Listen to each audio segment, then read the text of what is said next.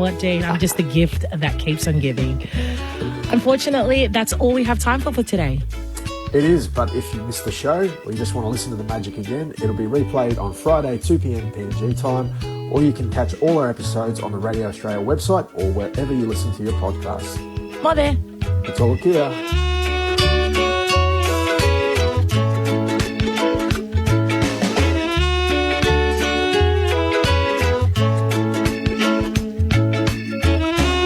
Can You Be More Pacific? An ABC Sport production for ABC Radio Australia. This program has been funded by the Department of Foreign Affairs and Trade.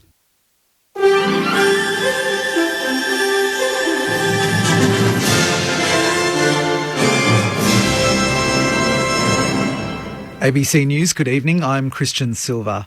Foreign Minister Maurice Payne has announced further sanctions against Russia ahead of NATO talks in Brussels. Claudia Jambor reports. Senator Payne has told journalists in the Belgium capital that the federal government will move to add 67 new sanction listings on Russian elites and oligarchs. Those close to Putin who facilitate and support his outrageous actions. Senator Payne is among several foreign ministers joining a meeting of the NATO alliance to discuss Russia's ongoing invasion of Ukraine. Other foreign ministers and diplomats have also indicated further penalties against the Kremlin. The EU's top diplomat, Joseph Borrell, has announced a fifth round of sanctions on Russia, including a ban on coal imports, could be agreed upon by the end of the week. More than a dozen residents of Melbourne's inner north had to be evacuated earlier this afternoon after a warehouse fire.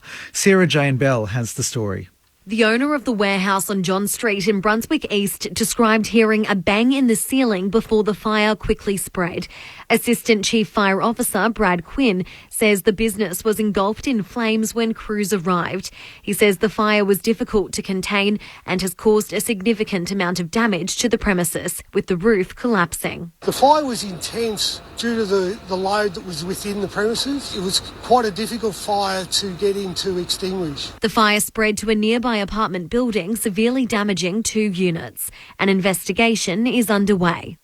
Neighbours have described how quickly the fire took hold. Norrie Ross was visiting his daughter nearby and says black smoke covered the sky. We've heard that it's a warehouse and, it was a massive fire. You know, the flames were leaping, 20, 30 feet into the air.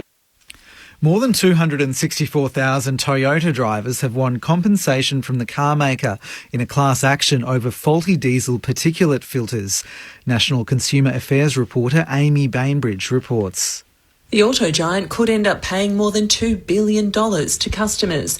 The class action covers Hilux, Fortuna and Prado cars sold between October 2015 and April 2020. The federal court found customers purchased vehicles with defects and, as a result, the value of their cars was reduced by 17.5% on the average retail price, or more than $7,000 per car.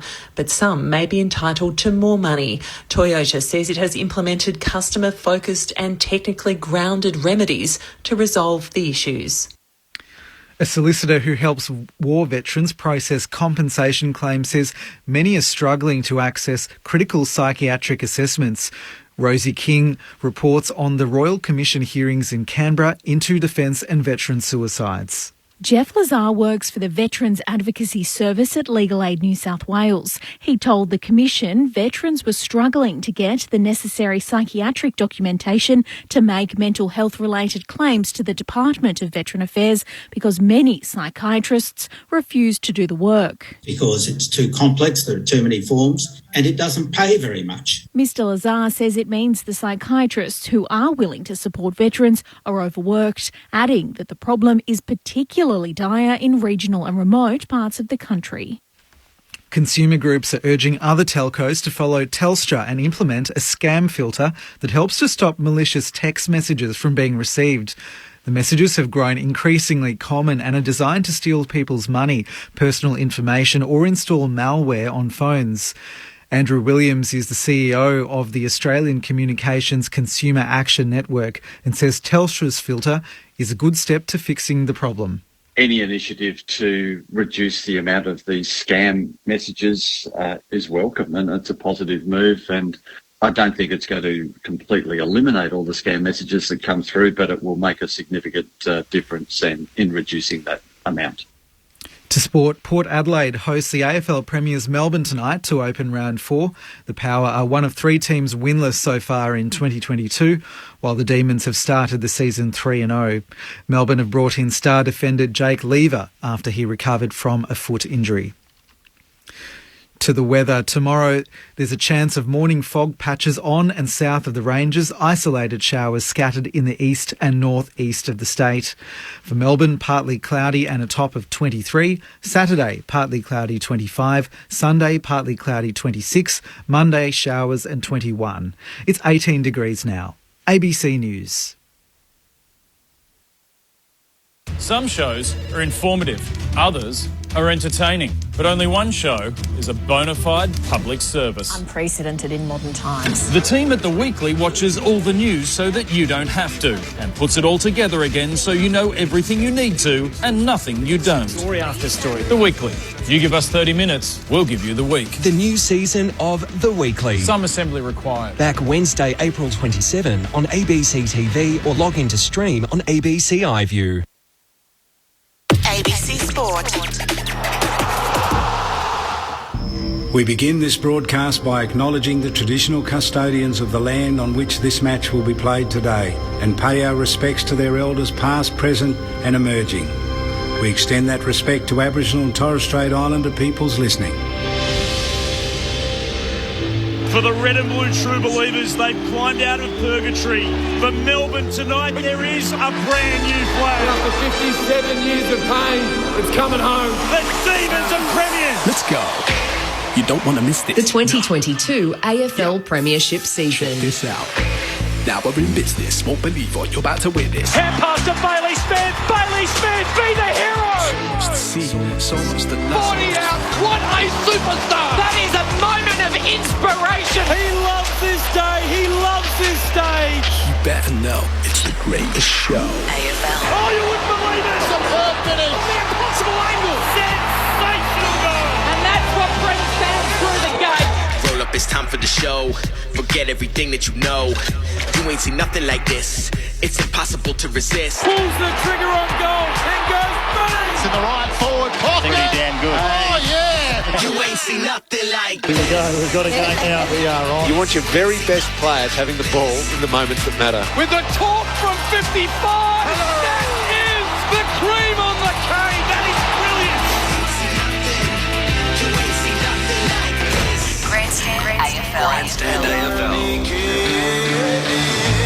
Straight in front, 50 out, whacks it straight through.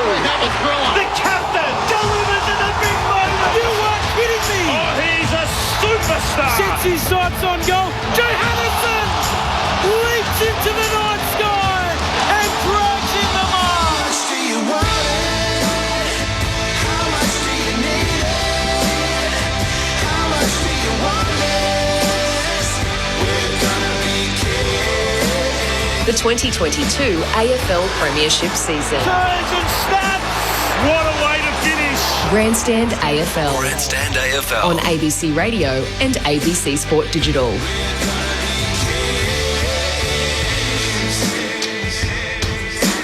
There isn't a tougher task in football right now than facing the undefeated reigning premiers Melbourne. But tonight, Port Adelaide must overcome their season's biggest obstacle if they want to keep their finals aspirations alive. The Power will hope the return of Tom Cleary will ease their defensive woes, whilst Melbourne only grows stronger with the return of Premiership defender Jake Lever. It's Port Adelaide and Melbourne to kick off round 4 on Grandstand AFL. Great to have your company on ABC Radio and Sport Digital. Aaron Bryan's with you this evening to call the action, and I'm very excited to have alongside me all the way over from Sydney, Brett Sprigg. Welcome, Spriggy. G'day, Aaron. It's going to be somewhere where it's dry, to be honest. Good conditions for footy tonight, but two sides with very contrasting starts across the first 3 weeks, as you mentioned. Backs against the wall, Port Adelaide, pressure on Ken Hinkley. Great way to start the round. Your experts this evening, firstly, Adelaide Premiership player Rod Jamieson. Welcome, Jamo. Aaron, good evening. Spriggy, welcome. Yes, what a week it's been for Port Adelaide. The president comes out, defends the club and just says, everyone settle down, stop with the abuse, stop abusing our staff and just support and get behind the club. So here they are, 0-3. They haven't been like that for a very long time. Alongside Rod Jamieson is Carlton Premiership player Scott Camporelli. Welcome, Campo. Thanks, guys. Good to be here. Thursday night footy. Great to get the week started. But, yeah, really important game, isn't it, really, at the end of the day for Port Adelaide? They need to kick-start their season, no question. But Melbourne are not quite at their peak, which they don't have to be at this time of the year. They're still 3-0, working on a few things, but they're certainly one of the form teams of the competition. The fifth member of our commentary team this evening is Liz Walsh, who's down in the Port Adelaide rooms. Liz. Thanks, Aaron. I'm here with Port Adelaide's midfield development coach, Luke Kelly. Luke, thanks for joining us. Your side's still searching for that first win of the season. You know, you're taking on the reigning premiers tonight. It seems like a tough ask, but could this actually be the perfect game to turn the season around? Oh, no doubt. And that's what we're always striving for, to get better every week. And tonight's no greater opportunity than against the best in the business at the moment. They've got a groove. They've got some confidence about them, but so do we. You know, the results haven't gone our way in terms of the actual 0-3, but in terms of the quality of football, we feel like we've put some good football together that's good enough to challenge Brisbane and be up and do the same against Adelaide last week. So we feel like if we bring our best tonight, we can challenge these guys right to the end. What are some of those positives that you're taking out of the previous 3 games? Look, our contested ball and our stoppage work's been in pretty good order across the 3 games, which when you get the ball going your way from stoppage and around the footy is a good starting point. We know we've leaked out of our front half. We had some good signs last week with our forward pressure, and our forwards been able to bring that ball to ground. So we feel like we're making gains there as well. So, you know, we'll start around the footy like it always does at this level, and we'll take it from there. All right, let's go up to the box with Scott Camporelli and Rod Jamieson. Luke, good luck tonight. Just you touched on it there, I guess, around that midfield battle to get the game, I guess, under control. Do you send Willem Drew and really send a message to Christian Petrarca, who's no doubt the best midfielder in the competition at the moment? Yeah, he's definitely that. You know, we've had a pretty good, you know, we were able to keep Lachie Neale under relatively tight guard in the first game without really having to send anyone to him. Last week, Drewy did a great job on Dawson when he was on that wing, so that's definitely an option for us to go to.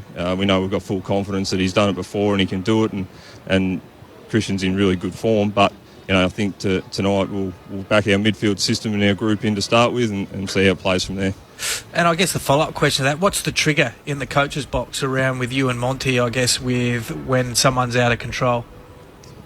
I think any time you feel like they're getting positive ball going forward, it doesn't take too much for Petrarca to have much impact with the ball going forward. So I don't think we'll be too late on it if it goes that way. But yeah, any time you start to see some positive touches in the front half especially is probably some signs.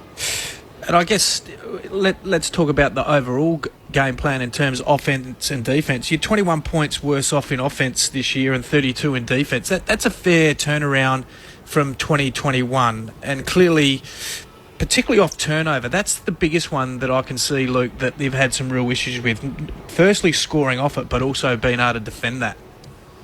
Yeah, I think if, you know, new to Port this year and previously when you came to Adelaide, got stuck in the back half a fair chunk of the time, and due to the defensive side, which again that produces a lot of our turnover scores, that ability to keep that ball in the front half, and we know it wasn't there necessarily in round 2. We made some gains last week. We thought we were pretty good for periods, and so that'll be the real main one, is you can get your turnover score going if you can keep that ball in your front half and play some really positive football, which we thought we did for a fair chunk of last week.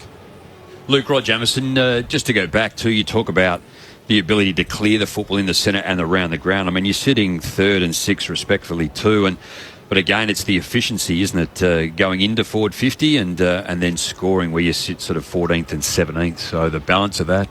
Yeah, we've been pushing our midfield to get some quality out of there. I think we didn't have the greatest ball coming out of there in the first couple of rounds. I thought on the weekend just gone, we're actually able to get, you know, we kicked 3-3 from centre bounce. We're able to get that ball going with a bit more quality and actually give our forwards a chance to fight and scrap goals, which we probably didn't give them enough of a look at that in the first couple of weeks. So, yeah, we're confident that we'll bring our part of the bargain, and the forwards are really going to work on theirs as well, and hopefully we'll have a good result. Is it too simple to say, Alira out and Charlie Dixon out, the game plan with just 2 players out can't be that different to the way you can play or should be playing? I think if you look at any team that has 2 of their quality players out, it always takes an edge off you, but not to the point that, you know, you're not able to compete and you're completely out of the game. You know, we've got a good system in our back 6 to be able to cover Alir, for the time being. And as you saw last week, Todd Marshall was able to step up, Mitch Georgiades was able to step up, and we feel like, if anything, it'll find a few new avenues to goal. Not that it looks like it at the moment, but we feel in time that'll hold us in good stead for when those guys do return. Port Adelaide development coach Luke Kelly, our guest on Grandstand AFL ahead of their contest with the Demons. Luke, Aaron Bryant's here. The decision to bring Tom Cleary in with that basically, I guess, no reserves or match simulation straight into the side, what was the reasoning behind that? Oh, well, Sam Skinner, has played the last couple of weeks. He had an ankle late in the game and wasn't able to get up on this 6-day break. And Cluz is it's not his first year. It's not his first time going around. He knows how to prepare his body. He's been doing all the right stuff in the preparation to get here. So we're fully confident in what he'll be able to bring tonight. And for Connor Rozee, it seems like it hasn't been his best year coming into the season. The ankle injury in round one, and since then he hasn't found a lot of the footy. Has his role changed at all to play more predominantly as a forward? No, so yeah, he's spending predominantly time forward. We've obviously been able to mix him into the midfield and the wing as well. But, for a young guy coming off an injury, sometimes it does take a little bit of time. But we thought last week his energy when he was able to get ball in hand, his ability to pressure, he joined in the game, along with Jed McEntee and Sam Mays and those guys. We thought there were some really good signs. The stats sheet doesn't always tell the tale in terms of what they're able to impact, and we thought he was having a really positive week last week. Luke, Brett Sprigg here. It's your first year at the club. Has there been one thing, good or bad, that's surprised you or perhaps was a little different to what you were expecting? No, when you watch Port Adelaide from the outside, you always look at a really strong club with history and really strong game plan. And you know what, it sort of is exactly how I thought it would be, to be honest. Even probably the only real surprise is you expect the crowd to be good, and they've been exceptional. Obviously, to start the games at the moment, and that's probably been the one thing that's really surprised me is haven't been in a two-team town in a long time. So it's the passion of the fans is definitely one that is a positive in that sense. Luke, thank you for your time. Best of luck tonight. Thanks, guys. Appreciate it. Port Adelaide development coach Luke Kelly joining us on Grandstand AFL ahead of Bounce Down, the kickoff of round 4 on ABC Radio and Sport Digital. Great to have your company, and if you'd like to get in touch with us across the evening, the text line 0437 774 774. Aaron Bryans, Brett Sprigg, Rod Jamieson, Scott Camporelli with you. We'll get a full preview from the experts very shortly. Just quickly, there is some late news. So Trent McKenzie is a late out for Port Adelaide with knee soreness. Miles Bergman comes in for his first game of the season. And Trent Dumont is their medical sub, the former North Melbourne midfielder, now gets a crack under the Port Adelaide colours. Toby Bedford will be the medical sub for Melbourne with no late changes there. What that does mean is it might expose the power backline a little bit tonight. Tom Cleary was one of their original inclusions, coming straight back in after a knee issue in the pre-season, but without Trent McKenzie tonight, it's looking a little bit concerning for Port Adelaide. Liz has quickly raced over to the St Kilda rooms, just about 30 metres apart. Well done, Liz. Let's head back down to her because she's down with Alan Richardson. Thanks, Aaron. We're down here with Demons footy boss, Alan Richardson. Alan, thanks for joining us. You're reigning premiers. You're going into this game undefeated so far this season. Is it a case of beware a Port Adelaide side with its backs against the wall? Oh, look, we've got a lot of respect for their best footy. They probably haven't quite had that yet. You know, they've got they're working through some personnel that have been out of the team, particularly two big fellas either end with Aaliyah and Dixon. So, you know, that would be challenging for any team. But we just, you know, they've won more games of footy than any other footy club in 2 years. Their best footy is outstanding. It's really challenging the way they attack. You know, their defence is as strong as any. So anyway, so we know we have to play really well to get the points, and we're looking forward to the challenge. Christian Petrarca said during the week that this Melbourne side loves to head into hostile territory like South Australia. He says the team thrives in that us versus them situation. Why is that kind of a mentality important coming to a place like Adelaide Oval? Well, it's obviously important because we are in someone else's backyard today. We know how much this ground and the support they get from their fans means to Port Adelaide. You know, they've really made it their own, and so that's challenging. Christian's right. We have been a pretty good team on the road for a while now. Our last game last year was down at Geelong, and the finals obviously were all on the road.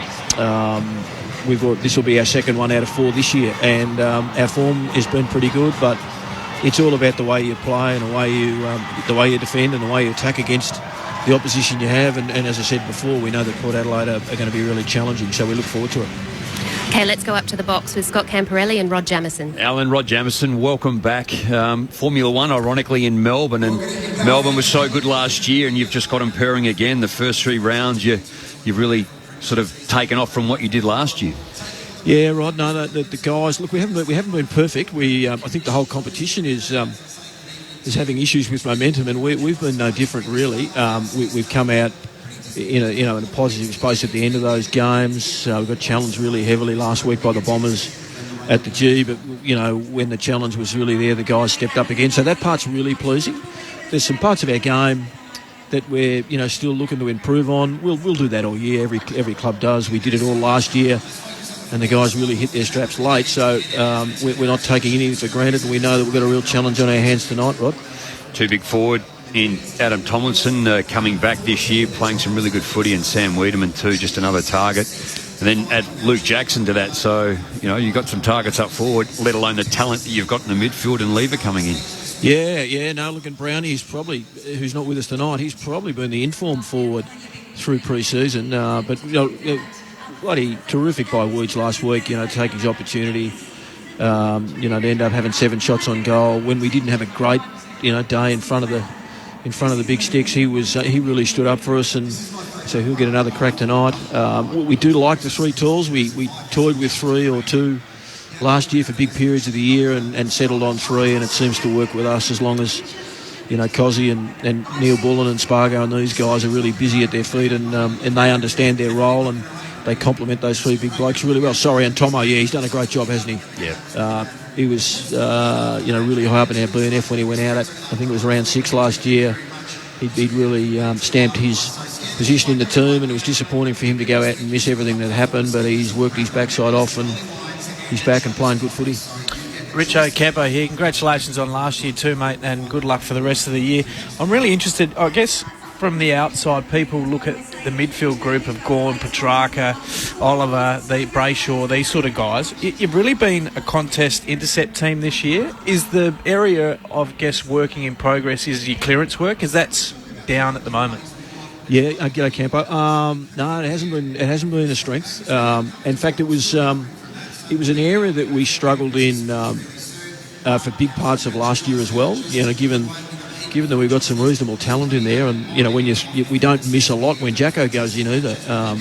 Probably more follow-up than actual tap work, but no, it's an area that we're putting a bit of time into. Obviously, it clicked for us in the finals, but we don't want to be relying on waiting until then. We need to keep honing our craft in there. The boys, led by Uze in that space, have worked really hard on it. They're a really proud group. They give each other feedback on their performance after each game, and they've been pretty disappointed with their clearance work. So, we'd be expecting a strong result in there tonight. And looking across your team, I mean, you're very balanced, Richo, in terms of your list demographic and the guys that are playing.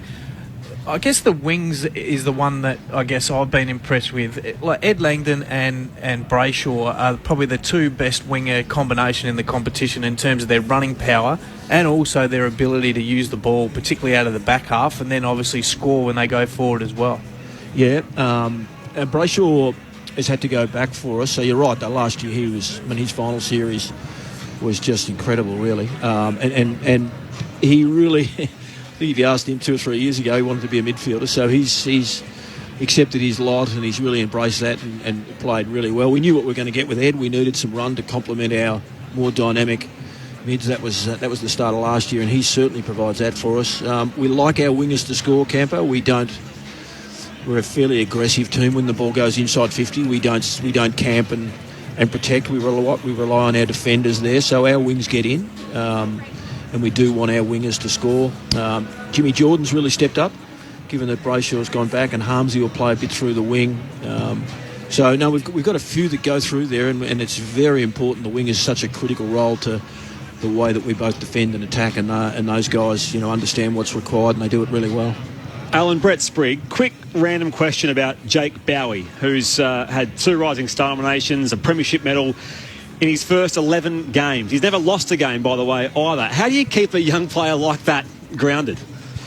Yeah, he's a special player, special talent. He he's got a bit of Campo in him, off half-back. Campo, you know, that the person that doesn't waste the ball. I thought you were going to say grounded. I never went in the half-back line, Richard. Oh, did you? That's perhaps where you went as a midfielder, just to get a few balls. I got lost. He's got great footy IQ. But he's to your question, yours is more about attitude. He's a really driven young man. He was a very dominant junior, but probably had to deal with his size. You know, he would have been overlooked at times, I'm sure, for into competition squads and even TAC Cup squads because of his size. He's had to fight. He's a really determined bugger. He's got a lot of self-belief, and so we certainly don't discourage that. We want him to have lofty standards, and he drives that really hard. Alan, can I ask you a broader football question in your role? Most clubs and all clubs spend a lot of money on welfare of players, but obviously your coach has had a fair bit of heat on him in the last 12 to 24 months. And how have you seen that? And I guess how's the club maintained, protected him, looked after him and supported him through that journey as well as the role that he's had to perform? Yeah. Well, a couple of years ago we had to make some pretty big decisions. We didn't have... I'm talking post 2019. The club didn't have a good year. We then, and it wasn't just me because I wasn't there yet, but made a decision that with $3 million taken out of the soft cap, we needed to limit our people, but we went for experience. And so I was one of those. Mark Williams was one of those. Adam Uze, who had been involved in multiple premierships and a really experienced person, also joined our footy club. And so I reckon that's really helped to have people that assist in terms of making sure the team's functioning, but also to be potentially in a mentoring role for anyone, but certainly for a young coach that, as you've pointed out, was copping a bit from the side that was incredibly unjustified. He knows who he is, and we within our four walls know exactly the sort of person that he is. So that wasn't probably as big an issue as it might have seemed, but I think that's probably why we've been able to handle the issues of COVID and the issues that you're alluding to, just because of the experience that we got in around our coaches. Alan, thanks for your time ahead of Bounce Down. Thanks for being so honest as well. Best of luck tonight. Good on you guys. Thank you. Good on you, Campo. Great to have Melbourne's GM of football, Alan Richardson, join us in the build-up to Bounce Down here at the Adelaide Oval. The Demons have made their way out onto the park, one of their most successful venues over the past few years. They've won 5 of their past 6 games here, including a qualifying final win over Brisbane. They only lost to Adelaide last season in what was a bit of an upset, something that Port Adelaide will be hoping to pull off tonight. In round 4 action. 0-3 the Power, Melbourne undefeated. There is a late change. Trent McKenzie is out with knee soreness, so Miles Bergman comes in for his first game of the season. Trent Dumont is the medical sub for the Power. Toby Bedford for the Demons, with Jake Lever coming back into the side for his first game of season 2022. Aaron Bryans, Brett Sprigg, Rod Jamieson, Scott Camporelli with you. The text line 0437 774 774. M from Melbourne says, hi, a lot more games being played in Adelaide. Suits me. I get to hear one of my favourite ABC call teams going for Port Adelaide this evening. They need a boost. Come on, Port supporters. Barrack for your side. Ken Hinkley is a decent coach. Unfortunately, they're not out in waves tonight, Port Adelaide supporters. We're probably looking at about 20,000, maybe 25 if we're lucky, slowly making their way in for Thursday night football, but certainly not the atmosphere that we saw last week for Showdown 51. Bill's also texted in to say, easy to look at Port this year and ask, what did they change from last year? Erratic form, and their game plan seems to have been found out. Jamo, Campo, have you seen much change to the Port Adelaide side from the preliminary final loss to what we're seeing this season? I haven't seen a lot of change in terms of their game style because, excuse me, it's more been personnel-based, really, that what they've missed. So, I mentioned that before in the interview, their scoring power's dried up, and defensively, which they've been, top 2, top 3 the last couple of years, which, as Richo touched on, they've won the most games of footy by any team in the competition, but this year they've looked far from it. So they've been exposed down back, obviously through injuries. Their forward, I guess, craft and their efficiency and being able to hit targets inside forward 50 has been taken away. And more so, Jamo, based around, they're just going too slow for mine. When I picture Port Adelaide and when we're coached against them, when they go with real speed, they open up the game, their handball receives, they get ahead of the game, they give their forwards opportunities. But the last 3 weeks, we've seen teams take that away. Well, I think Charlie Dixon played every game last year, 48 goals, so he was that target. They talk about him being up there and being the target, but I just think they've got the 3 targets to be able to go to, bring it to ground. You're right, and their defence, Lear is that drop-off, and, asking... who was it when we spoke to Luke Kelly around, is it one bloke out? But significantly, yes, Trent McKenzie out again tonight. It's going to stretch their back line enormously against the tools that Melbourne have. So you're right. I think they have the ability to win it, but they just haven't been able to finish off. So tonight is an enormous test for them. Port Adelaide about to make their way out onto the Adelaide Oval, as we touched on, about 20 to 25,000 in attendance this evening. The reigning premiers, Melbourne, already warming up. They've looked cruisy throughout the season. Can they hit the next level tonight and completely destroy the remaining hope that Port Adelaide has for their season? We'll find out next very shortly on ABC Radio and Sport Digital. Port Adelaide hosting Melbourne to start round 4 on Grandstand AFL. Aaron Bryans, Brett Sprigg, Rod Jamieson, Scott Camporelli, Liz Walsh to take you through it all next. Looking forward to it on Grandstand AFL. Massive interest rate cuts from the 25% increase. Infectious. Keep across the news that matters to you with the ABC Listen app. Get up-to-the-minute local, national and world news. Live and on demand. US and NATO officials believe... In-depth investigations from ABC podcasts. Like Triple J's Hack, ABC News Daily and many more. All the news that matters to you. With the ABC Listen app.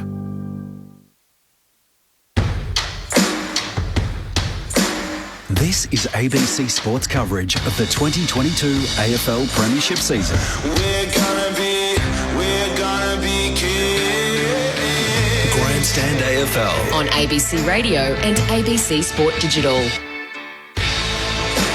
A warm welcome to our listeners joining us from Western Australia and the Northern Territory as we kick off round 4 at the Adelaide Oval as Port Adelaide seek its first win of the season when it hosts the undefeated reigning premiers Melbourne. Aaron Bryans and Brett Sprigg to call the action for you this evening alongside Adelaide Premiership player Rod Jamieson, Carlton Premiership player Scott Camporelli and Liz Walsh down on the boundary. There has been a late change. Port Adelaide, unfortunately, the recipients of that. Trent McKenzie is out with knee soreness. Miles Bergman will come in for his first game of the season after playing 24 games on debut, kicking 7 goals as well. He had 21 touches in the SANFL last week. Now comes into the side tonight. No late changes for Melbourne. That means that Jake Lever gets to play his first game of the season. The Premiership defender back into the side after a foot injury during the pre-season. So Melbourne gets stronger. Port Adelaide, their backs are against the wall. They need to show something tonight. Whether it's a win or at least a close loss, they cannot afford a blowout, Jamo. Well, I came in tonight into the car park and I got out of my car and one of the attendants said, "Oh, you had a good week last week, didn't you?" And I said, "Well, it swings and roundabouts." I said, "What about tonight?" And he goes, "If we get as close as 7 goals, I'll be happy." I said, 7 goals? If you get rolled by 7 goals, there'll be no Adelaide Oval grandstand left. So having Trent McKenzie out, I thought he played serviceable last week, Campo. There was 2 possibly match-saving marks running back, but it's going to stretch the defence in terms of the height. I'm not quite sure whether Bergman goes back there. He normally plays across the middle. Dan Houston probably goes across the middle. He's going to have to spend some time back. But they're not going to have the height to go with if Melbourne do move the football quickly and get it in there. Yeah, well, I mean, if you look at the balance of their forward line, it's really McDonald and Wiedemann really are the 2 tools. So you'd think with, Port's tools back there with Cleary coming in, Burton can play on that 3rd tool, for want of a better word, and then you've got the skipper as well. So they're not really undersized from back there. For me, it's more about the speed of the ball that's coming in that they'll get exposed. So that's been the challenge for Port Adelaide. They just haven't been able to slow teams down from transition on intercept possession. So that's going to be the challenge for them. And they're coming up against arguably the best team that's been doing it for the last 2 years. So that's going to be the challenge for them, along with this midfield battle, which I'm intrigued about because I just don't understand why they would not send a message in Willem Drew and go straight after Christian Petrarca, not let him get going and then pull the trigger. Having said in the coach's box, yeah, you can back your midfield in. They're not in the headspace to back their midfield in at the moment. They need to shut one of these guys down. And it's going to be difficult to which one to do it. Willem Drew is normally that person. Dan Houston is normally that person. So you're not going to be able to utilise 2 to shut one of the 3 It's down, Willem Drew to Petrarca for me. That would be the one for me. They go in there, they send a message. They don't let him get going, and then you go Wines, Oliver head-to-head, and you see where that matchup goes. Petrarca second for disposals in the league, first for inside 50s. Clayton Oliver second for clearance. So this is clearly one of the better midfields in the competition. They've shown that throughout the opening stages of the year, but it hasn't felt like they've hit their peak yet. We saw last week against Essendon, there were periods where they kind of took their foot off the pedal a bit. Round one against Gold Coast was the same. Jake Lever into the side tonight. It just feels like Melbourne is building to become even more unstoppable. Yeah, well, they don't need to be. I mean, they're doing what they need to do in terms of winning games of footy, and then they put themselves in a position for potentially a top 4 spot, and then they get back to the MCG, which I'm sure they'd be licking their lips to. They flick a switch, don't they, Jamo? You see them sort of a bit like Richmond of a couple of years ago. There's a period of sort of 10, 15 minutes where they could just take the game away from you, or if you feel like you're on top, they'll get back on top pretty quickly. Yeah, and I guess that's the sign of a good side, isn't it? Because you're not going to have control of the game for its entirety. It's actually very rare that might happen, but I like the balance of Melbourne. I really do. You know, it's easy to say that after the year that they had and the depth that they have, both in defence and forward, and it's all class through the midfield. So I just think Port Adelaide, we know they're a good side. We know they like to move the football quickly. I'm intrigued as to how they will approach the game tonight. They've already said, Campo, they're going to back the midfield in, but I just think their defence is crumbly right at the moment. They're not moving it as quickly as what they should.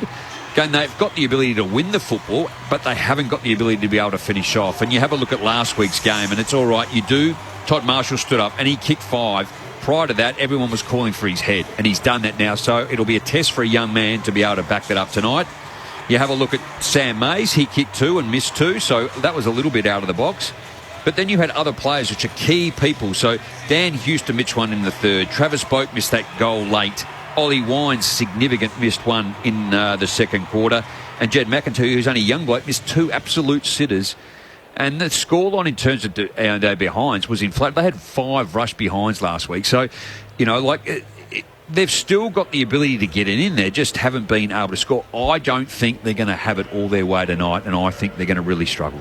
On the text line, 0437 774 774, Dave says, hi Aaron, it's do or die tonight. Port Adelaide, if they don't win and continue to September, they should be prepared to go home and wash their mum's dishes.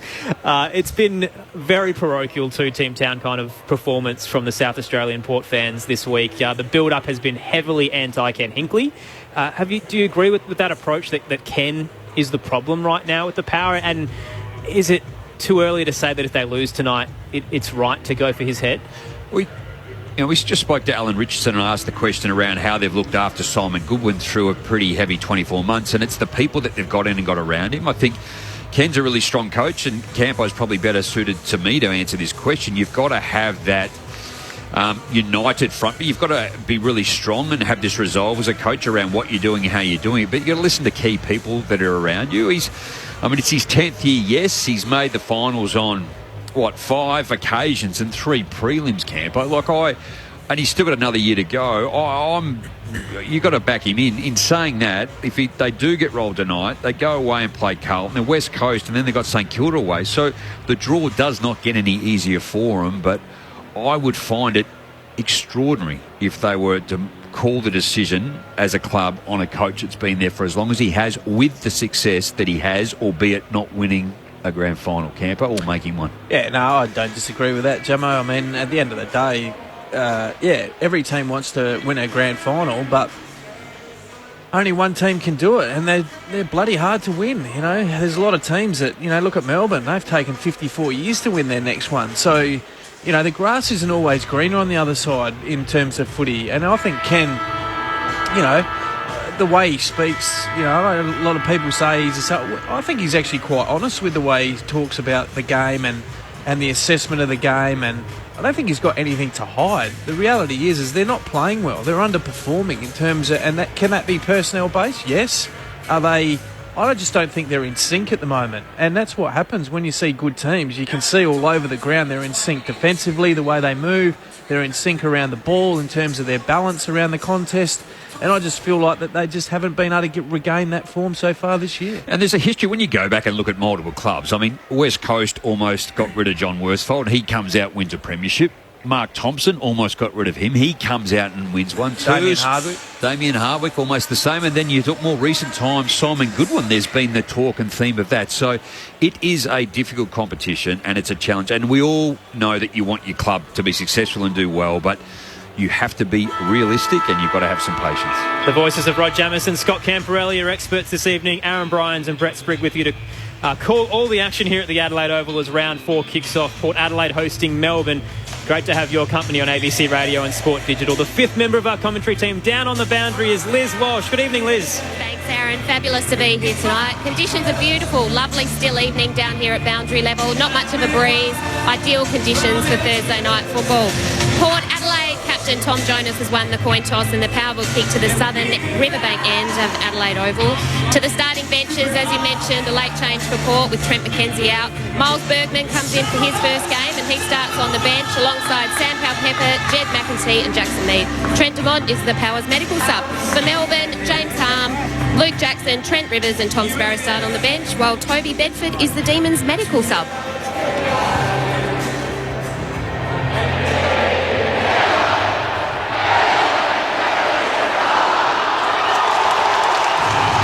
Can Melbourne tear apart the last remaining hopes of Port Adelaide's season? Round 4 action on Grandstand AFL. The Power and the D's to kick things off. Here's Brett Sprigg. Let's get it going. Lysett and Gorn in the middle. Near perfect bounce to start. Lysett wins the tap. Boat first hands. Hand pass to Drew. Works it back to Wines. Over the top here, Burne-Jones. Rebounding off half back. Bumps it deep inside forward 50. Coming out at the footy, Georgiadis not paid the mark. Picked up by Brayshaw. The Demons can mop up. Away they go through Jordan. Little kick around the corner. Brayshaw got there. He had 20 marks last week. He's already got 2 here tonight. He has it at left half back in the first 30 seconds for Melbourne. Looks for some options inward. Didn't have anyone to go to, so we'll head through the square up to half forward. Plenty of weight the footy. Free kick in the contest going Melbourne's way. They'll play on quickly. Wiedemann received it. Handed it off to Olver.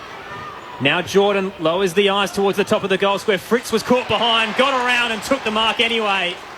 Beat Bonner clean.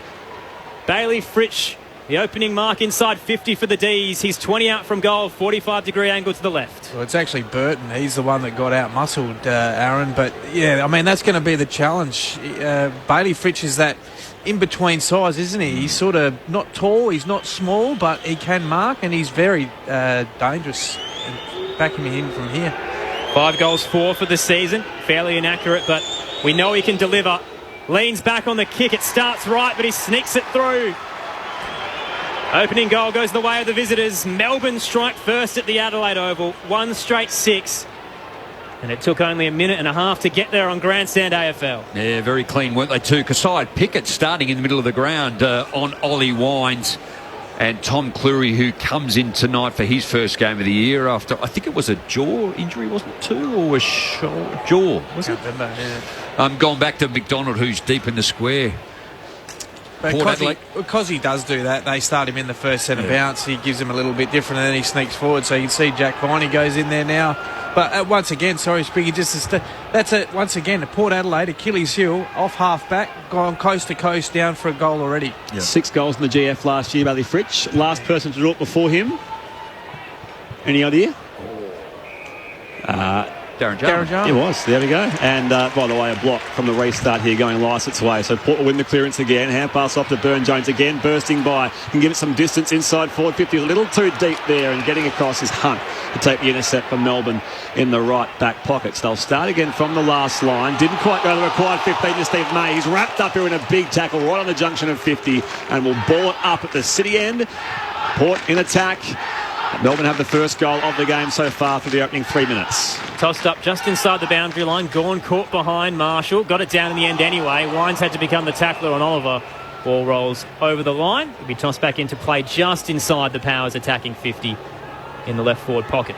Darcy Burne-Jones twice coming off half back to deliver inside 50. And missed both times. Toss back in. Gorn in front position this time. Fists it out of the 50. Went to field towards the feet of Amon. Couldn't gather. Wines wrapped up in a tackle from Viney. Too high. Free kick going the Demons. The Powers way rather. Ollie Wines hands it off. Amon from 55 can load up on the left. Plenty of power, but not enough accuracy. Minor score on the left for the home side. Down by 5 points. 3 minutes into the opening quarter on Grandstand AFL. So Stephen May assesses the options from the kick-out. Australian player last year. Buys a bit of space in the left-back pocket on his preferred side. Goes toward the members' side here of Adelaide Oval. At the drop, they can get it away here again, the Demons. Viney swooping through, Petrarca, hand pass out on Oliver. Here's his first involvement tonight. Hand pass goes straight to Houston, though, but he got some contact on the way down. And it will be a free kick going Melbourne's way. So it's going to come back here for Jordan. Scotty likes it. You know he's a big lump. Likes the contest. Gave away a free. Jordan thumps it up toward the paint of 50. 2 on 3 here. Tom McDonald comes through. Not paid the mark. At the drop he gets there. It's going to be holding the ball. Great tackle from Wines that time on Spargo. And will come all the way back. And 50 as well. So whether it was a verbal or... McDonald picked up the ball and he threw it back to the guy on the mark instead of getting it straight to Ollie. Just that little infringement, not getting the ball back straight away. So Wines will have it here. He'll play on from centre-half forward. Looks at the options in the pocket. Goes deep inside 50 again. Lever in the contest down there with Sam Mays, and it bounces out of bounds for a throw-in. 20 around from goal. Port Adelaide's attacking 50. Riverbank stand or City or southern end of Adelaide Oval. It's the Demons, 1 straight 6. The Power, 1 behind. 5 minutes gone in the opening quarter. Aaron Bryans, Brett Sprigg, Rod Jamieson, Scott Camporelli with you to call the action. Toss back into play. Marshall again against Gawn. The Demons ruckman wins it down towards the boundary line. It bounces in front of Langdon and over. We'll try again. A bit deeper in Port Adelaide's attacking 50. About 45 out. Still the left forward pocket. Slightly better crowd in attendance than we thought about 30 minutes ago. But still nowhere near half capacity. Toss back into play. Gawn wins it down once again. Spilled to Langdon. Threw it on the boot under pressure. Skies up towards centre-half back where Houston is waiting. Takes the mark for the Power. Hands it off to Burton, who's running through the square. From 60, he'll head towards home. It's long and touched on the line. Hunt back with the flight. Got a fist out. Knocked it through for the minus score. 2 behinds to the Power now. They trail by 4 points. Melbourne 1 straight 6. 5.5 gone in the first on Grandstand AFL. It's possibly a better option rather than try and kick it from as long as he did. Both Melbourne defenders right on the line. May drives it long beyond defensive 50. 2 on 2. Strong grab taken. McDonald just behind the wing, commentary side. Kicks up the line as they stream forward. Wiedemann marks a long way from home on the logo. Just forward of the wing now in the contest against Jonas. And again, they're surging forward. Both sides here. Wiedemann kicks towards half forward now. Strong grab taken, playing on Neil Bullen. Hand pass back to Oliver. Off a couple of steps back to Jordan. Slips the Wines tackle. Centering ball inside 50, not 15 to Fritz. He's plowed into from behind as well. The umpire lets it come loose. Picked up by Port in defence. They'll rebound the football again through Bonnaby on defensive 50. Hunt comes across, making a contest. Georgiadis. Power get it back. He can evade Brayshaw. Needs options by hand. Gets it back off here towards Rosie. He goes defenders well on Lever. No one's home. 55 out Rosie. Just chips it inside 50 on the bounce. It'll sit up down there for Mays. He tries to shrug the tackle of Hunt up against the boundary line. The umpire says give it to me, and we'll ball up. 45 out from Port Adelaide's goal. 9 minutes played here. The Demons 1 straight 6. The Power 2 behind. They're getting the entries though. Jaden Hunt was like a crocodile roll. He rolled him twice. Tossed up, Gawn won it down, but Marshall was there to crumb. He lost the footy to Viney. Quick clearance out to left half back for the D's. Petrarca flew but couldn't bring it in. Gathering was Bonner for the Power. Hands it to his skipper Jonas, then Lycett. Close to the boundary line. There's a fumble to Bonner, but a free kick going their way anyway. Port Adelaide to receive it. Scott Lycett looks to be the recipient. As for Jonas, he got dumped or shirt fronted after he handballed. So Lycett just behind right half forward. The Power up looking for some options. Melbourne have flooded the 50. Lycett called to play on, just bangs it in towards the right forward pocket. Leading out, Brayshaw nearly got a hand to it. Houston knocked it down in the end. Neil Bullen was there for the D's. Exits defensive 50 with a handball for Jordan. Gets it off to Oliver. Skies it down the western side errantly. And waiting back is the returning Tom Cleary for the Power. He's just forward of right half back. Cleary will swing it across the half back line now. It's marked by Burton. On the 45, tries to make a contest here, coming across Hunt into the back of Willem Drew, picked off by Neil Bullen. Now the Demons out wide for Hunt. He tries to shrug the tackle, still alive here for his fellow long sleever in Ed Langdon. Up inside 50, no one's back there apart from Luke Jackson in a red and blue jumper. And Jackson takes the mark, 45 out, an angle slightly better than 45 degrees at the right-hand side. Well, and that's the difference between why they're a premiership team and why Port are trying to win one. Their composure there, Melbourne. I looked ahead of the ball. Tom Jonas was the Port defender that rolled back. and they just lowered their eyes. Was it Langdon you called, Spriggy, that just lowered his eyes and just hit Jackson instead of bombing it in there to Jonas, who was potentially going to take an intercept mark? Last year's rising star, Luke Jackson, young lad from East Fremantle, on the approach from just outside 50. He lays into this. It's on its way and away to the left for a minor score. So the Demons 1-1-7. Port Adelaide 2 behinds. 9 gone to the opening term here on ABC Sport. This is Grandstand AFL. Ryan Burton, 2 kicks and going at 0. Normally very classy by foot. Plays on from the defensive goal square for the Power. Pickett tries to run him down, gets the exit up towards the square. Lever on return, scores from behind. Great to have him back for Melbourne. Brayshaw couldn't control it. Butters could swarm, but slips. Heads to ground in the tackle from Brayshaw. He dives onto the footy now. Flicks it out to Jordan. Melbourne again can head towards the 50. Sticking an arm out, Spargo. Marks just inside the field of play. Wheels around. Heads to the left forward pocket with a flat kick. Burton came across to cut off Fritsch. Another intercept mark for the Power in defensive 50. They trail by 5. So from the right back pocket, Burton goes wide to Boak. Out of defence now, he can find McEntee. Dummies the hand pass, holds it for a moment now from left half back. He can go slightly inboard now for Jackson Mead. They'll come back to the right-hand side now on the flank. As Burton goes beyond defensive 50, it's marked by Powell Pepper. Can they get some flow going here, Port Adelaide? Down by 5 points early. Pepper's kick up inside forward 50 towards a 2-on-2. Free kick here going Port's way. Georgiadis was shoved out of it. It's pretty soft, wasn't it? I thought Lever was the player. Lever's arguing the point here with the umpire, but not much point in doing that. So Georgiadis is 55 out. 45-degree angle right-hand side. Dangerous to do it there, particularly with little respect for the ump. 50 will hurt. Georgiadis goes high to the hot spot now. Lever floats up in front. Second bite claimed there by Jackson. The umpire pays the mark. So Melbourne from fullback. They lead by 5 points. 11 gone first term. Chips it short to Harms. He was impressive last week as well. 21 disposals, 2 goals. Has a runner outside and Tomlinson doesn't use him. Called to play on in the right back pocket.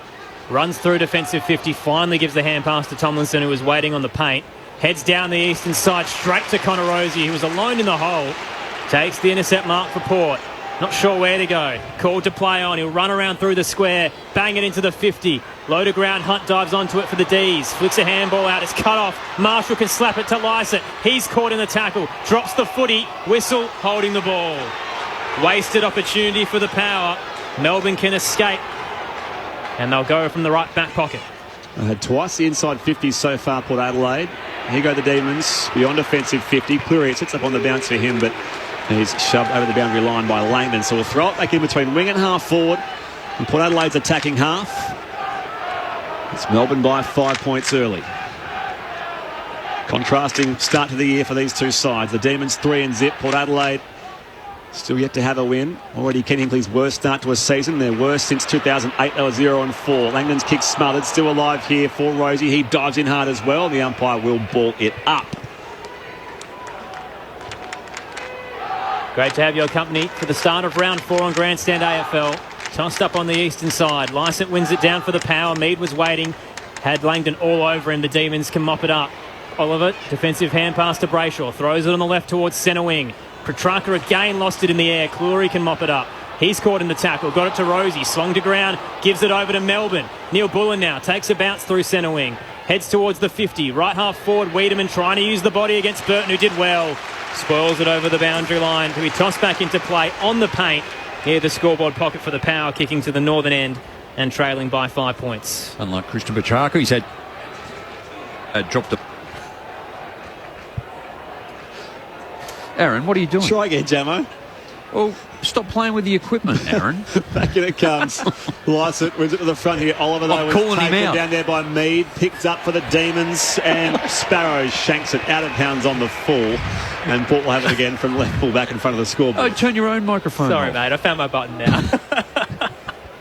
Oh, goodness me. I liked it. Early season kicks. I didn't agree with what you were saying either. That's why he turned him off. Well, it was even more difficult. I only said half of it. Been a shaky start to the year, I think, for a few parties here in the City of Churches.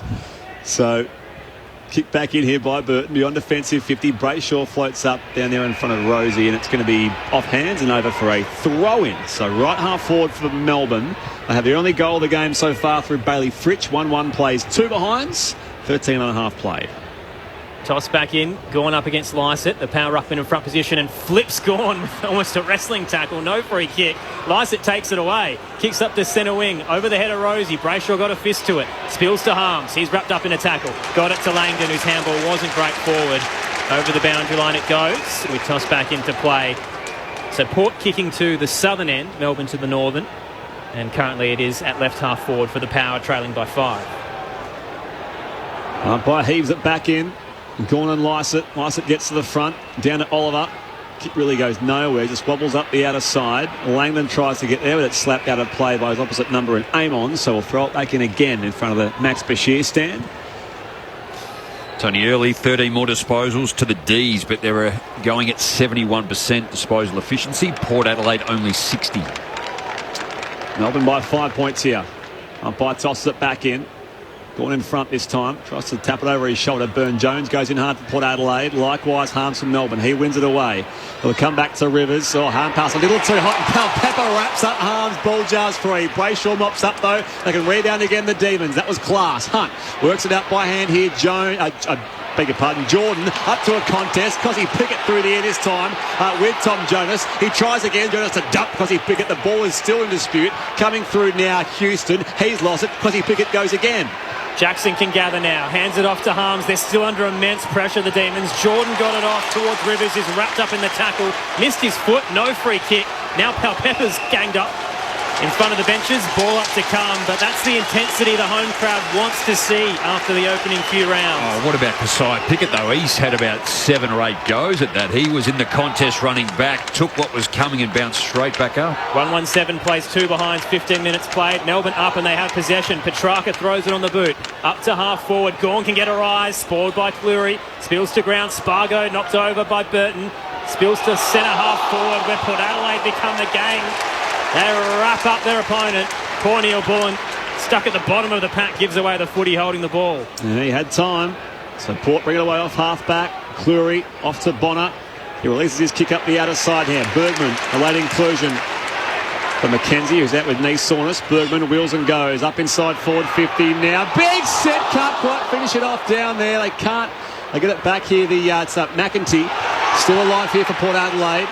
Slapped away in space, and now it's going to come back here for a throw, is it? Going Melbourne's way, incorrect disposal, so it's going to end up with Lever. Sort of big fly from McEntee a short time ago, but didn't pull off the grab. And now Bowie, a short chip pass to Brayshaw off right half back. The Demons are away. Heads through the eastern side, flat kick up to centre wing, works for Viney rather, who rises and takes the mark.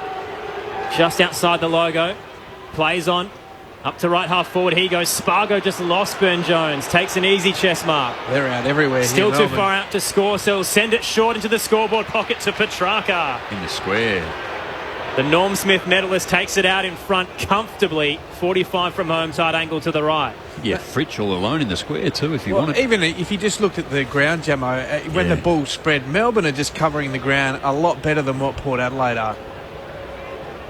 Christian Petrarca, 3 goals, 5 for the year, but this will certainly...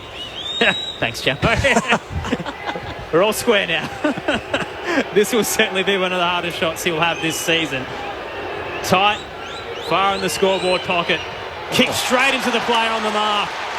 Ball now still in action. Petrarca can make amends. Gathers a spiral punt across the face. Bounces for Fritsch. Gathers cleanly. Throws it on the right with the snap. It's not curling. Sits up on the behind line. Knocked back into play, but it carried over the line first. Touched, actually, on the right-hand behind post. So no score. Boundary throw in to come scoreboard pocket. Melbourne still up by 5. Just the 1 goal so far tonight. Something threatening here for the Demons. Back in it comes, deep in the pocket. Jackson out in space. Spargo socked away here by Burn-Jones in defence. Langdon gets to it first. Hand pass out here for Neil Bourne. Evades a tackle, does well. Good vision, sends it wide. Spargo marks 48 out. This will test his distance. Wants to play on here straight away. Spargo beats the man on the mark now. Goes into the pocket. Tries to find a leading target. Fritsch can't get there. In goes Petrarca. Subject to advantage here. Jackson back in board again. Viney's snap was smothered. Great work it was in defence by Port Adelaide. And fall back here for Neil Bourne. Palpepper goes after him. And the umpire will be hovering 35 out and say let's ball it up. So Inside 50 here for Melbourne. Forward 50 stoppage. They lead 1-1-7, plays 2 behinds. 18.5 played in the opening term. Tossed up. Jackson wins it against Marshall. Butters tried to kick it out of the air, but Petrarca beat him to it. Kick forward, works favourably for Spargo. He gathers, spins and misses. Minor scored the left-hand side for the Demons. Back up to a 7-point lead as we approach time on. 1-8. Plays 2 behinds on Grandstand AFL. Your experts, Rod Jamieson, Scott Camporelli. 6-9 inside 50s, leading the way Port Adelaide, but just Melbourne time inside 50 significant. Zach Butters pops it through the corridor here. McEntee marks back edge of the square. Can Port final opportunity here? McEntee tries to look for Pal Pepper. He beats Barry to the football. Pal Pepper's hand pass back to Motlop. Shows a clean pair of heels. Burns the tackle and now goes up inside forward 50. It's been marked by Mays. He's now 55 from goal. Options fighting back there for him. Mays goes deep with the pocket. Georgiades coming the other way. Back with the flight was his teammate. And it will be going a free kick to Amon, who got some contact in the back. Amon was going back. Georgiades leading up. And Amon has received the free kick. Deep at left, full forward, no more than 25 metres out. He's going to, sort of dummying the kick here. Yeah, he's a left footer. He's in a difficult pocket for him. Could go check side. He's not too far out to score from there. Banana here. He goes the drop punt in the end and squeezes it left for a minor score. So Port Adelaide 3 behinds. Melbourne 1-8. Margin back to 5. About to hit time on here in the opening quarter on ABC Sport. This is Grandstand AFL. Stephen May, the All-Australian defender, has it in the defensive goal square. Power fans finding their voice after a tough start to the season. May sends it long to the western side. Beats the pack. Bergman flew up the late inclusion but couldn't get a hand to it. Burne-Jones mops it up at the back. Gives it to Boak. Spins out of a tackle. Back where it came from into the 50 for the Power. Georgiades has 2 on him. Spoiled down to Gawn.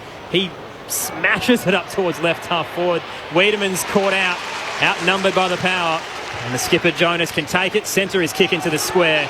Works for Bonner. Again, a slow considered approach here for Port. Bonner can flare it wide now for Amon, marking just forward of the wing. Eastern side of Adelaide Oval. Goes up inside forward 50. Lycett standing start and Gawn from the back plucks the grab. And takes the intercept 40 out from defensive goal. Too slow, Campo. And now 50. Well, slow and wide. Yeah. That's the problem. And Melbourne, once again, if you watch a lot of them, they just run back and just fill up your forward 50. So they don't. You've got to be really classy by foot to actually try and pinpoint. Pal Pepper was the guilty party there for the 50. So Max Gawn is right in the middle of the centre circles here at Adelaide Oval. Called to play on now. Another entry here for the Demons. They lead by 5 points. Deep to the hot spot. Pickett roving, gets first hands, wrapped up by Wines, and the umpire lets it come loose again. Bonner around the corner to rebound out on the bounce for Bergman. Did well to gather. Just outside 50, heads up the eastern side. Melbourne have the outnumber and May comes across to take the intercept mark. They're so good defensively, the Demons. Stephen May, an awkward chip short, works for Lever. True centre wing, close to the boundary line eastern side. Wants to move it up to right half forward. Heads long. Gawn's waiting in the hole and clunks it, rising high. Easily got the sit over the top of Wines. Lycett's going to have to go with him. He can't allow him just to jump at the football with that ease. Port have numbers in the scoreboard pocket. Gawn decides to head there anyway. Kicks it rather towards Wiedemann, who nearly took it. Lost it in the flight as Bergman was in front. Spills to Boak. Kicks around the body errantly and Gawn is waiting again in the same spot he kicked it from. Melbourne get another chance. What a duel that's been so far tonight. Gawn and Lycett. Gawn winning early. Off to May. Centering ball. Let's fly from 52 on the run. And he's away to the right-hand side. We know he's good for it, Stephen May, but inaccurate that time. So Melbourne keep peppering away. They're 1-3-9. Port Adelaide 3 behinds. 23 gone here in the opening term. And this is the problem, Aaron, before you jump in. They've got no forward structure, Port Adelaide. You've got Tomlinson back. You've got Lever back. And you've got... who's the other one? Gawn as a defender back there, and Porter just going side to side, and Melbourne just own the ground. They have switched out to the eastern side after starting on the west. Bergman looks to do the same once again through defensive 50 to Clurey. There's just no outlet forward. Clurey's called to play on, takes a bounce through defensive 50 and comes back to the western side to Burne-Jones. He has a bit of space if he wants to use it, but doesn't take it. Fans are getting restless.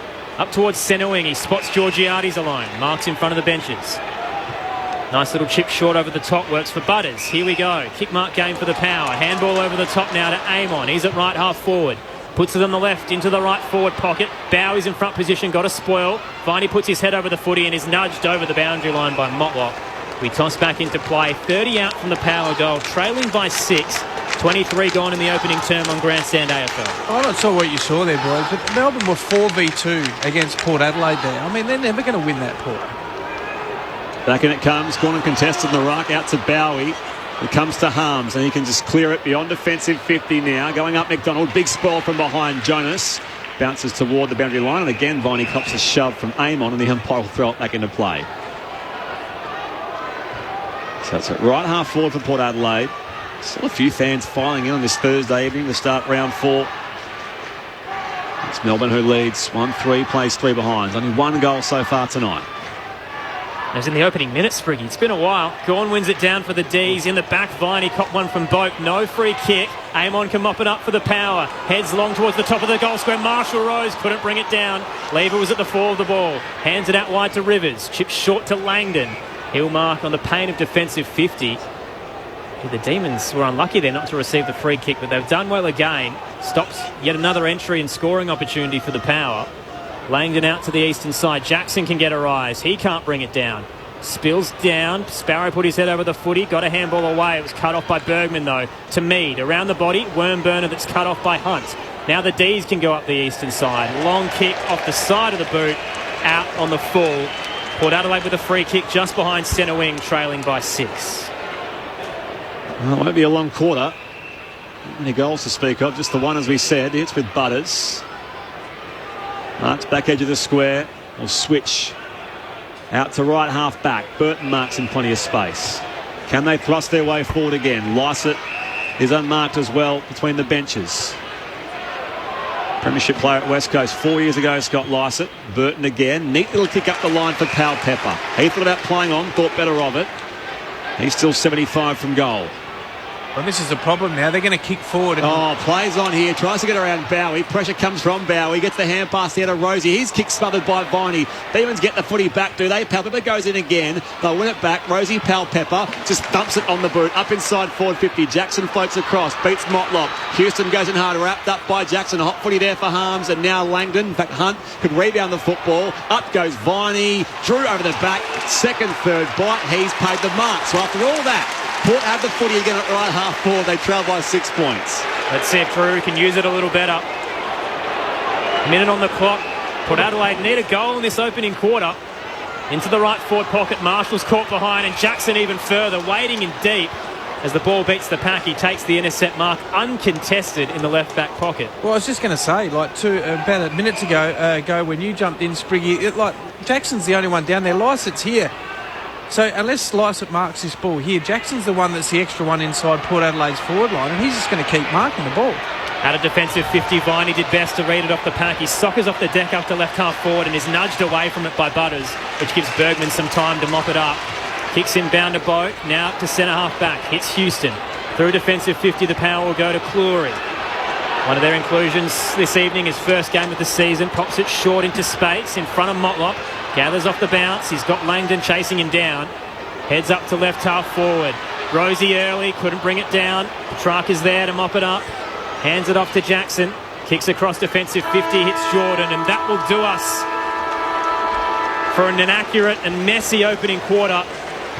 But it was the Demons who felt like they had the momentum for most of it. 1-3-9 they lead to 3 behinds in the first break to start round 4 on Grandstand AFL. The only goal scorer, Bailey Fritsch, which came in the opening minute of this contest. Great to have your company. The text line, if you'd like to get in touch, 0437 774 774. On ABC Radio and ABC Sport Digital, this is Grandstand AFL.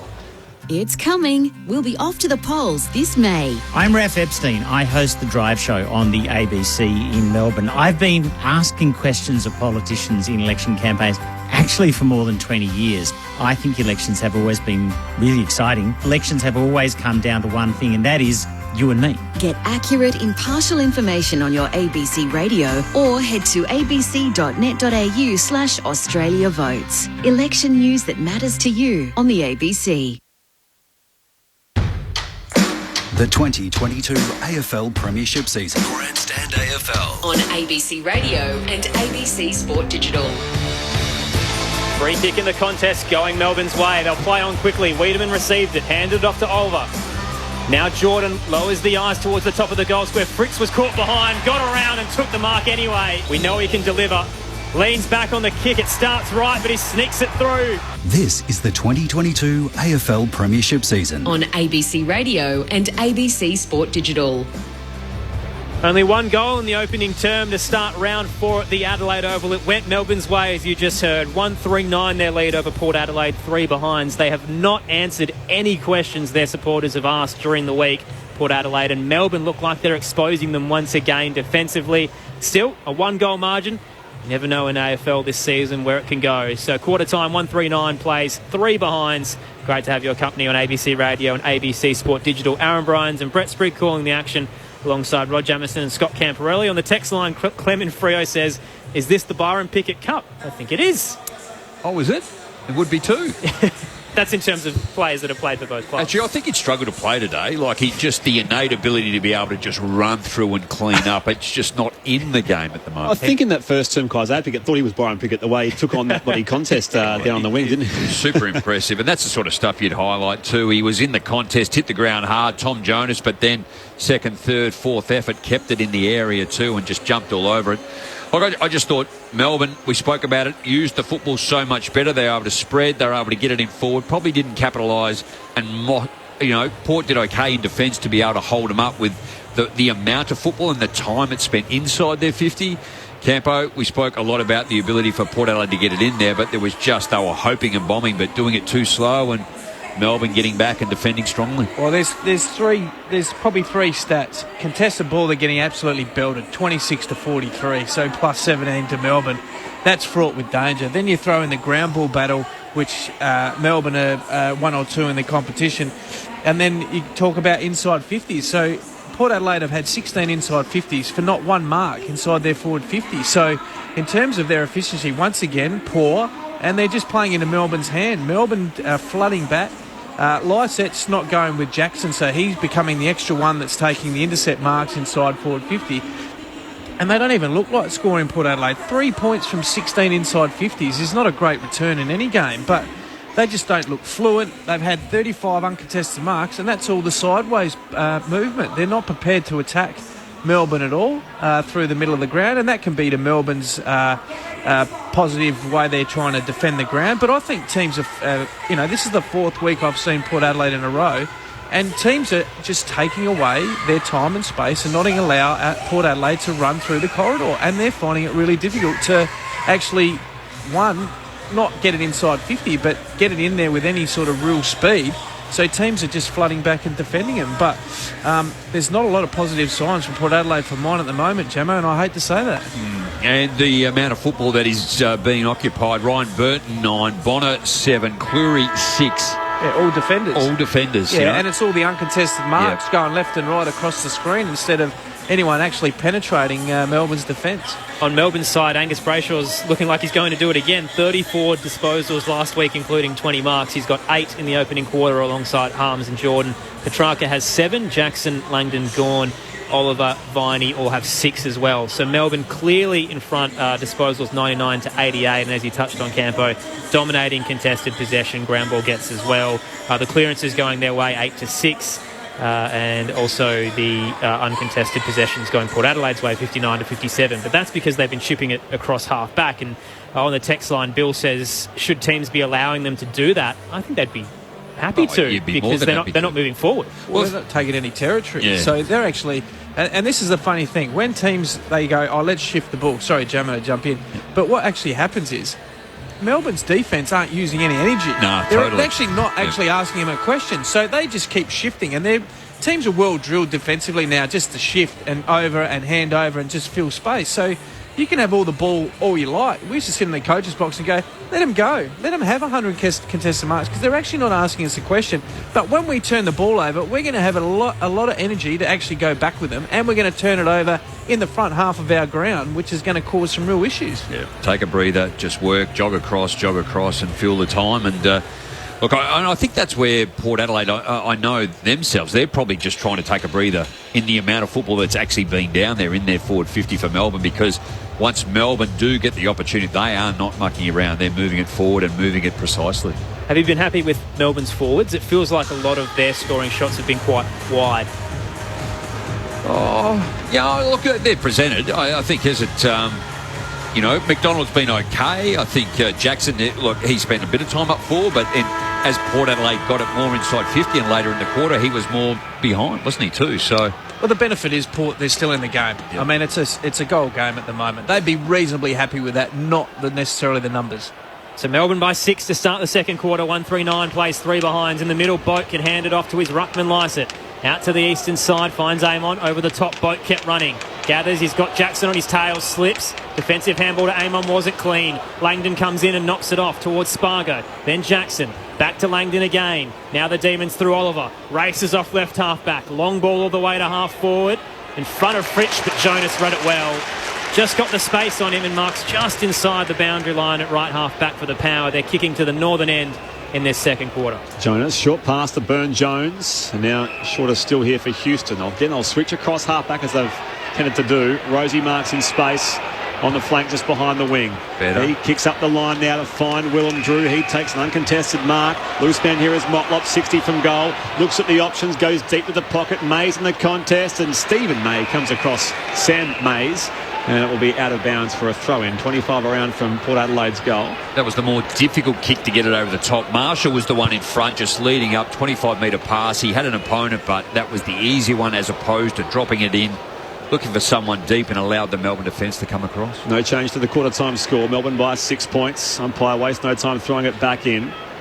Marshall wins it down here. Butters on hands and knees. Out wide for Boat. Slaps it to advantage here. Rosie gathers. Can he get Boots a ball? No, he's dumped a big tackle from Jackson. The umpire says holding the ball and plays the advantage. Petrarca heads out to the eastern side. He kicked into space for Fritsch, trying to keep it in play. He did well. Gathers off the bounce. Handball back to Spargo. And sends his kick to Oliver. Marks uncontested just behind the logo. Clayton Oliver coming up for disposal number 8 on the evening. Melbourne up by 6 as he heads up to left half forward. Plenty awaiting the footy. Lysett rose early. It beat him over the back. Bounces into the 50. Bergman's there. Gathers for the Power. Hands it off to Amon. Switches out into space at left half back. It's a foot race between Jordan and Boat. Boat came across. Jordan kept his feet. Did very well. Paddled it to advantage. A 1-2 with Brayshaw. Just behind right half back. He kicks around the body. Sneaks into the field of play around the boundary line. Pickett was there. Couldn't take it. And rolls past for a boundary throw-in. 25 out from Melbourne's goal in the right forward pocket, kicking to the southern end in this term. 1-3-9 plays 3 behinds. Your experts are Jamison, Scott Camperella. Travis Boak, I mean, he's unbelievable. His running power already in this game is unbelievable. For a 34-year-old, he's actually showing Connor Rosie and Butters, these guys, how to work through the midfield. Back in it comes. Viney met Drew solely. Comes back to Lysett. Drew can clear here for the Power. Back with the flight. Oliver did well. Tried to worry out Georgiadis, who's in fact Butters, who sockers to advantage. Picked off again, though, by Oliver.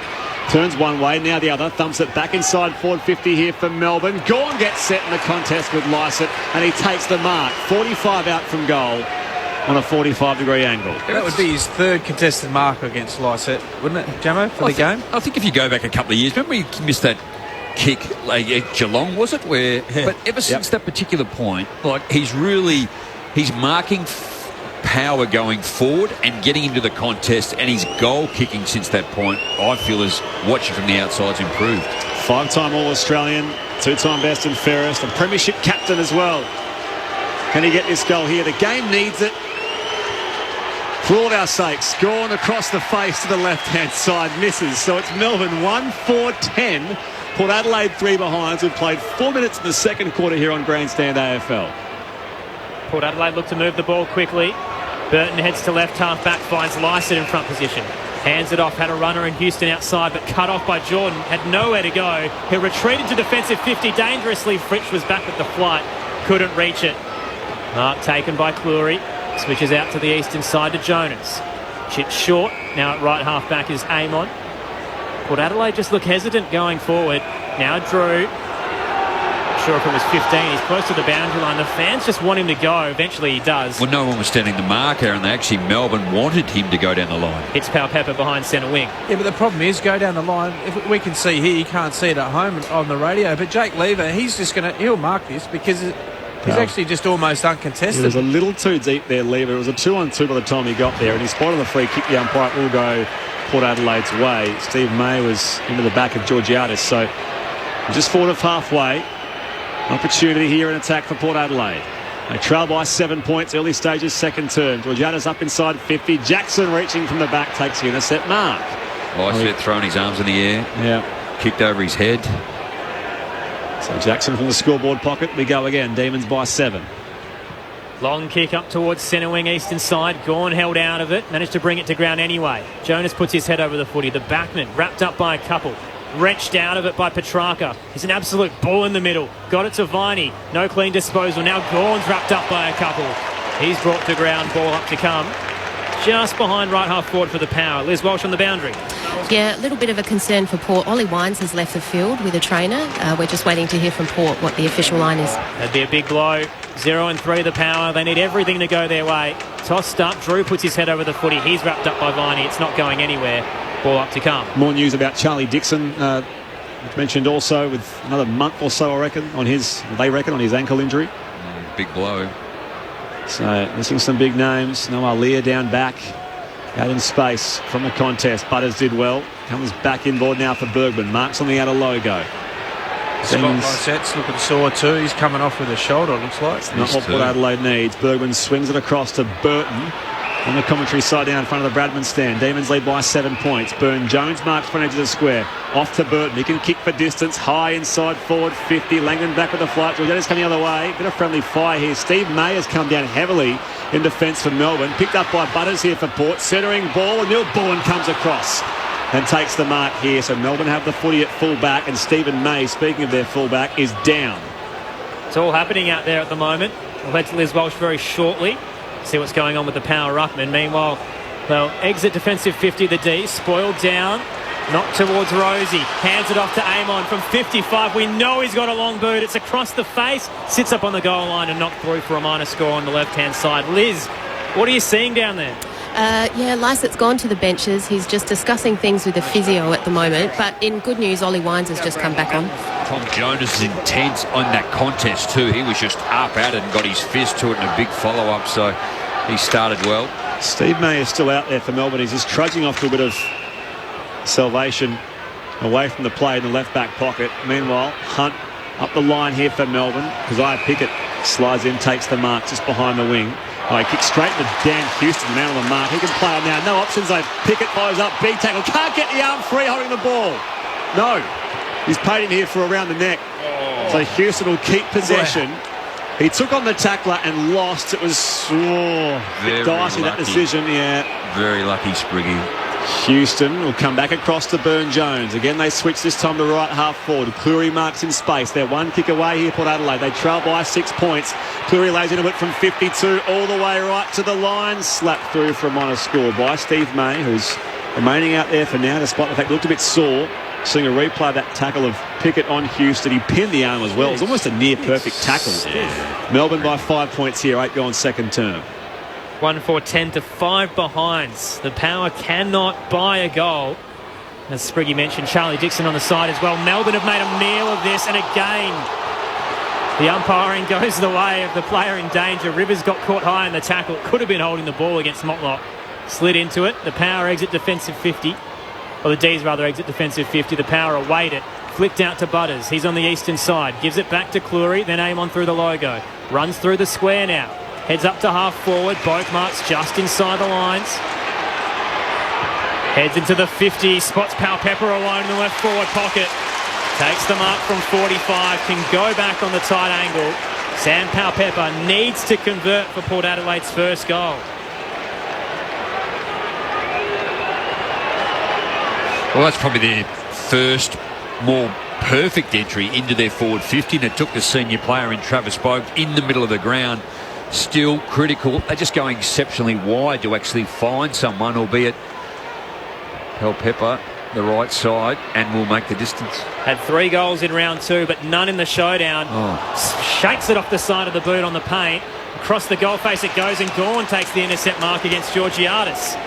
Melbourne defensively have all the answers, Campo. Sorry, that's really poor, Todd Marshall. I mean, I thought he was great last week, but you've got to back it up He's their ruckman now because Lycett's off the ground. Oh, Gawn's kick almost went straight to Boat Spills. It picked up by Brayshaw, and now Rivers can clear here for Melbourne towards a contest on the outer side. Jackson outnumbered, did well. Coming through though, Jones for the power. Parries it to advantage, but Pickett and Drew ran out of space. We'll throw it back in 70 around from goal. Sorry, Campo. No, you're right. And non-competitive, Todd Marshall, in that instance there. Like, you've got to... Max Gawn's taken at least 4 or 5 marks inside Port's D50, along with Jackson as well.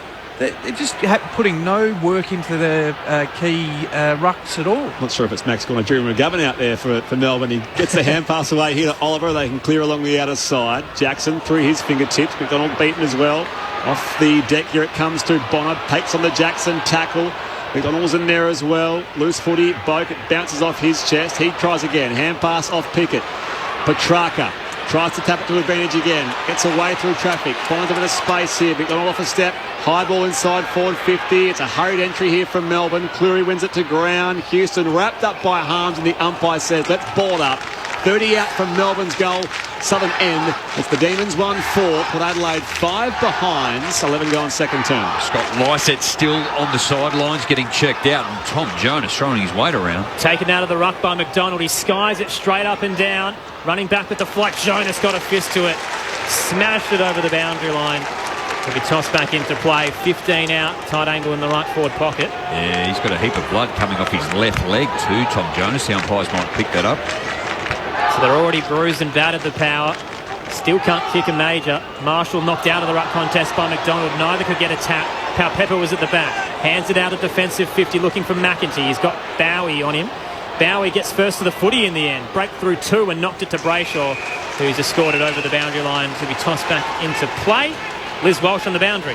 Yeah, not good news for Port. Scott Lycett's now left the ground. He's gone into the rooms with the trainer, so we'll wait to see how he goes there.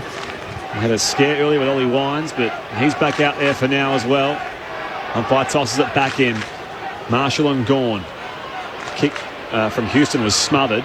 Ricochets out toward the boundary line, and Rosie is shoved over down there by Tom Sparrow. Will ball it back in. And then structurally, you can see here, guys, that you've got Stephen May, who's the extra back now. Rosie comes back, but Port Adelaide trying to throw one up around the stoppage to give him some ascendancy. But what happens is Lever and these guys just drop off an intercept mark.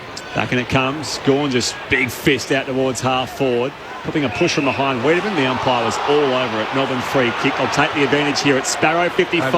Eyes the goals. In fact, he lowers the eyes at the last minute, and it goes straight down the throat of Burton. That full-back for Port Adelaide.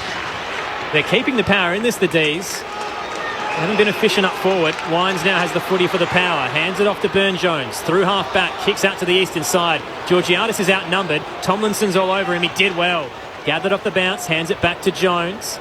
Now Amon over the top. Finds Wines. Chain of handballs works for Burn-Jones. Centres his kick to the square to Drew. Drops to a knee and takes the mark. Looks for the switch out to the logo western side. Put it in space in front of Marshall. Can gather off the bounce. He's got a bit of time to think about it. Heads to half forward. Pepper juggles and eventually claims it. Just inside the square, he stepped off his line. Has to snap into the 50. Top of the goal square is Mays. He's got rid of it easily. Got ridden of easily by May. And coming across, the intercept mark is taken by Langdon. Port Adelaide cannot buy a goal at the moment. It is the 12-minute mark of the second quarter. 5 behinds to Melbourne's 1-4-10. Well, it's poor structurally. You got May on Mays down there, and you've also got Rosie on Jake Lever. So by bombing it in long, they're never going to win that contest. Big pack grab. Tom Jonas comes away slightly inboard here for Bonner. He's called to play on now. On that left boot, Houston wins it to ground here for Burn-Jones. Back to Houston. Thinks about the kick. Didn't have much time though. Goes deep inside 50. It bounces out of play in front of Mays. We'll throw it back in. 25 around from Port Adelaide's goal in front of the scoreboard, which reads Melbourne 1-4-10. Port 5 behinds. 14 going second term. This is the reigning premiers and a team playing for their season and for their coach's future. We've had one goal all night. Port don't actually have a ruckman here, believe it or not, at their forward 50. Sam Mays is going up against Max Gawn. And Gawn won it easily as a result. Quick clearance came off the boot towards Petrarca. He'll switch out to Harms on the western side. They've got an outnumber if they want it. Out to right half forward. Friction a one-on-one with Burton. He just has to gather and kick. He'll paddle it into the right forward pocket. Now Port Adelaide can pick it up. Jones was there to intercept. Gives it off to Mead. Flat kick close to the boundary line works for Houston. Wanted a handball over the top. Has to be careful. He's actually over the line here. Can't play on. Sorry, Aaron, with his shoulder strapped. Right one, that is. He was back in defence there. Houston retreats to defensive 50 to Burt. Dangerous central kick for Pleury. Did well in the air. Took the mark again. The Power fans want him to go with no one on the mark. They'll look for the switch instead. Once again across half-back. Bonner heads down the eastern side. More unconvincing ball movement here from Port Adelaide. Drew marks.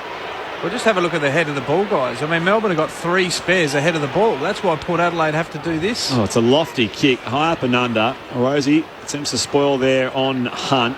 Bowie spins around, winds in the tackle. Ball comes free. Amon taps it to the boundary line, and the umpire will throw it back in. So we've had just the one goal from, 10 scoring shots tonight, both sides. Melbourne leads by 5 points. We've played 15 and a half minutes in the second term here at Adelaide Oval. 24 inside 50s to 15, 8 to Port Adelaide in this quarter, 6 to Melbourne. Not exactly the blockbuster you signed up for, Spriggy. Beats the ruck contest out on the eastern side. Viney's at the back. Hands it off to Neil Bullen. The Demons through the square. Kick in front of Harms. Reaches out an arm and reels it in. Takes the mark. Not really sure where to go to. Called to play on, who'll go through the logo. Heads to the right forward pocket. Sits up on the arc. Fritsch can get a rise. There's a free kick in the contest. It's going Melbourne's way. Fritsch will take the advantage anyway. Heads long from 48. Bailey Fritsch has 2. The only goal scorer of the night. It's enough to put the Demons up by double digits. An 11-point lead. 2-4-16 plays 5 behinds. We've travelled 16 minutes in the second term on Grandstand AFL. Well, it was just out of stoppage. They changed the angle of the game, came through the middle of the ground, got it to Harms, and then it was just a silly free kick from Burton, but gave it against Fritsch. He didn't really needed to do it. He had him covered.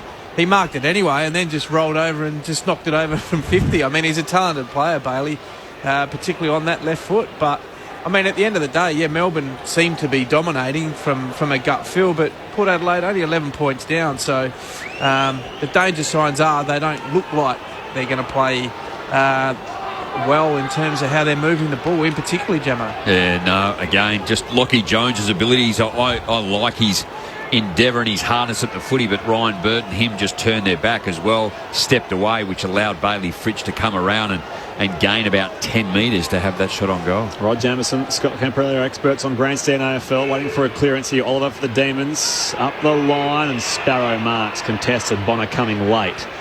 So Melbourne again get it forward of halfway. Here's Tom Sparrow, an Adelaide boy from the Adelaide Hills. Debuted actually against Port back in 2019. Up the line, he goes to the hot spot. McDonald got set from the back and has paid the mark, 20 out directly in front. I wonder if he's still on that red meat diet. Remember last year he just was all red meat.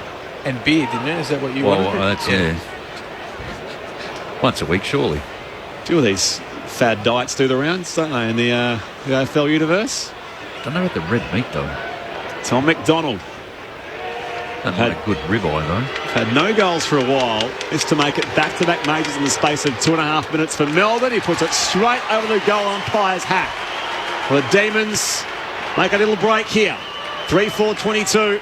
Port Adelaide still the 5 behind. Margin 17. 18 played second quarter. This is Grandstand AFL. Well, it's going to be a test of resolve for Port Adelaide here too. Just knowing that they're finding it difficult to penetrate, finding it difficult to have a shot on goal from all the hard work that they're actually putting it into maintaining the football, albeit not ideal, but it never always is too. You've just got to work your way through it. Scott Lycett, injured shoulder. He's come off strapped. He might need some help. Ollie Wines went off a little bit earlier too. So you've got some Jets that need to lift and find a way. If one of them falls away, I think you'll find just the manner and I guess the approach of Port Adelaide might also do the same, which would be a tough one to handle. On the text line, Dave the truckie's driving from Melbourne to Melbourne from Adelaide, says go D's, great call guys. And Judd and Jude in Collins WA say thank you for Thursday night football. We don't have a TV. Jackson gets it out of the middle, back to Bowie. Skies it into the 50 for the D's. McDonald was late and brought it to ground. Sparrow dives onto the footy. Handball out to Harms. Now Petrarca from 45 threw it on the boot. Plenty of power. No accuracy across the face. Minor score to the right-hand side. 3-5-23 the Demons. Port Adelaide 5 behinds. Approaching time on in the second. The margin a clean 3 goals. Short kick out from Jonas finds Bergman. It's wide now for Jones, who taps it just in front of the boundary line. Picks it up here and kicks, but it's marked by Stephen May on the wing out of side. Have to go to the book, Spriggy, to see if and when Port Adelaide didn't kick a goal in the first half. Yeah. Stephen May. That raking left boot, high inside 50. Wiedemann coming third man in. Hand pass outside. Langdon dumping the aim on tackle. And now a player taken high. I reckon it's Spargo. Free kick Melbourne from the left forward pocket. Spargo was all over it and he was wrapped up down there by Burton. So the free kick against Burton, and Spargo now has it. Now he knows this will test his distance, so he kicks into the pocket and Viney is all by himself. And he's 30 out on a 45. Make it slightly tougher than 45-degree angle. 3 goals straight this year, Jack. Turns 28 next week. You forget how long he's obviously he's a former captain along with Nathan Jones, and did that for a number of years. Still plenty of footy ahead of him, Jack Viney. He's played some hard footy though, hasn't he, too? Melbourne leads by 18. This from Viney. Boundary line a few metres to his left. It's on the approach. On that left boot. And it's straight and true. So Melbourne with 3 quick goals in this second term.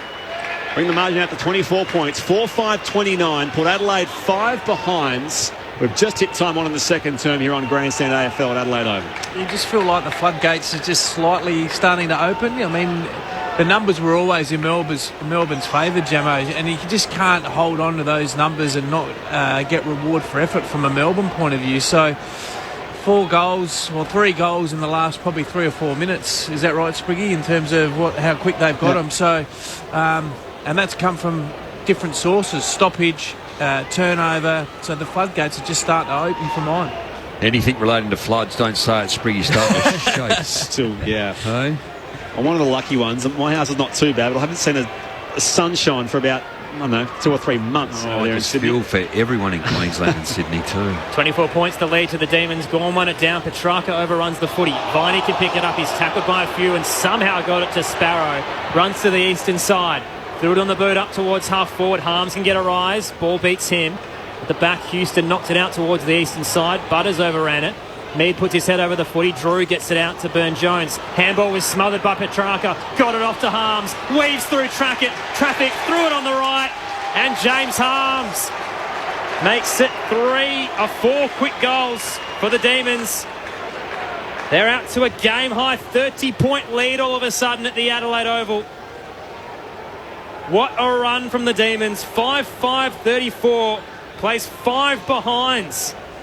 I think we all sensed it was inevitable, wasn't it, too? Just the way it was heading, and then to do that. Jackson outstanding. Petrarca strength, second, third effort, and Harms just in time. Didn't we say it pre-game? 10 minutes. Well, that's even less, actually, to be fair. Take the game away from you in 10 minutes. Yeah, absolutely. And, you know, once again, I mean, we can sing Christian Petrarca's praise for what he's doing offensively, but his defensive pressure there to actually intercept that ball was outstanding. And that's what you want from your leaders at your footy club. But at the moment, Port Adelaide, like, where's Butters? Where's Rosie? Where's these guys that are actually helping Port Adelaide try and win the game? Restart back in the middle. Port through Boat. He goes in. Hand pass out to Mead. They'll win the clearance here to Power. Can they get a goal back the other way? Margin is 30 points Melbourne's way to a contest. Brayshaw up in front. And it's out of bounds for a throw-in. Let's go down to the boundary. Liz Walsh. Yeah, one thing I'm going to keep an eye on, Trent Dumont has just started doing some warm-up running along the boundary here, so we'll see how that plays out. Straight into the ruck. I'm only kidding. Gawn against Lycett in this contest. Gawn takes it away. Quick clearance around the body for the Demons. It bounces through centre wing on the western side, over the line. No. Umpire says deliberate. He wasn't kicking it to a target, but it was a quick clearance into space. Free kick to the Power. Jones heads inbound to Houston. Now the switch through defensive 50 to Jonas. And out wide to Bergman. Delayed inclusion for the Power. Didn't know where to go forward, so he'll retreat again to Jonas in defensive 50. I know it's easy to say. Poor kick. Outside at half back. Heads to ground. Burton can mop it up, though. He's got Fritsch on his tail. Did well. Kicks around the body. Up into space at left half forward. 2-on-2 foot race. Rosie did well to put it in front of himself. Tried to dive through the legs of Jordan, who sat on him. Ball up at left half forward. going the way of the Power. They're trailing by 30. And we'll say it again. Port Adelaide have had 68 uncontested marks, but have gone absolutely nowhere with them. I was going to say, they just need to come through the middle of the ground, take it on. Half-time beckoning, and it can't come quickly enough for Port Adelaide as it's tumbled up the line from Jordan. It just finds some chalk, bounce back in the field of play and taking a right turn and out of bounds for a throw-in. So not a bad result that time for Melbourne. They'll get a stoppage just forward of halfway, and they lead by 30 points. Tom Cleary just sat there with his arms out to the umpire. The ball bounced inside. Just go and mark it. Yeah. I better go and get it. Toss back in. Gorn again wins it down to Harms. Weaves through, gets it off towards Neil Bullen. Quick kick into the 50. Didn't have a target. Half volley gathered by Jonas. The intercept through the skipper. Gives it off to Mead. The Power down the line on the western side. Kick was a bit flat for Lycett. Did well to get it to Boak. Centres his kick to Bonner. The mark in the square. Chips it short, looking for the circle. Burne-Jones was waiting. Sparrow came across. Did well to knock it to Langdon. Gets it back. Handball off to Neil Bullen. There's a whistle off the play for a high. It's going back to the D's. Langdon. Ed Langdon, we marched into the 50. And 50. What was the 50 for? Not sure. It's all Melbourne at the moment. I can see why he got a free kick, but I'm not sure what the 50 is. Port Adelaide's luck looks to have run out. Only in the opening half. They trail by 30. It's Motlop, we're being told. Not quite sure what it was for, though. Ed Langdon. 2 goals, 1 for the year. So he got tackled, essentially. So it was Burne-Jones that tackled him. Leans back from 35. Langdon makes it 5 on the trot for the D's. They've found their mojo at the Adelaide Oval. 6-5-40. Plays 5 behinds. Port Adelaide has never had a half where they haven't kicked a major. Tonight could be the night. Gee, it's a big gap now. 36 points the difference at the Adelaide Oval. And we've travelled 26 minutes in the second on Grandstand AFL. Well, it's staggering. 24 inside 50s Port Adelaide for 5 points. I don't think I've ever seen a game like this, Jamo, in terms of not being able to penetrate, at least to try and get it through and look like you're going to score. But they don't even look like it, Port Adelaide. I hate to say it, but they just look listless. Like, the only one that's showing any sort of energy for mine is Travis Boak and Tom Jonas. Yeah. They're your 2 players that you can hang your hat on, but there's far too few that have had any influence. Motlop, Mead, Lockie Jones, Rosie, Georgiades, even Wines only had the 7 possessions. Clearance goes the way of Melbourne. Oliver to Petrarca, same old faces, deep inside forward 50. Jackson have around the football. Jonas gathers, wrapped up by McDonald, still has the footy now. Bobble free for Bonner and now out of bounds for a throw-in. +5, make it +6 the inside 50s Melbourne's way, and that's what, a 6-goal lead as well. Willem Drew is the run-with player with Christian Petrarca, but he's now leading the disposals for Melbourne with 14. Willem Drew has only had the 8. Toss back in. Jackson wins it down behind Lycett. Spilled to the deck. Plenty of players dive on the footy. It's not going anywhere.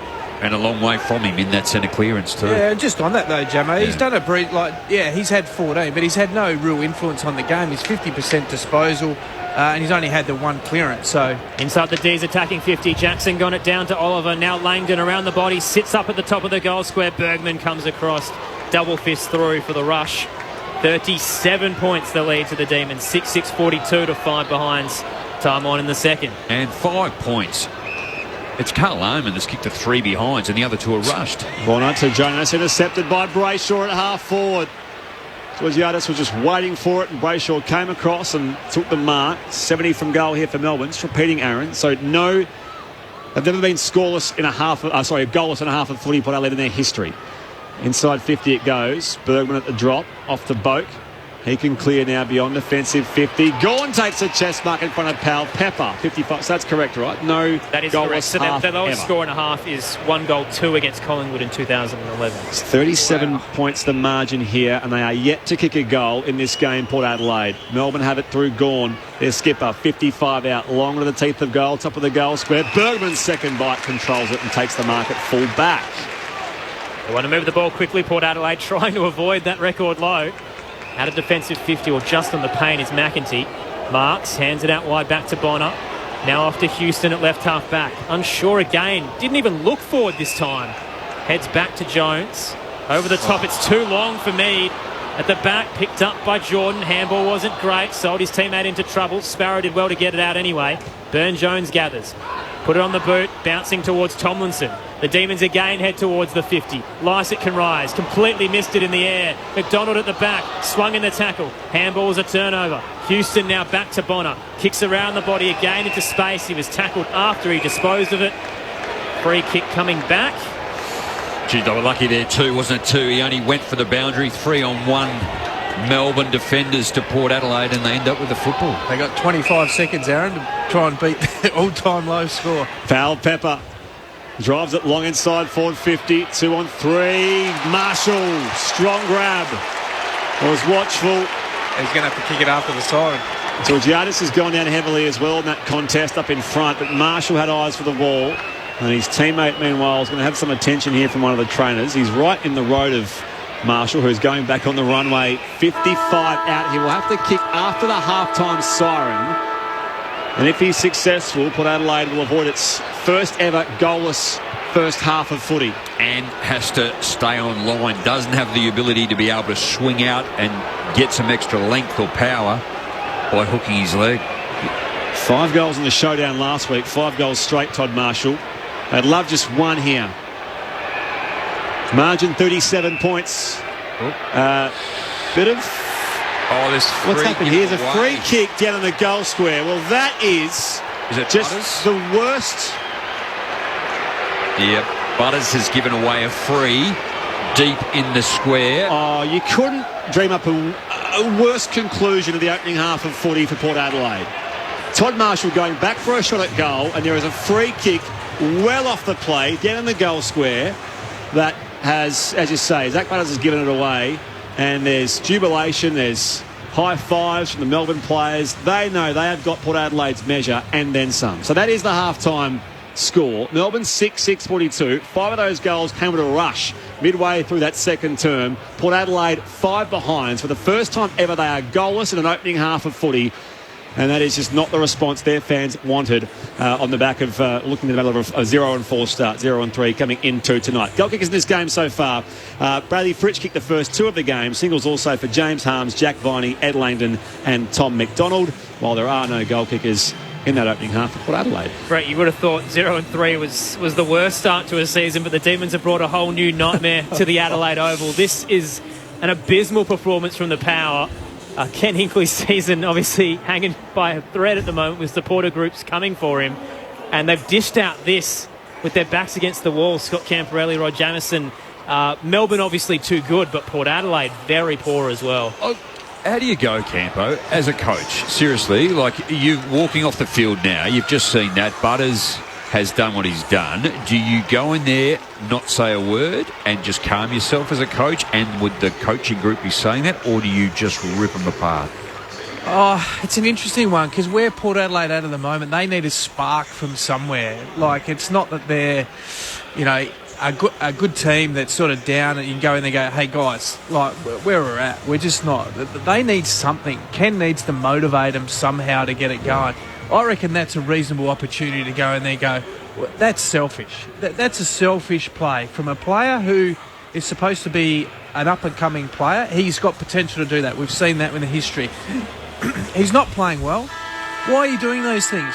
Concentrate on actually getting in the midfield and actually winning some contested ball, which they're getting belted in by 30 at half-time. Yeah, they're on world record pace, Melbourne, in terms of that part of the game. They're getting beaten up in the ground ball part of the game, and they let through 5 goals in virtually 7 or 8 minutes of footy. So don't worry about trying to be a tough guy in the goal square. How about trying to get your hands on the ball and actually start trying to turn the game into sway it back into your favour? So yeah, I reckon Ken's got every right to be disappointed, but on the flip side, from a structural point of view, I'm not sure what Ken's got else to go to. Like, he's really struggling in terms of what he can do. He's got players out of form. He can't flick any of the defenders forward. You know, you throw, you know, a Burton or something like that forward just as a change-up to see what they can do. But Lycett's obviously hurt with his shoulder. Max Gawn and Jackson are actually giving him an absolute touch-up around the ground, both marking and from a stoppage point of view, because it's 11-21 from clearance. Yeah. So they're actually getting belted in every part of the game, Port Adelaide. And you can sit here and go, oh, yeah, they're controlling the game with uncontested marks, but they're going nowhere. Like, they're just playing into Melbourne's hands. So I'd be staggered if Melbourne have actually raised the sweat at half-time going in there, because that Port Adelaide haven't asked them a question at all. I haven't seen a stat like this before. Efficiency inside 50, Port Adelaide 16%. And the stoppage clearances, and you did ask Alan Richardson pre-game as to, I guess, the clearance work, the stoppage clearance work as well. And then we also spoke to, again to Port Adelaide's assistant coach or development coach in Luke Kelly. But the clearance work in the middle is 4 apiece, but a stoppage clearance around the ground, it's 17-7. They're just getting monstered in that area. And all the areas that we've actually spoken about too are just the defence of Melbourne, time to set up, the clearance work, the use of the football, really impressive, and then the options going forward. And Melbourne just persevered, and it was the first, 8, 10 minutes, maybe 12 minutes where it was where it was the arm wrestle, and then it just opened up. But I think we've highlighted enough how poorly Port Adelaide are going at the moment. Heading into the game, Port were worst in the league for conceding a goal from opposition inside 50s at 32%. Tonight, 26 inside 50s to the Demons, 12 scoring opportunities from it. So it's getting worse. And as you said, Campo, the Demons just feel like they're cruising once again. Similar scenes to round 1 and round 3 as well, that they haven't hit the next gear yet. Oh, well, you saw how quickly they can score. I mean, this has got 100 points all over it if you're looking at purely the way the game's been played in this first half. Now, can they show some resolve? But, I'm looking down this list of Port Adelaide, actually, who can actually influence the game. And I'm going, well, Travis Boak's giving me some energy around there. Burton's had some metres gained, but not really doing a lot. He's getting exposed forward of the ball. He's getting marked on inside forward 50. But you go to the other end, Mays has had one possession, and when I look forward, he's going against he's going against the other May at the other end. So Steve, he's never going to win that. Marshall's had 2 possessions. So, yeah, he kicked 5 last week, but this week's the week that you need to stand up as well. Motlop shouldn't be in the team as far as I'm concerned. He's had 0 influence since he's come back in. And then you're looking at the younger guys, McEntee, Mead, Connor Rose. He's been disappointing all year for mine. He hasn't fired a shot. Now, whether he's injured, I'm not too sure. But once again, there's a difference between... And if he is injured, this is what happens to some of these young players. I had this conversation with someone today because they were asking me about it. I said, the challenge with a young player with high expectation, if they're not 100% right, the game finds you out. Quickly. So he's not training during the week if he's sore.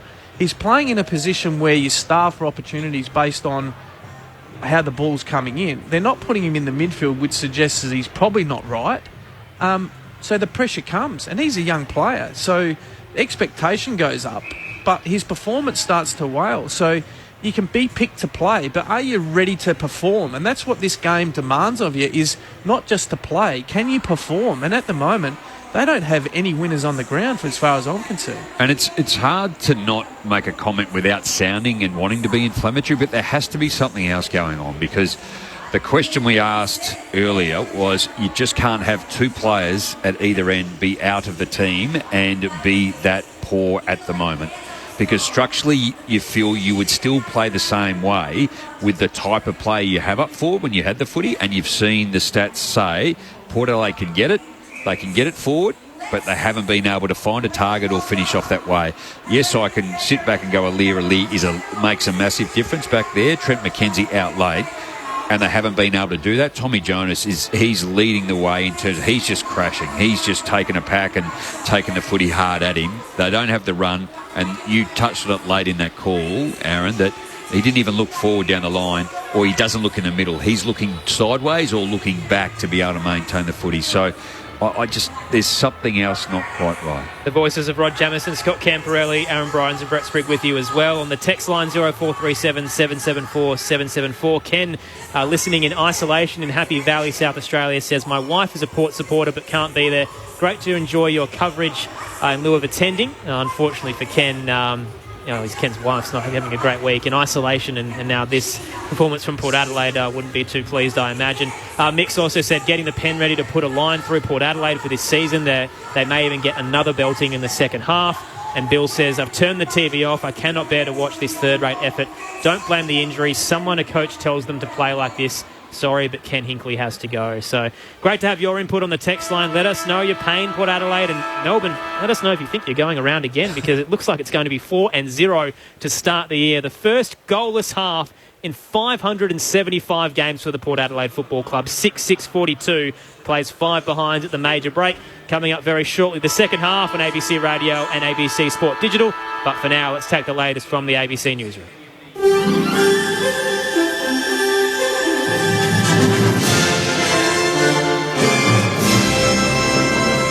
ABC News with Satyam Weinstein. There have been more evacuation orders as flooding threatens parts of Sydney.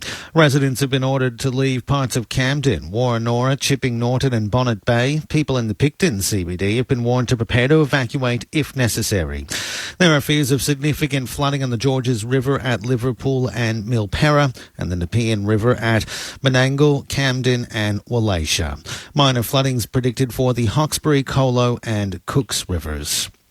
The Prime Minister has agreed to co-fund the Queensland Government's flood resilience plan after fierce criticism. Kira Jones has the details. The $771 million package includes a program to rebuild, raise or buy back homes in flood-prone areas. The Prime Minister initially declined to go halves with the state government on the proposal, claiming it wasn't a Commonwealth responsibility. But today, Mr Morrison agreed to stump up 50% of the cost to ensure people in need get financial relief. Acting Premier Cameron Dick says work will begin once the details of the agreement are finalised. We want to get the money out of the door, but we want to make sure we get value out of every last dollar. Scott Morrison says from today, Queensland must be more open and transparent about the delivery of disaster funding. The High Court has agreed to an urgent special leave application from former New South Wales Liberal Matthew Kamenzuli over pre-selections for the federal election. The dispute's over steps by the party's federal branch to take control of pre-selections from the state body. Mr Kamenzuli lost an appeal in the New South Wales Court of Appeals last week and has now taken his case to the High Court. He was expelled from the Liberal Party yesterday. The court will hear the application tomorrow afternoon. The chairman of the United Australia Party, Clive Palmer, says he expects to spend another $40 million on advertising during the federal election campaign. The UAP is running candidates in all 151 lower house seats. The controversial Queensland businessman has already poured $30 million into an advertising blitz, and Clive Palmer says he's planning to spend tens of millions more. I'd say that between now and the election we'll spend about $40 million. And we don't get general coverage by news generally. So if you balance the number of articles against the number of ads, you'd find that our ideas are less prominent than the traditional parties. At least 17 asylum seekers have been released from detention facilities in Melbourne and Brisbane today. Dana Morse has more. The Refugee Action Coalition has confirmed the final 8 asylum seekers being detained by Border Force at the Park Hotel in Melbourne have been released. Some of the people being released today have spent close to a decade in immigration detention, and it's understood they'll now be granted bridging visas to stay in the country. A further 9 refugees were also released from other detention facilities today, 3 from the Melbourne Immigration Transit Accommodation and 6 from the Brisbane facility. 3 others may also be released from centres in Perth and Adelaide.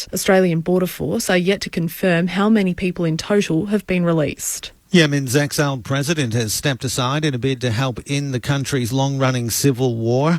President Abed Rabo Mansour Hadi has been transferred his powers to a presidential council.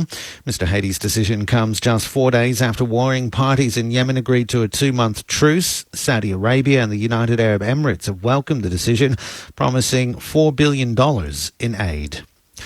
WA's Corruption Commissioner says it's unsatisfactory that a former housing officer allegedly corruptly took advantage of his position. A report released today by the Corruption and Crime Commission has made a finding of serious misconduct against former senior project manager Mark Ainsley. The report says Mr Ainsley received almost $200,000 from 2 contractors he awarded work to between 2014 and 2020. The alleged corruption came to light during a Department of Communities review. John McKechnie has told ABC Radio Perth there were fewer checks and balances at the time of the alleged offences. This was a time when there were seen to be very, very few checks, and there should have been. Hopefully things have changed now. Under new management, we'll wait and see. Northern Territory health officials are warning Territorians to avoid being bitten by mosquitoes after Japanese encephalitis was found in pigs in the NT for the first time. The virus, which can be deadly, is spread by mosquitoes, which can infect humans and animals, including pigs, horses and some birds. There's been one recorded death in the NT due to the disease, but it hadn't been detected in pigs or mosquitoes until now. NT Health says Territorians who own pigs should be especially careful now that it's been detected. ABC News. ABC Sport now has its very own newsletter, and we'd be pumped to have you on board. The ABC of Sport will provide a wrap of all the best stuff that's happening in sport every week. Simply go to abc.net.au/connect and get ready for a sport hit in your inbox every Friday. Get on board with the ABC of Sport newsletter for content that makes you think or allows you not to. The 2022 AFL Premiership season. Grandstand AFL. On ABC Radio and ABC Sport Digital. Arms, reaches out an arm and reels it in. Takes the mark, not really sure where to go to. Called to play on, he'll go through the logo. Heads to the right forward pocket. Sits up on the arc. Fritsch can get a rise. There's a free kick in the contest. It's going Melbourne's way. Fritsch will take the advantage anyway. Heads long from 48. Bailey Fritsch has two. Free kick Melbourne from the left forward pocket. Spargo was all over it and he was wrapped up down there by Burton. So the free kick against Burton, and Spargo now has it. Now he knows this will test his distance, so he kicks into the pocket, and Viney is all by himself. This from Viney, boundary line a few metres to his left. It's on the approach, on that left boot, and it's straight and true. Houston knocked it out towards the eastern side. Butters overran it. Mead puts his head over the footy. Drew gets it out to Burn-Jones. Handball was smothered by Petrarca. Got it off to Harms. Weaves through traffic, threw it on the right, and James Harms makes it 4 quick goals for the Demons. This is the 2022 AFL Premiership season. On ABC Radio and ABC Sport Digital. Great to have your company at the Adelaide Oval as we begin round 4 with a Demon delight. Gee, they're cruising the undefeated reigning premiers to a 4th straight win. They're up by 37 points at the major break, 6-6-42 to Port Adelaide's 5 behinds. They haven't fired a shot, the home side. A woeful performance with their backs against the wall. Let's see if they can actually show some sort of fight in the second half, because at the moment, they're certainly a team that's headed towards a bottom 4 finish. 6-6-42 playing 5 behinds, 2 goals to Bailey Fritsch, singles to Harms, Viney, McDonald and Langdon. It's the first ever goalless opening half for the Power in their history. 575 games, and they've never accomplished such a woeful feat before. We'll see what the second half has in store. Plenty of football coming your way, though. Round 4 across the weekend on Grandstand AFL. Tomorrow night, our coverage at Cardinia Park starting at 7 o'clock for those in Victoria and Tasmania. Everyone else will be joining at 7:30 Eastern. The team news there is that Mark O'Connor is in, likely to tag Lachie Neale. Joel Selwood has been managed. Sean Higgins is out as well. For the Lions, Tom Fullerton is in, with Oscar McInerney suspended. On Saturday, the Sydney Swans welcome back Justin McInerney and unveil Peter Laddams as their new ruckman. Sam Reid also into the side, with Stevens omitted, Amadi omitted and Hickey injured. North Melbourne bring Besenevulagi, Perez and Davies Uniacke into their side for Eddie Ford, who's in health and safety protocols. Jared Pollock and Tom Powell both injured. Collingwood will bring Brown and Wilson in for Jordan De Goey, who's been suspended, and Taylor Adams, who's out with COVID protocols. The Eagles have made 4 changes. Duggan, Barras, Rioli, O'Neill in. Gaff is injured once again. Edwards omitted. Rotham omitted. Petrevsky, Seaton injured. Petrocelli in COVID protocols. Richmond welcome back Ben Miller, Dion Prestia and Jack Rewalt, with Dylan Grimes out. Ivan Soldo omitted and Jack Ross omitted. The Western Bulldogs bring back in Bailey Williams, Lewis Butler, Tim O'Brien. The outs, Keith, Wallace, Smith and Cordy. At Perth Stadium Saturday night, Fremantle host the Giants. The Dockers bring back Mundy and Darcy. Jake Riccardi's in for the Giants with Nick Haynes out. On Sunday, no final teams there, but the Crows will welcome back Rory Sloane and Taylor Walker. The Bombers bring back Alec Waterman as well in their extended squad. Darcy Fogarty omitted for the Crows. And then also Marcus Windhager will make his debut for the Saints. Chad Wingard out injured for the Hawks. Isaac Rankin's in for the Suns, and Adam Saad returns for the Blues. Here at the Adelaide Oval, though, Aaron Bryans, Brett Sprigg calling the action alongside Rod Jamieson, Scott Camporelli and Liz Walsh down on the boundary. The text line 0437 774 774. An unnamed texter says, RE Port Adelaide, they seem to be playing like the 2021 preliminary final every week. Are they damaged again like the 2007 grand final? So a 119-point loss to Geelong in 07. They backed it up with a 0-4 start in 08, and they ended up finishing down in 13th. It looks to be that way at the moment. Port Adelaide haven't fired a shot at the Oval. Down by 37 points at the major break, 6-6-42, plays 5 behinds. Well, just having a look structurally as to how Port Adelaide is set up, they don't look as if there's anything untoward or anyone is in a position where they haven't played or not accustomed to. Well, this is when Ken would have said, right, let's reset. Let's actually say, right, I'm going to back you blokes in here for the first couple of minutes and see what happens. Liz Walsh on the boundary. Yeah, Ollie Wines has been subbed out of the game down here, so Trent Dumont comes in for his first game for Port. We're waiting to hear what's wrong with Ollie from Port hierarchy. The nightmare continues for the Port Adelaide Football Club. Without their Brownlow medalists now. Only 7 disposals in that first half. Their first goalless quarter in history of the Port Adelaide Football Club. They're going without their best player in the second half against the reigning premiers who look up and about. As Damper says on the text line, be afraid the rest of the league. The D's are on. Brett Sprigg to kick us off in the second half with Melbourne up by 37. The reigning premiers flexing their muscle. Second half underway. Gaunt tries to win it away here from the ruck contests. Butters hand pass, chops it out here towards Burne-Jones. Port win the first clearance of this third term. Towards the one-on-one, Stephen May got the better of Georgiades and he wins it away, 40 out from defensive goal. On the 45, he finds Max Gawn. That centre half back. Hand pass can release Brayshaw. Gets away from Pal Pepper to the middle of Adelaide Oval now. It's a little too deep. Down there for its target, Petrarca gets a hand pass back from Pickett. Petrarca gets the footy back. 65 from goal, goes inside the arc and it's been picked off by Cleary. So, intercept mark taken, 40 out from Melbourne's goal. And Port have possession again. They trail by 37 points. That's the half-time margin. Cleary, arguably one of their best down back on return and didn't play any games in the lead-up after his knee injury.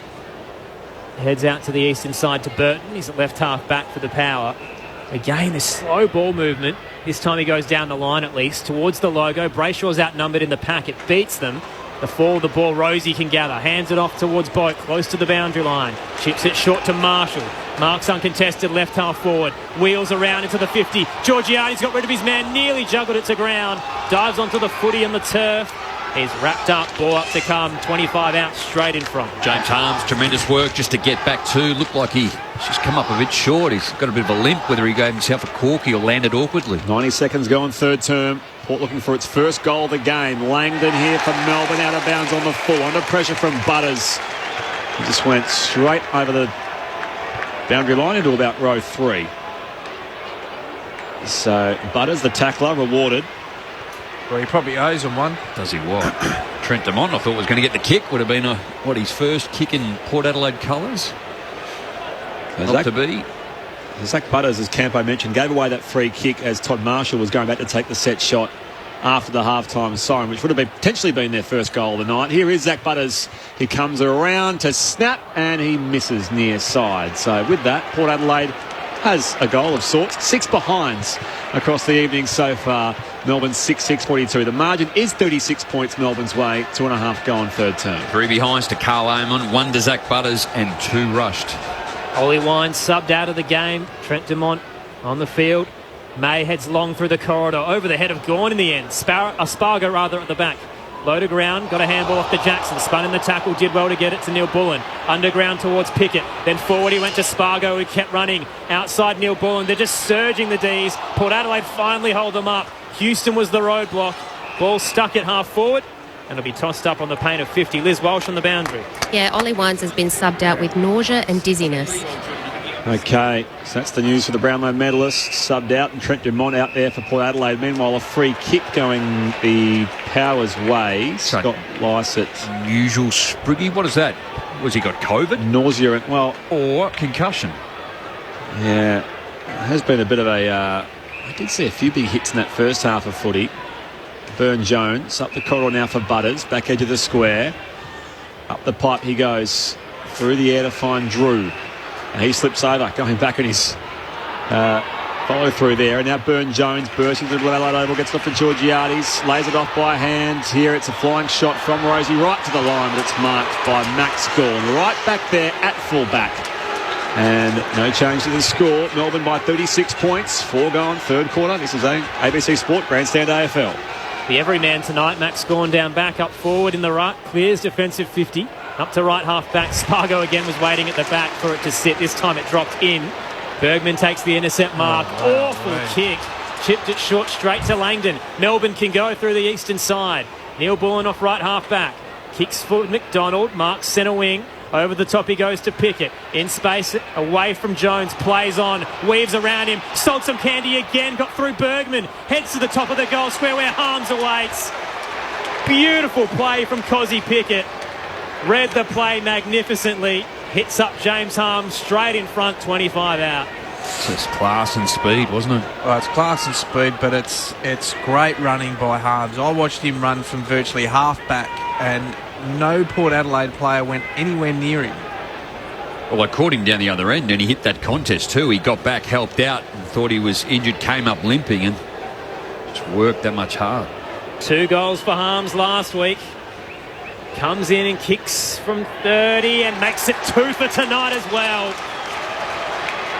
Melbourne on a run. They've had 6 unanswered goals either side of half-time. Port Adelaide yet to kick a major. We've travelled 5 minutes in the third quarter. Melbourne 7-6-48. Port Adelaide 6 behinds on Grandstand AFL. Your experts Rod Jamieson, Scott Camporelli. Well, unfortunately, Jamo, I think this is going to get ugly quickly for Port Adelaide supporters and their players. I mean, they've actually got to show some fight here, Port. Not only for themselves, but for their coach as well. Like, he's going to be under some massive scrutiny after this. And as you said, Jamo, there must be something that's not quite right. I mean, you can't go from 2 prelim finals and then serve up a zip 4 start and play listless sort of footy. Well, Ollie Wines subbed out with nausea. You'd think there'd be a few Port fans who are feeling sick at what they're seeing so far tonight and through the first month of the season. Sparrow goes the fend here from the clearance. Got rid of Amon. High ball inside forward 50 and Jones gets back. That's a good separation on Fritsch. He takes the intercept mark here for Port Adelaide. So he's played on looking to the flank, but he's going to just thump it up the commentary side now. Jones may get set in the middle. Georgiades from behind. Free kick here for over the shoulder going Melbourne's way. Advantage paid here. Sparrow. A long raking ball inside forward 50, but Cleary comes up and intercepts again here for Port. He's been brave on a couple of occasions, hasn't he, too? Melbourne have gone inside 50. Looked like they've had control. He's left his opponent to read the football. 12 touches for Cleary. Chipped it short to Motlop dangerously through the centre square he went. Gawn stuck a hand out to cut it off. Spilled to Sparrow. Hands it off to Petrarca.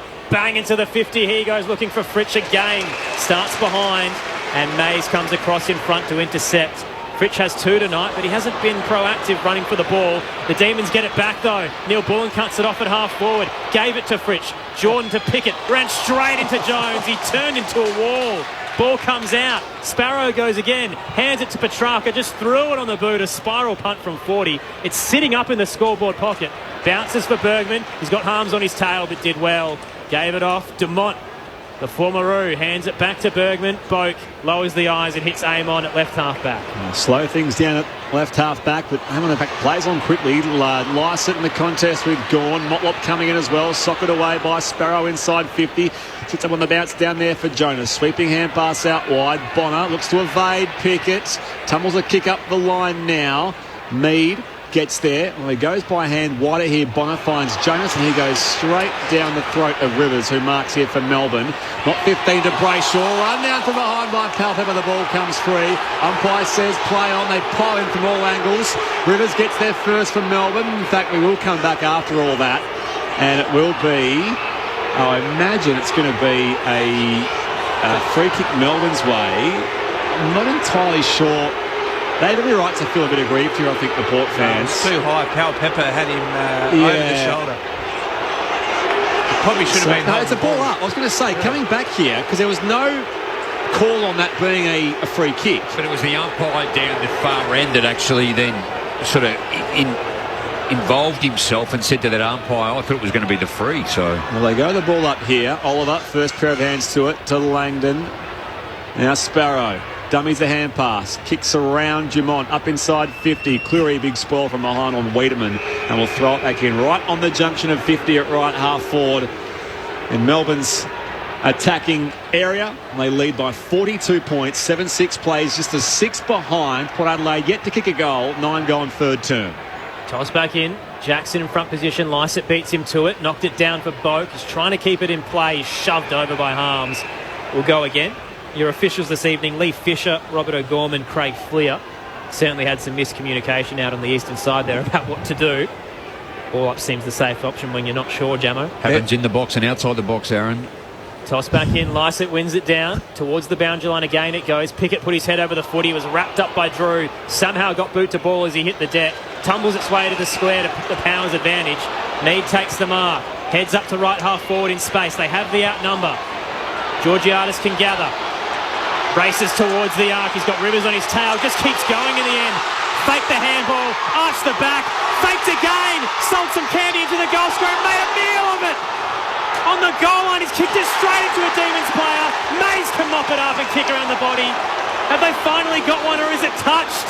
A score review's coming. Georgiadis had a beautiful play as he marched into the goal line. Faked around 2 players and then kicked straight into a Demons defender. And this is going to be touched as well. Port Adelaide cannot get a goal. Unbelievable. When it rains, it pours. 7 behinds. I was actually hoping Georgiadis would kick it, but he had other options too to actually give it off to be able to get Port Adelaide's first goal. They're going to riot at the Adelaide Oval. Melbourne 7-6-48. Port 7 behinds. We've travelled 10 minutes into the third. Just that collective groan from the 25 or so thousand people here when that was officially given as a behind. I think goes to Sam Mays. Up the line here, Jonas dumped in the Petrarca tackle. The ball goes with him for a throw-in front of the bench's commentary side. So 41 points is Melbourne's lead. It's not the story of the night, though. It's been Port Adelaide 7 behinds. And Mitch Georgiadis had a golden opportunity, dummying around a couple of players, balking, swooping through, and then just was run down. He was spot on the line, really. It was just awful to watch if you're a Port Adelaide fan. There's Wiedemann in the contest with Jonas. It's a free kick here going Melbourne's way. We're chopping at the arms. Alex Neil-Bullen does a lot of work, doesn't he? Doesn't always finish or doesn't look to get many goals, but he's off a couple of steps. Wiedemann to Gawn. Wow. Easy as you like. He was way too big for Butters, and Lysett was lagging behind. And Max Gawn has another mark, relatively uncontested. He's 45 out on a 45-degree angle. Well, I was just watching Spriggy before. I watched Max Gawn from here at halfway, and he just took off as soon as Bullen kicked that ball to forward, and then he just outrun him, and then he just doubled back, and Lysett just put no body contact on him at all. He's not even putting his right arm up in the air, Scott Lysett, as he's standing the mark. Yeah, he's in a lot of discomfort. He had that shoulder taped up. Gawn runs around, opens up the angle from 48. Beautiful set shot from Max Gawn. Used the extra space. It never looked like missing, and his teammates, well, it feels like party time for Melbourne. They control this game. They have done for most of the night. As of about the second quarter onwards, it's now 47 points, a game-high lead the Demons' way. 8-6-54. Port Adelaide 7 behinds. 13 go on third term. This is Grandstand AFL. Well, we all know Melbourne had an amazing year last year. They defeated Port Adelaide in round 17 by 31 points, but the previous 4 occasions were won by Port Adelaide. Normally coming here, it is a difficult win. They got rolled by Adelaide here, Melbourne, last year, but gee, they've done reasonably well, haven't they, in previous years? The games have been away to Port Adelaide. Game high 47-point lead in the middle.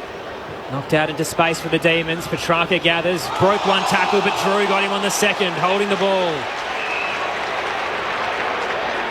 That's the intensity the home crowd wants to see. Handball into the running Burton. Streamed through. Flat kick into the 50. Half volley bounced off the chest of Rivers. The Demons again have numbers. Brayshaw uses Gawn. Defensive kick to the goal square. Wasn't 15 to Langdon. He didn't know. Power Pepper's on his tail. Did well. Hunt now can clear out towards left half back. Beats the pack. Before the ball, Viney. Got it off towards Tomlinson down the line. Hits up Fritsch. Too far to score. Centre wing in front of the benches. Fritsch looking for some options up forward. Called to play on. Runs along the boundary line and heads towards the arc. Sits up on the paint. Rise from Tomlinson, couldn't bring it down. Jonas handballed it off to Burton. Port Adelaide just sky it back where it came from. Cut off again by the D's and Tomlinson. I mean, you've got to win the football, which Melbourne are doing, but they play simple footy. They just use the bloke that's close, whether by hand or by foot. Oh, gone. Out of it there by Georgiadis. It comes back here all the way to Brayshaw. Shares it with Jordan by foot. Not 15 play on. Jordan to Bowie at left half forward. Loopy hand pass forward. Slapped back by Amon, and now Marshall could rebound for Port Adelaide. Bouncing ball. Pal Pepper meets Tomlinson. Ball comes free here. Dumped with a big tackle. Gawn did well on McEntee. And it's going to be balled up. In fact, it was Rosie who was first pair of hands to that. Gawn dumped him in a nice strong tackle. Right near the bullseye, Adelaide Oval. Melbourne leads by 47 points. Gawn wins it down to Viney, who got it back to Gawn on the logo. Now Sparrow. He'll use Jordan. Retreats to Brayshaw. Nice little flat kick for Oliver. A bit too wide, though. The diving attempt at the mark wasn't good enough. Carries over the benches to be tossed back into play. 47-point leads to the Demons. 8-6-54 to 7 behinds. The lowest score in Port Adelaide's history. 3-3-21 in 2011. They at least kicked a goal in the opening half of that. Gawn wins it down again. Viney head over the football. Handballs a turnover to Boak. Retreats back towards Burton, wrapped up in the Sparrow tackle and forces the turnover. Viney tucks the ball under his arm. Handball forward wasn't great. Bono can pick it up off the bounce. Tried to give it to Jones, who fumbles over the line. It'll be tossed back into play. Left half forward for the Demons, kicking to the northern end. Sorry, Aaron. I know we're talking a lot about Port Adelaide and how, but Melbourne have been outstanding. I mean, let's give credit where credit's due. Their pressure, their take away time and space, they're using the ball really well. And this guy here, Max Gawn, he's absolutely having a field day tonight. Snatched it out of the right. High ball inside 50. A couple of Port players spoil each other. Cleary sends it toward the boundary line. It's rushed over for a throw-in. 15 around from Melbourne's goal at the Cathedral or northern end of Adelaide Oval. And just in this quarter alone, Spriggy, to Melbourne, 20-14 contested, but they're winning the uncontested now, 42-30, which is something Port Adelaide did in that first half. And lead by 47 points. Bergman goes in hard, dumping the Viney tackle, and the umpire says let's ball it up. Albeit going nowhere, but they just had a lot of the football. But Melbourne getting on top in all areas now. Quick ball up, neither ruck got a tap. Spargo tried to bust through, caught in a couple of tackles. Bergman the same. Oliver puts his head over it. Handball wasn't clean. Now diving onto it. Sparrow trying to get it out. He's brought to ground. Boak in a couple as well. High pressure footy. Finally Oliver paddles it to Pickett. Spins and is caught by Bonner, but was it high? Yes! Pickett ducked away from the tackle. The pirouette and slid as he did it. Free kick going the way to the Demons. 45-degree angle to the left. 35 out from goal.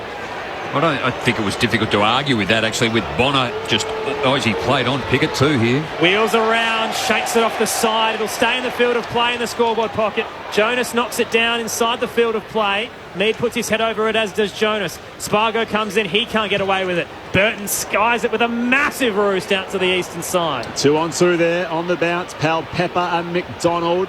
Swung away here by the Demons. Rivers did well. Hand pass out in space. Overrun though by Harms. Port have numbers here. It's socketed forward though by Langdon of Melbourne. Picked up off half back by Bonner. And now Boak can switch it across all the way back here to Bonner. At centre half back. So Motlop and Mead involved as well in that chain from Port Adelaide. So Bonner now finds Cleary at right half back. Bonner gets the wraparound hand pass and now kicks up the line.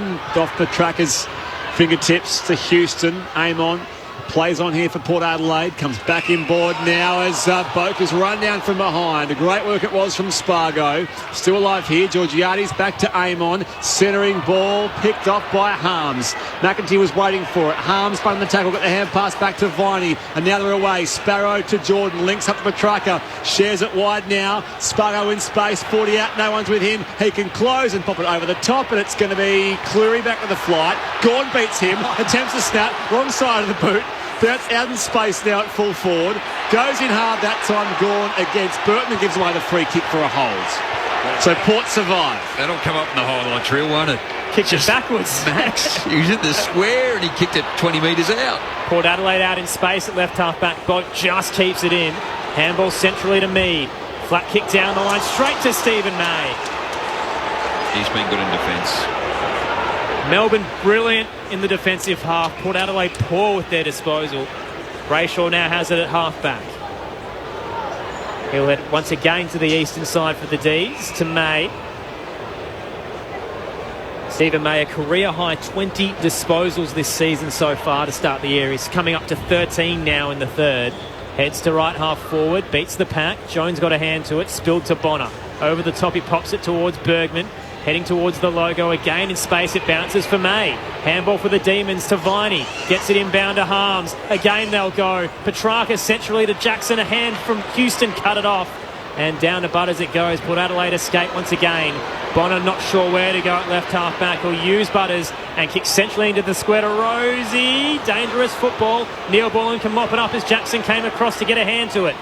Trying to gather as Petrarca did well. Handball out to Sparrow. Up towards the top of the goal square. Pickett can't get a fly. Gawn can. Knocked it down. Fritsch was front and square. Had a fumble. Wrapped up in the tackle. Got it to Harms. Langdon in the scoreboard pocket. Tight angle. Kicks around the body. It's close to the boundary line and Jonas does well to fist it over. Force a boundary throw in. Melbourne up by 47 points. Approaching time on in the third. 8:6:54. Plays 7 behinds. The Demons in control. Umpire tosses it back in. Lycett from behind. Petrarca did well in the loose football. Neil Borden had his run impeded that time by Houston. Left the path there for Willem Drew.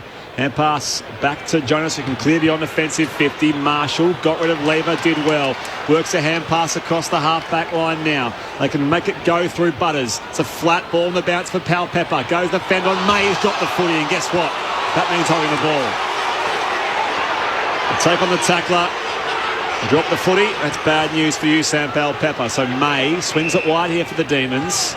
Lever up onto the logo commentary side for Harms. So Harms close to the square. Calls for a lead and heads towards Gawn. He's in front position and takes it on the chest. Right on the paint of 50. Just been relentless, Campo, haven't they, too? When they've got the footy, they've made Port Adelaide work hard. They've moved the footy forward, but when they haven't, they've defended really strongly. Gawn's going back like he's going to try and give this everything. Wheels around, heads towards the goal line. It'll sit up just inside the field of play. Lycett across, got a fist to it, knocks it over the boundary line in the left forward pocket to be tossed back into play. 8:6:54, plays 7 behinds. Great text on the text line. The lowest score in Port Adelaide's history, including the Magpies, 1-4-10 against Norwood in 1909. Well, that's in danger. Back in it comes. Jonas can try and clear here. High ball beyond defensive 50 for Port Adelaide. Bowie in the contest. Down there with Motlop. Motlop goes to extract the football now. Hand pass goes nowhere. Now he goes again, Motlop. Clears it out towards Rosie at half back. And he finds some space. Has some time to operate now. Up the line for Mays, who juggles a mark and no real pressure, but does control the ball to his chest. They're starting to stream forward now. 22 gone, third term. Melbourne by 47 points. Crowd willing him on here, Sam Mays. What are they doing? A couple of steps, and now May goes up here, gives away the free kick to Port Adelaide. Brayshaw may have been as well in that contest, but May wanted to sit. Anyway, Palpepper was impeded, so he's going to allow for hand pass to Houston. Plays on quickly. Houston on that right boot can run all the way home from 45. And at last, Port Adelaide has a goal. It's come in the 23rd minute of the third quarter. But the teal, black and white have something to believe in. 1-7-13. trailing Melbourne, who are 8-6-54. And Dan Houston gives Port their first goal of the evening. 23 gone, third term, grandstand AFL. Well, it still wasn't systematic, was it, in terms of how they got it? It was just sort of hard. I mean, and to be fair, I mean, it was a touch-and-go free kick, to be fair. But they still continue to kick down the line. I mean, Jackson, I think it was May was the one that was down the line. He was the one that was just going to intercept that mark again, because Port Adelaide forwards aren't prepared to run hard forward and make it an even number contest. If you're just joining us, Ollie Wine subbed off with dizziness. Trent Dumont is on for the Power. Melbourne lead by 41 points, and that was the Port Adelaide's first goal of this game in the third quarter. Quick clearance for the D's. Neil Bullen tackled in the back. Free kick going against Dan Houston. Neil Bullen at centre-half forward, too far out to score.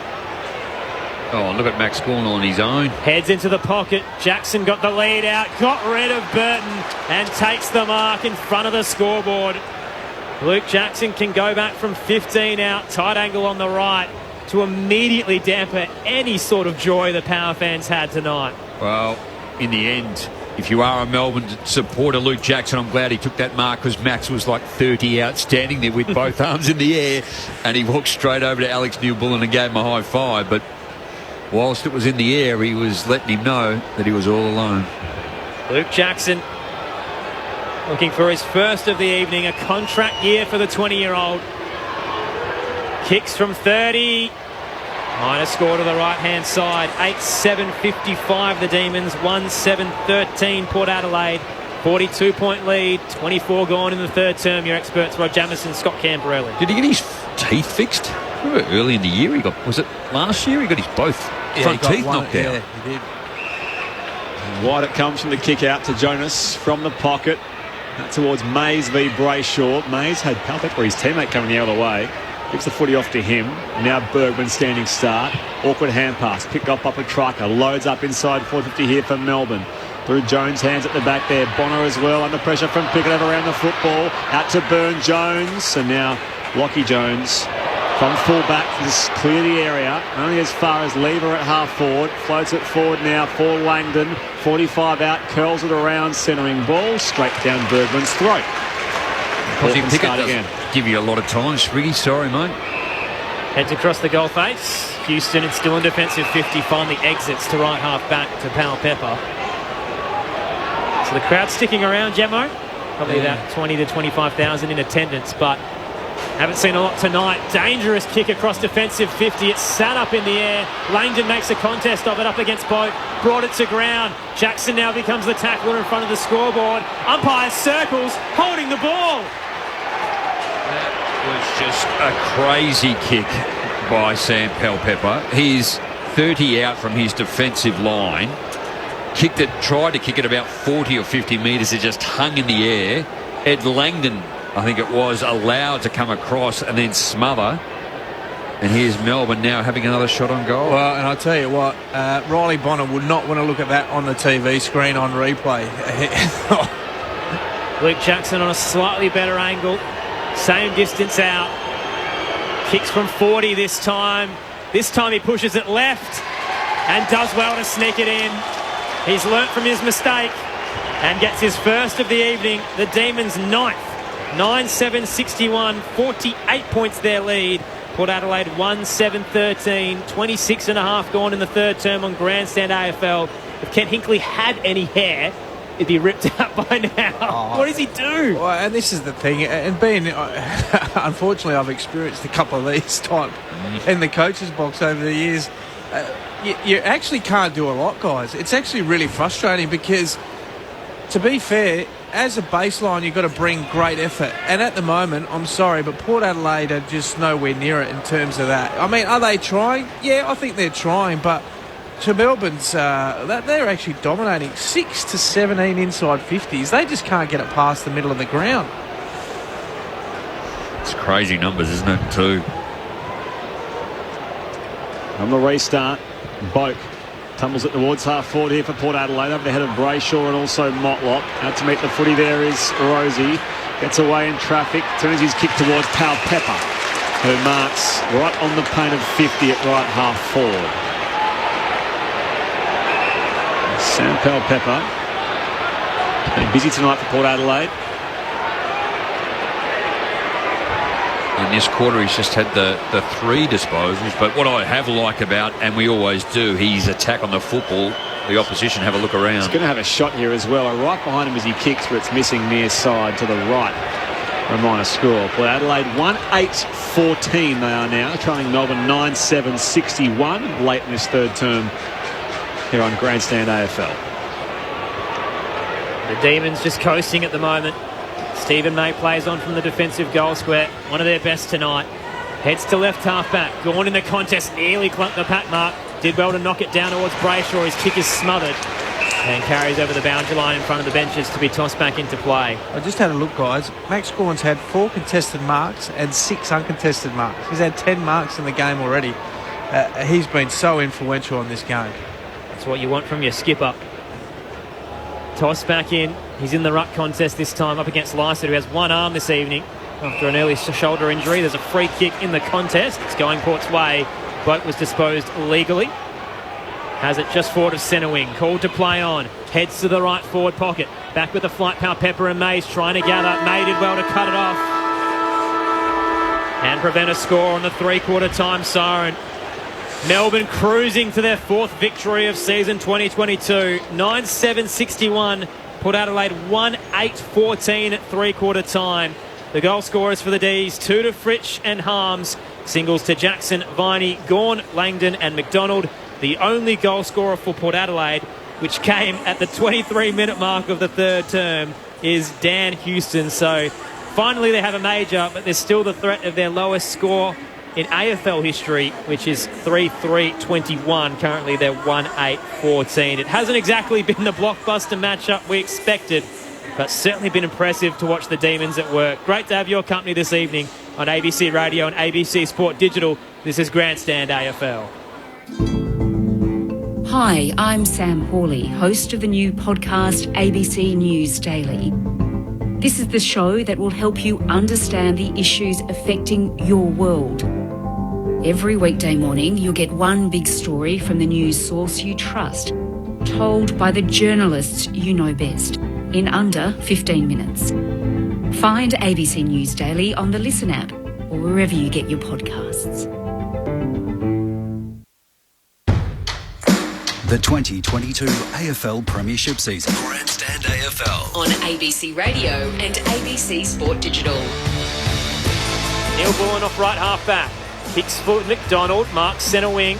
Over the top he goes to Pickett. In space, away from Jones. Plays on. Weaves around him. Salts some candy again. Got through Bergman. Heads to the top of the goal square where Harms awaits. 2 goals for Harms last week.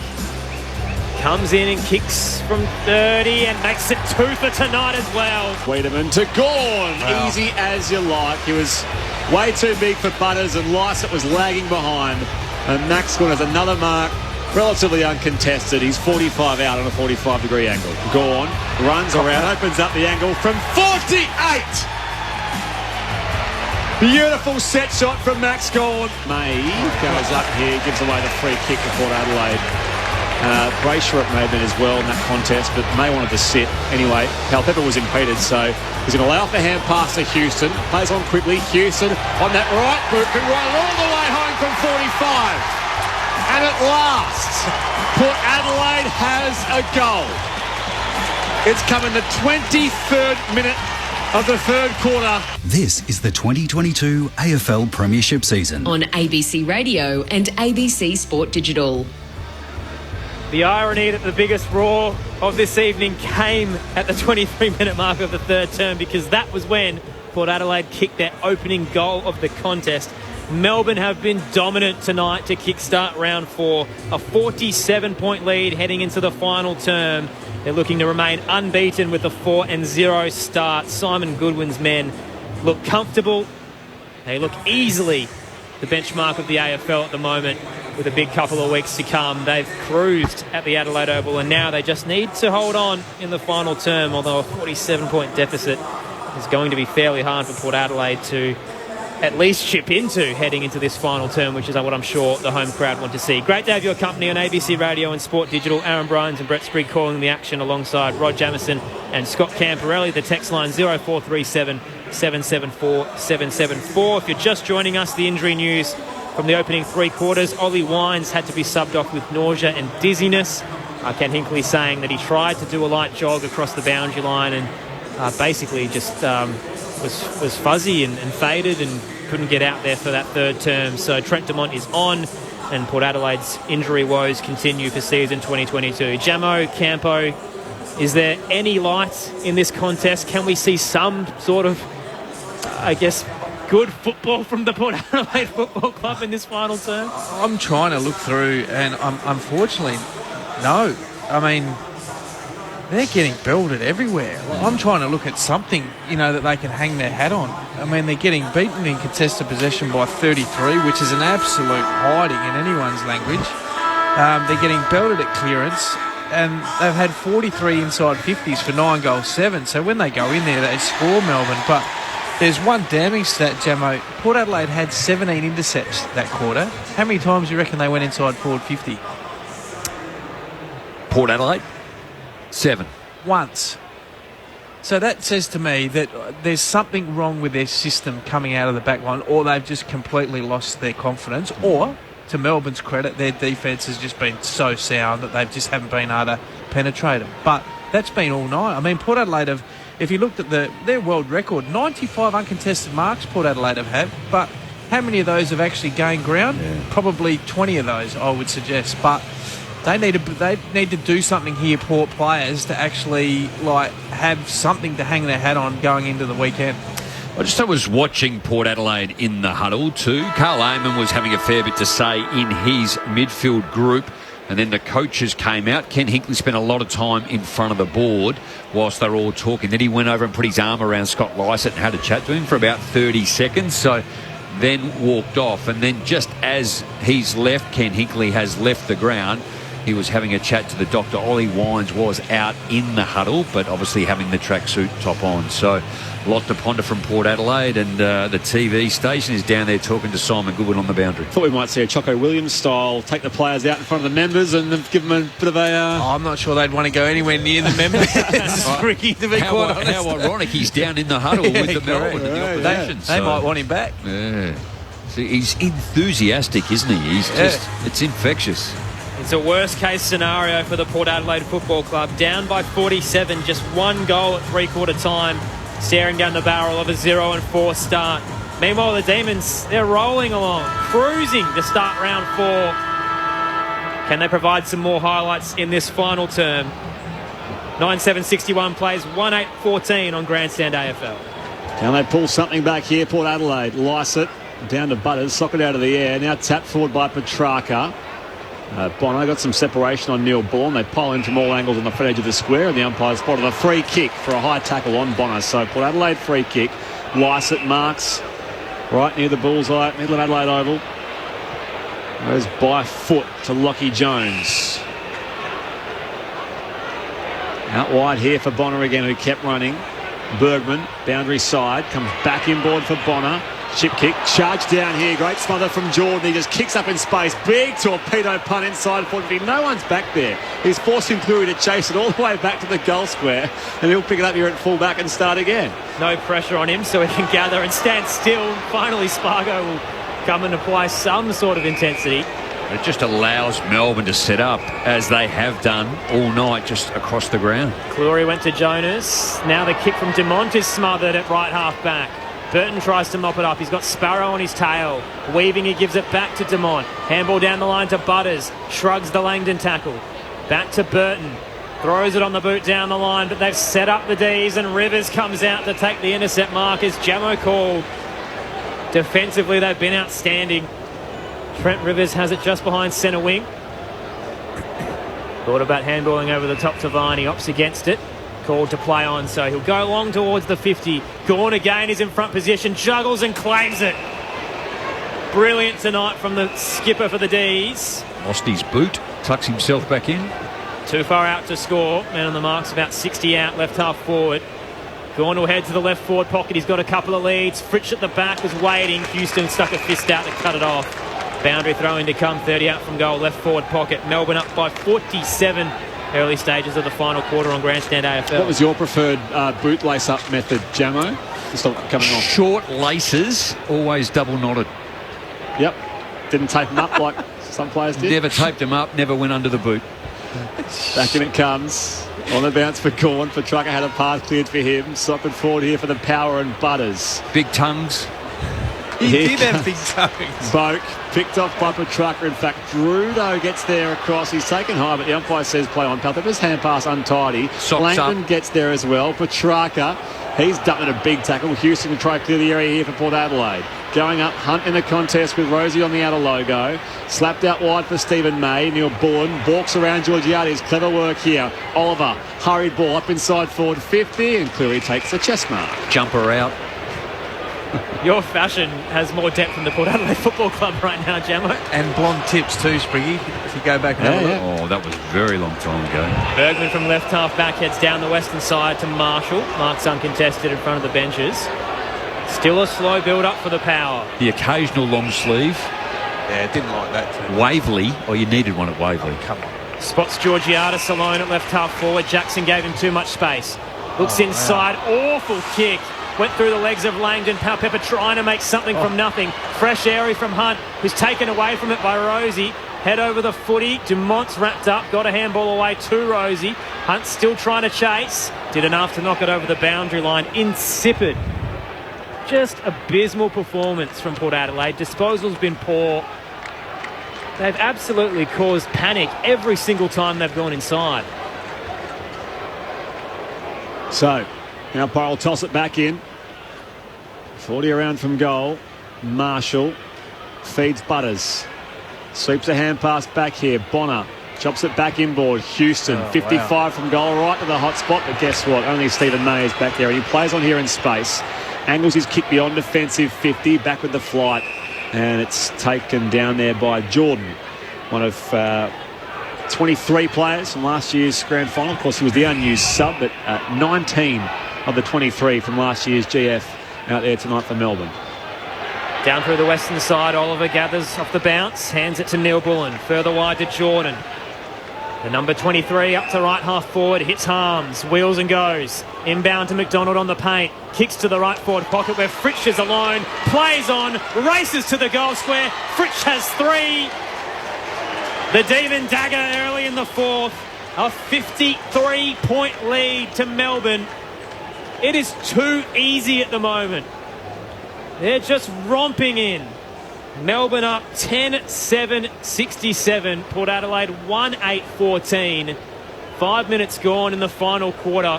There's still 16 minutes to play out, Jamo and Campo. I think the number, I mean, it's appalling that Port Adelaide have only kicked the 1, but the margin at three-quarter time at the moment, I think, has been enormously flattering as to it's got the ability to blow out here. But Alex Neil-Bullen, once again, just his ability to be able to cut through traffic. They were under pressure. I think it was Oliver, too. The handball missed the mark. He was able to get it up. And just the short kicks around to maintain possession, Campo, as they've done pretty much all night with some clean foot disposal. From the restart, it's a free kick here going Melbourne's way. And it was holding decision. Sparrow was taken without the football. Sparrow loads up. High inside forward 50. Pickett got a shove from behind Lockie Jones. Jonas, hand pass out wide. Kazaya Pickett, dump Bergman. Ball jars free. Harms lost it. Drew rebounds here for Port Adelaide. Tumbles it back towards half back. They keep going here. The Power. Mead's kick smothered by Bowie. It comes back to Lever. Loopy hand pass forward. Jordan spun it before he had it. Spins out of a tackle though. Has the footy. Yeah, still alive here for McDonald. 55 from goal. Looks deep into the pocket now. He finds the contest. Wiedemann there with Cleary. Numbers in defence here with Port. Dumont spins out of a tackle. Shares it with Jones. They'll start again from left full back. Back to the western side. Lever gets a run at it. Bowie back with the flight. Nearly clunked it as well. Knocked down to Jordan. Gives it to Bowie. Flat kick into the 50 isn't great. Mead can cut it off for Port Adelaide. Left half back. Central kick. Hits Houston. Still in defensive 50. Port Adelaide have been switching all night. They'll do it again here to Cleary. Exits out towards Georgiadis at right half back. Nothing to go here to at all. Void of options. Boat gives him a lead here further up the line. Oh, he just went the required distance. Boat to Dumont. On that outer wing now, and Dumont's kick, in fact, is just going to be bouncing in the field of play and out of bounds for a throw-in. Right half forward for Port Adelaide. Let's go to the boundary. Liz Walsh. Still no official attendance for this game yet, but the crowd is starting to thin out considerably now. Yeah, it's visible to us from up here. Won't take long to get out of the car park tonight. Gawn taps over his shoulder. They'll clear through Langdon. Big spoil in from the side. Jonas just knocks it towards the boundary line. We'll throw it back in on the eastern wing. Here at Adelaide Oval, where Melbourne leads by 53 points. 10-7-67. Port Adelaide just the 1-8-14. Ollie Wines subbed out at half-time with nausea and dizziness. On the text line, Greg from North Melbourne says, Kenny is a dead man walking. Toss back into play, knocked down to the advantage of the power. Dumont put his head over it, but lost the footy. Sparrow stripped him of it, gave it to Gawn. Look away, hand pass cut off by Burn-Jones. It looked like a great play, but just wasn't executed well. Mark taken down the line by Amon. Pops it over the top to Boak, short of right half forward. Had some runners outside, instead kicks down the line to Motlop. Marks on the paint of 50, very tight angle, basically on the boundary. Motlop just looking for some options. Looked inbound and back and finally called to play on. Doesn't know what to do. Retreats to Boak. Much to the groans of the fans in attendance. Hands it off to Houston. Has a bounce. We know he can go. Big kick towards the goal line. It's starting right and not coming back enough. Minor score for the Power, then 9th of the evening. 1-9-15. Melbourne 10-7-67. And we've travelled 8.5 in the final quarter on Grandstand AFL. Our listeners are very direct, Aaron. You can't ever fault them for that. They never shirk the contest, as our last correspondent did. As to the future of Port Adelaide coach Ken Hinkley. May kicks long beyond defensive 50. Out to a 2-on-2. Neil Bourne at the drop. Hand pass was picked off by Bonner. And now Keziah Pickett coming the other way. Sees it out of bounds for a throw-in between wing and half forward. Port Adelaide's attacking half at the northern end. Just looking at this area in front of us down here, this is normally where the board and invited guests sit. It is absolute. There is no Port Adelaide board and or Melbourne board attendance, or it is very sparse. Toss back in on the eastern side. Oliver tries to paddle it out for the D's players, but Drew was there. Forward handball to Lycett, cut off by Gawn again. He's been outstanding. Got it back to Bowie. Then Langdon wheels around on the boundary line. Pops it up to left half forward. Pickett back with the flight, just a bit too far in front of him. Knocked off the shin of Cleary to Petrarca. Harms has a fumble now through half forward. The ball will roll into the 50 for the Demons. Bergman's there to meet it. Hands it back to Jonas. Checks side backwards like we saw with Max Gawn earlier. It tumbles towards the boundary line at left half back for the Power. And Hunt will force it over for a boundary throw in. Also on the text line, Damper says, good call as usual, boys. At the start of the season, Port Adelaide's next 3 games looked winnable. Now very shaky. They've got Carlton, West Coast, St Kilda to come. They could be winless heading into a bye. Demons by 52 points here. It's tougher next week for Port Adelaide. They've got Carlton, who may well be 4 and zip themselves. As Gawn soccers toward the boundary line, and the umpire's going to say deliberate. Yeah, it's pretty straightforward. He was falling over, being tackled and kicked it. Bit of charity perhaps for Port Adelaide this late in the game. Lockie Jones in the left back pocket. Debuted round 4 last year. Turns 20 in a couple of days, Lockie Jones. Up to a contest. It's one down here by the Power. Although Petrarca swoops through, dumped in a 2-man tackle. Drew met him solidly with Sam Mays, and the umpire will ball it up. Also on the text line, Dean says, Jamo Campo, do you think if Port Adelaide would play chaos ball, would that work better for them like the Eagles several years ago? Meanwhile, on the western side, Drew puts his head over the footy. Handball's inbound to Burn-Jones. Butters applies the Shepherd, then gets the ball over the top through the circle. Pops it up to right half forward. McEntee's in space. He marks on the paint. Centers his kick for Amon. It was a bit too hot. Off hands, it spills to Mead. Gives it to Rosie. Snaps from 45. He needs this. Port Adelaide needs this. It's not going to be a goal. Minor score. 1-10-16 the Power. Melbourne 10-7-67. Jamo, do you like chaos footy for Port Adelaide? I think they're playing chaos football right now. They genuinely are. It's just Campo's touched on it. We've spoken about it all night. There's just really challenging to find a manner in which they're going about structure and not finishing it all well. Steve May kicks out. He's straight down Tom Jonas's throat. Jonas loads up inside forward 50. Amon is courageous, going back with the flight. Tomlinson coming the other way. Loose footy. Bergman around the ball now. Getting to his feet. Amon goes again. Beaten to it by Jordan this time. Floats a hand pass back for Harms. And now Viney shares it with Spargo. Evades Houston. Chops a hand pass inboard again to Harms. Free kick and advantage paid Melbourne. Oliver in space now. Wrong foot's Marshall. Goes back out wide for Jordan. He kicks up the line, but he's going to be out of bounds on the full due to the pressure coming from Dan Houston. So Port get it back at left half back. Melbourne leads by 51 points. 10-7 plays 1-10. We go on midway through this fourth term on Grandstand AFL. Bonner again looks to switch through defensive 50. Hits his skipper Jonas. Has a bit of space to run into. Then long down the eastern side. It's sitting up. Too long in the end for Dumont, who was just waiting for it. Brayshaw came across, brought it to ground, ducked in the tackle from Jones. Crowd like that. Tomlinson mops it up, hands it out to Langdon, kicks smothered. And over the boundary line it goes to be tossed back into play, centre wing. Aaron Bryans, Brett Sprigg, Rod Jamieson, Scott Camporelli with you. On the text line, someone says, thankfully fantasy makes this game still interesting. Max scoring up to 129. The next best, Ryan Burton, 94. Umpire heaves it back in. Going to the front of Marshall. Well, Adelaide jumpers there. They overran by Mead. Picked up by Viney. Shares it with Langdon. Hurry ball up inside forward 50. One-on-one down there. Jonas went to spoil on McDonald.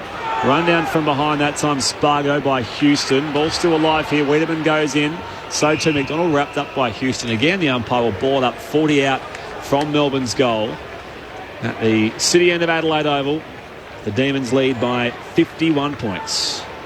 Knocked down by Tomlinson. There's a high free kick going Melbourne's way. Jack Viney caught one against Todd Marshall. And the former skipper can go back from 40 out. Slight angle to the left. Just Max Gorn's game. I mean, he's up there with the midfielders, which he generally is, obviously, in a ruck. But, you know, he's had 12 contested marks, 11 uncontested. He's had 7 inside 50s, 4 score involvements, 6 clearances. Plus the amount of football he's had, which is 24 disposals. So he's been everywhere and led exceptionally well. Hasn't had a blemish this season. Jack Viney starts outside the paint of 50, 4 straight to his name. Kicks from 45 on the left, shakes it, but so badly that it's out on the full. So his record remains intact. No score for the Demons, 51-point lead to them. And we've still got 9.5 to come in the final term on Grandstand AFL. And you throw in 12 hits to advantage too, Jamo, from a ruck point of view. Bonner kicks back in here for Port Adelaide. 1-on-1, it's off hands and over for a throw-in. Down to Liz Walsh on the boundary. The official attendance has come through, 23,058. Okay, thank you, Liz. So Port Adelaide 0-4 will be their equal worst start to a season ever, or in their AFL history anyway. So you're talking about a quarter of a century there. Come back here inside forward 50. Isaiah Pickett positioned well, got a shove though on Bonner. Will be a free kick. Yeah, going Port Adelaide's way. When was that, Spriggy? To put 2008. 2008. Straight after the grand final. They've never been 0-5. It'll be 0-4 again. Bonner exits the 50. Heads out to Rosie. Marks uncontested, close to the paint of the boundary line on the eastern side. Rosie looking better tonight after a career-worst start, but still hasn't been the X-factor they've wanted. Down the line, sits up for Boak, took the mark, and May came late to crunch him. No 50. Just Boak's possession on centre wing eastern side. The 33-year-old veteran, he's looking like he's back to his best. Oh, look at this. Kick back to Cleary again. Can hear the disappointment from the crowd. There's just no dare from the power tonight. Cleary through the corridor now. Hits Burton. He's in the square. No one stands the mark, but he doesn't go again. Kick short to Amon on the logo, western side. Just in front of us, commentary wing. Amon on the left, heads into the forward pocket. Outnumbered is McEntee, got a hand to it. At the back, Marshall gathered, kicked on the left towards the top of the goal square. Georgiades couldn't mop it up. Brayshaw there. Georgiades off the ground, soccers it through. The second goal of the evening for Port Adelaide. 2-10-22. Melbourne 10-7-67. And I'm sorry that the atmosphere is great, but cheering for your second goal of 4 quarters is depressing. Well, they've got to cheer for something. Yeah. There's not much they've been able to cheer about all night.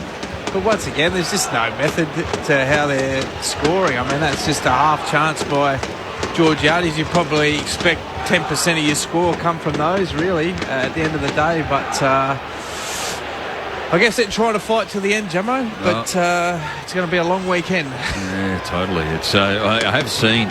So Melbourne have smothered on 3 occasions. So just those 1%ers, the effort plus everything else they've done.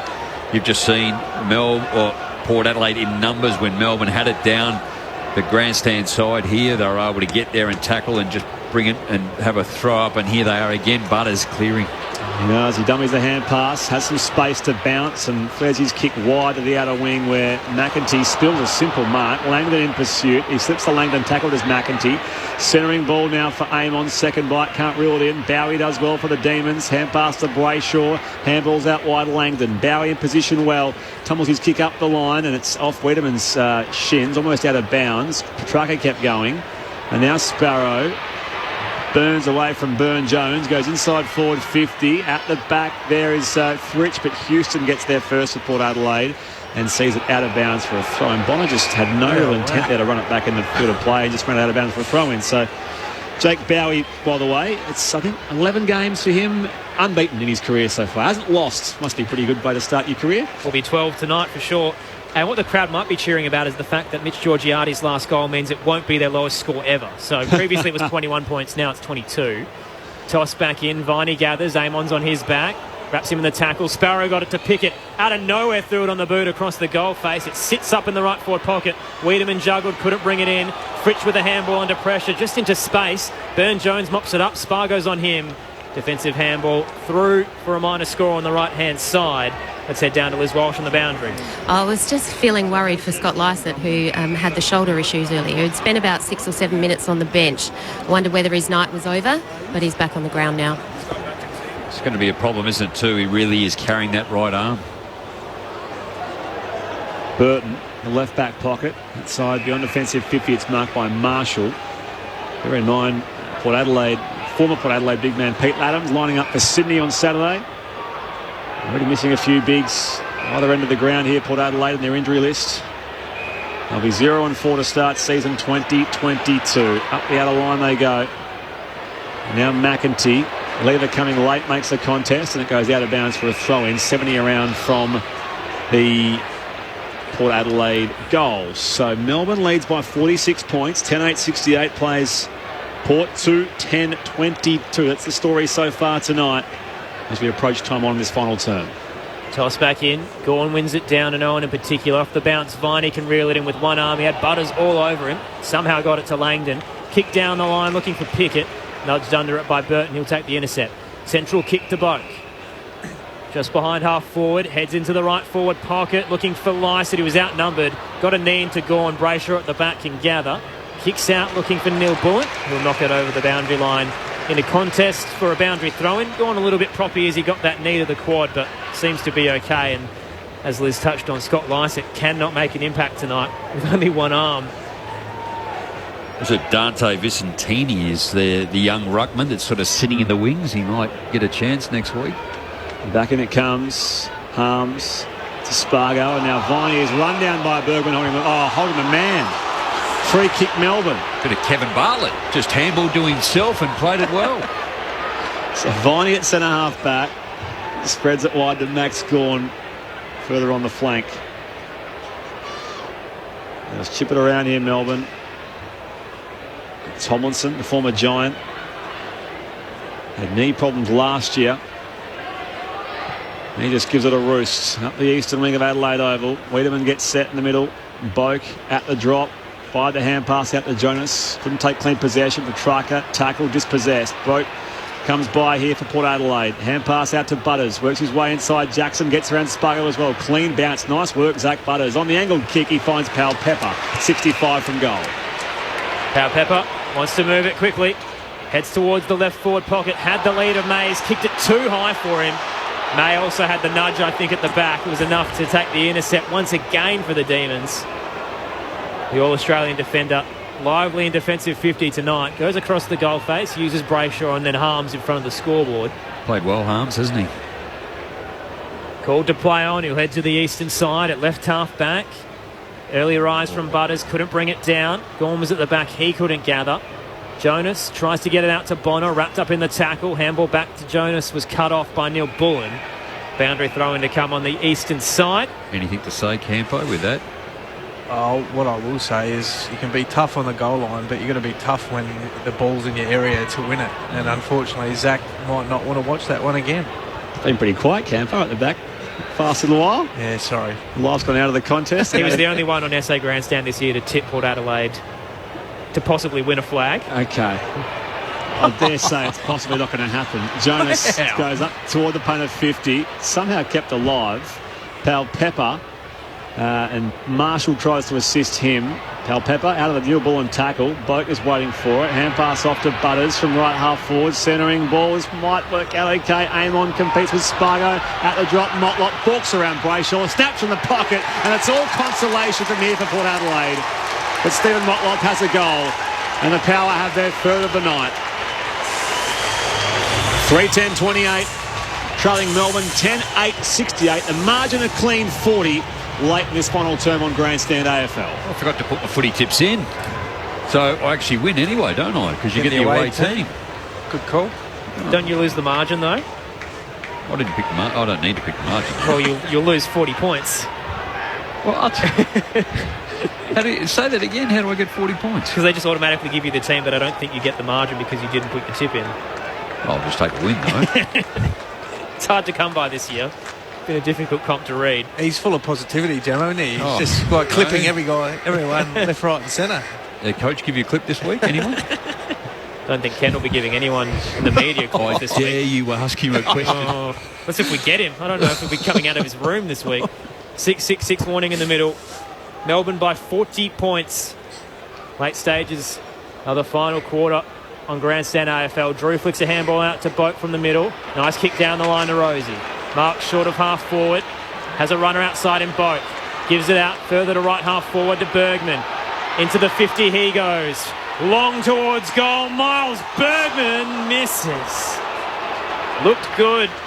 Just for the minor score, hitting the left hand upright. And it's a 39-point lead to the Demons. 3-12-29. Melbourne 10-8-68. 3.5 minutes to go. Port are continuing to finish off this quarter strong. Melbourne feel like they probably just have done enough, and spoke earlier, the margin is flattering. Stephen May pumps it long beyond offensive 50. Jackson from the back, swooping through. Harms had it picked away by Boak. Oliver just tumbles a kick high up in the air. Lockie Jones crashes the pack on the outer logo.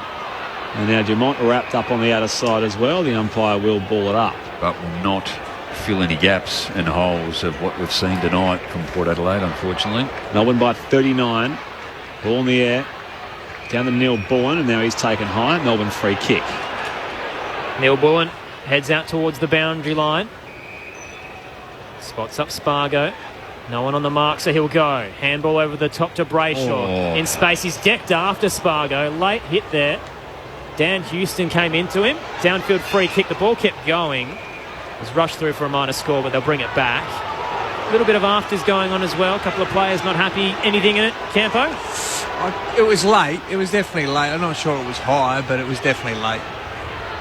Something for the MRO to look at, possibly with Dan Houston there, as Spargo receives it. 60 out from goal. Flat kick looking for Fritz. Went straight through his hands. Houston can mop it up. Gives it wide to Dumont. Skies it high towards centre wing. Brayshaw sitting underneath it. No one came to meet him, but the pressure as it sat in the air was enough to cause him spill it, but there's a free kick anyway going Port Adelaide's way for a block out.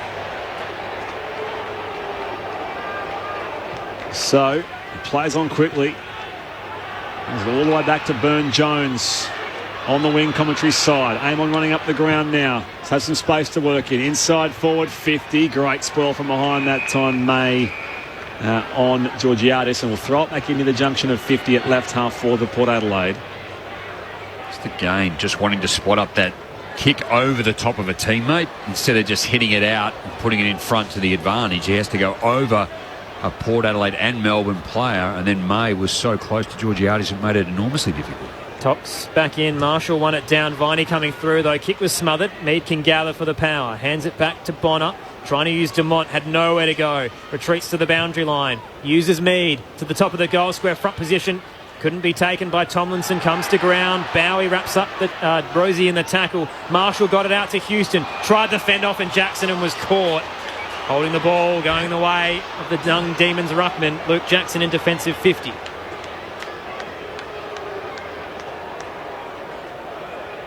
Jackson from fullback. Runs into the right back pocket and again drives it long beyond the paint of 50. Lysett goes up in front, competes with McDonald. Ball on ground level there. Bonner out to Lockie Jones and now to Tom Jonas all the way back there. Just kicks up towards half forward. Knock from Georgiadis back to Lysett. High ball up inside 50. Dropped by Stephen May. Marshall. He gets around here. Tackled off to Motlop who snaps and goals. Couple of late majors for Stephen Motlop. Port Adelaide closed the gap, but as we've said, it's all consolation from here. Port 4-11-35, Melbourne 10-8-68. The margin is 33 points the Demons' way. Very late in this final quarter here on ABC Sport. This is Grandstand AFL. Jamo, give us something. I'll give you a stat to break the silence. Motlop's had a goal in every game this year, so I know he hasn't been that impactful tonight, Campo, but he is at least scoring, which is something Port Adelaide's forwards aren't doing a lot of the time. Yeah, this is junk time, though, Aaron, to be fair. When the game has to be up for grabs, win and loss, he had 3 or 4 possessions up until probably three-quarter time. So you can sit here and his numbers can be inflated by what he's done at the end of the game.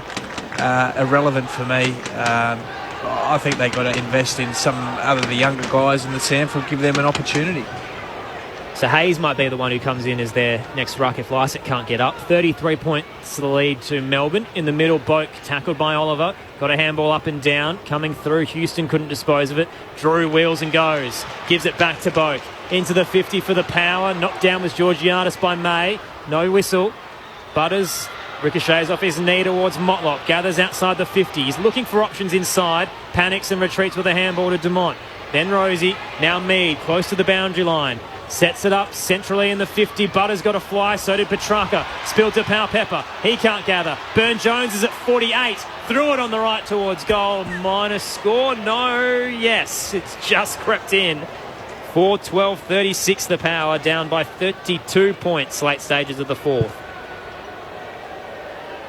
Just they're kicking Port Adelaide 2. Kicking 259, but they've gone 122 kicks short versus Melbourne 61. So I think that explains a lot in terms of what little distance they've covered. Dumont tackled. Palpepper comes through here. Tries to fire at the hand pass. Out wide to Giardis. And now Hunt comes off him and out of bounds for a throw-in. Right at half forward. 32 points. As we've said, the margin flatters Port Adelaide, who have been really nowhere for most of this game.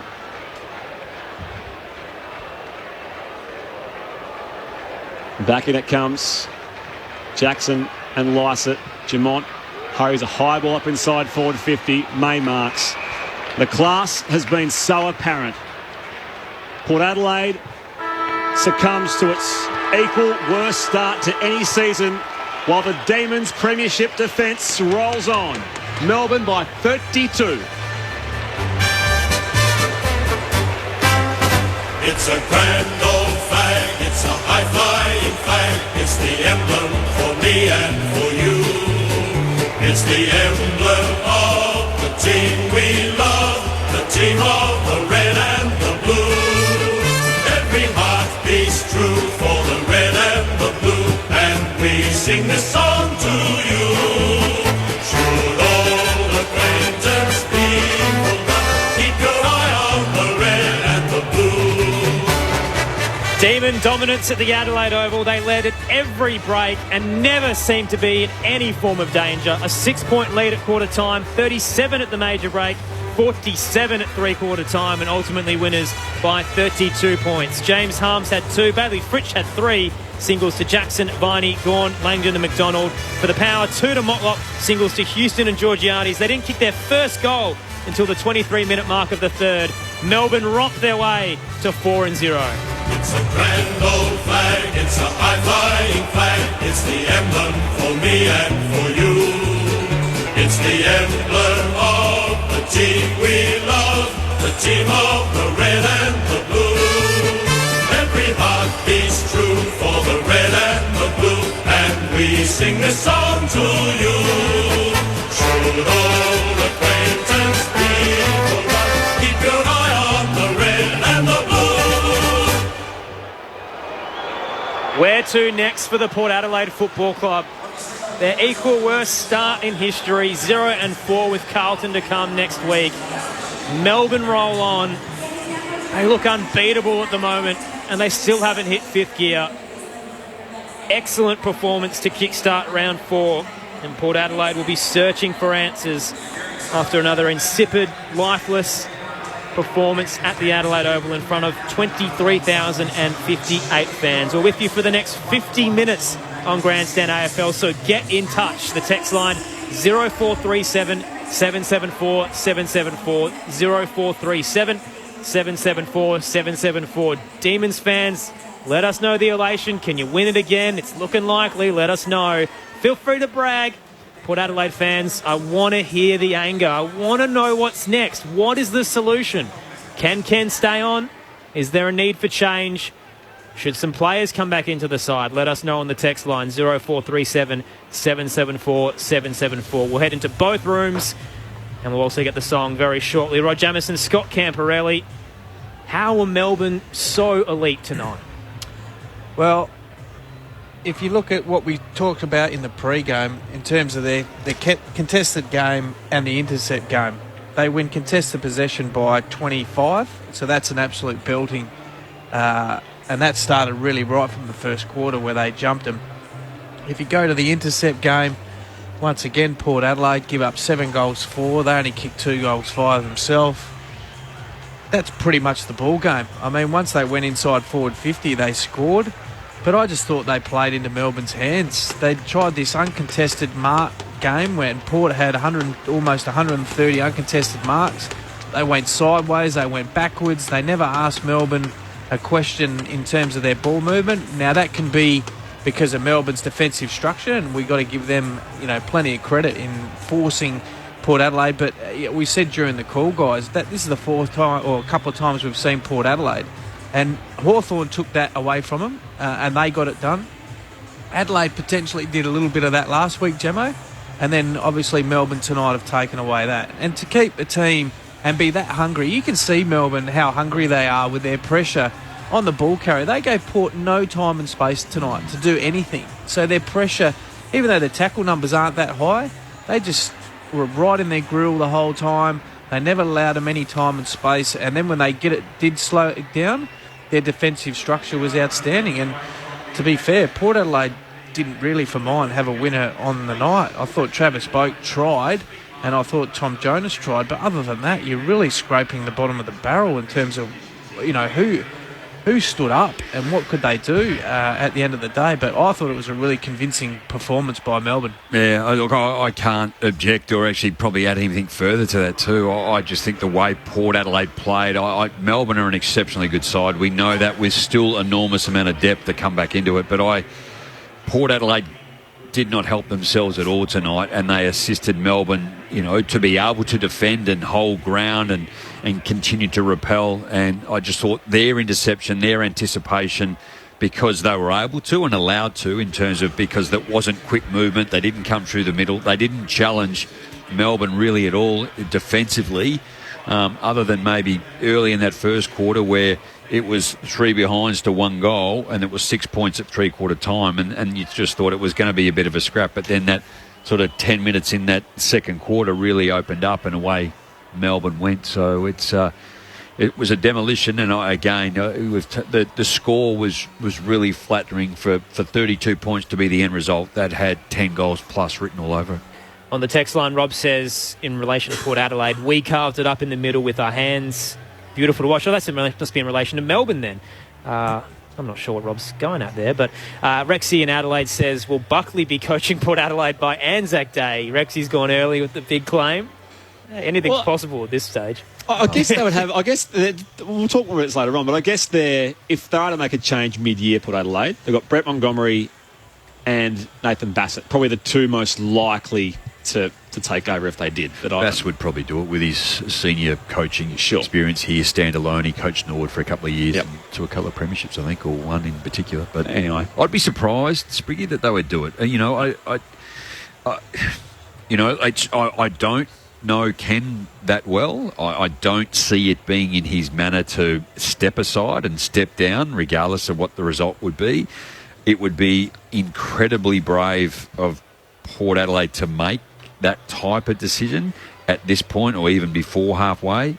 And I think it would be enormously disrespectful too. They just need to work through it and find out what is the actual core to the challenge that they're having, because it's just not injury. Yeah, it's an old-fashioned adage, but the coach can't go out there and do it for them. But there's a couple of points I'll make on that as we go. But anyway, let's go down to the rooms. Melbourne making their way down. They celebrated with the fans at the northern end. Max Gawn will lead them into the race. 32-point winners at the Adelaide Oval, 10-8, 68 to 4-12, 36. Liz Walsh is standing by as the team enters. Yes, here I am. We're still waiting for them to come in. But you can't miss Max Gawn when he walks into a room, that's for sure. And here he is now. Everyone's, all the staff are giving them a round of applause. How would you go on his shoulders, Liz? I'd love that because I'm so little. He had Simon Goodwin up on the shoulders at the end after the grand final. Oh, of course. Here they come, getting together in a circle. Here come the cheers. Just waiting on the last players to come into the room. Here's Petrarca. And let's listen into their song.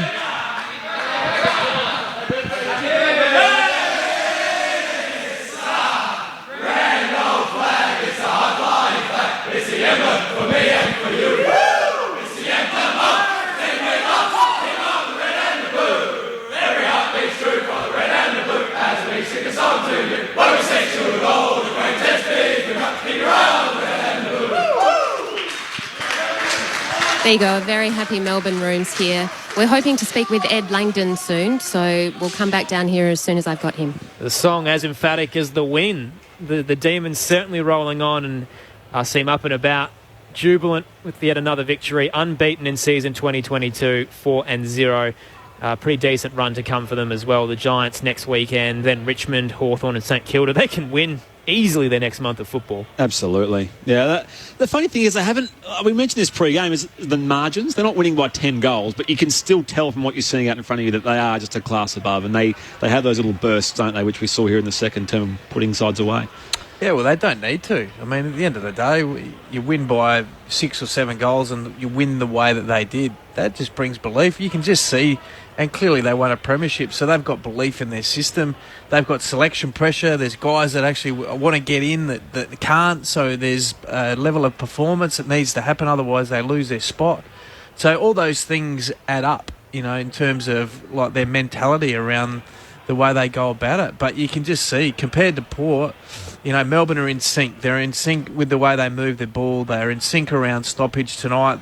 They gave Port a real belting around the ground. Centre bounce they got done, but around the ground where it sort of counted, they got that done. And then defensively, they're just all on the same page. And that's the true testament of a good side. Not to flood you with stats, by the way, but 11 straight wins for Melbourne. That's their equal second longest winning streak. Yeah, right. Under Norm Smith, they had 19. So it gives you some idea contextually is where it sits in their history. But anyway, just talking to Alan Richardson pre-game too, he said last week against Essendon they were challenged and they were hung in there and they got challenged. And even in round one against the Bullies, they got out of the blocks, but then the Western Bulldogs came back to them. It really wasn't until late in that last quarter that they ended up sort of getting ahead. So I guess to the point where they haven't been stretched, they haven't blown teams away, but you probably want your side when things get tough. You can manage the game, you play on your terms.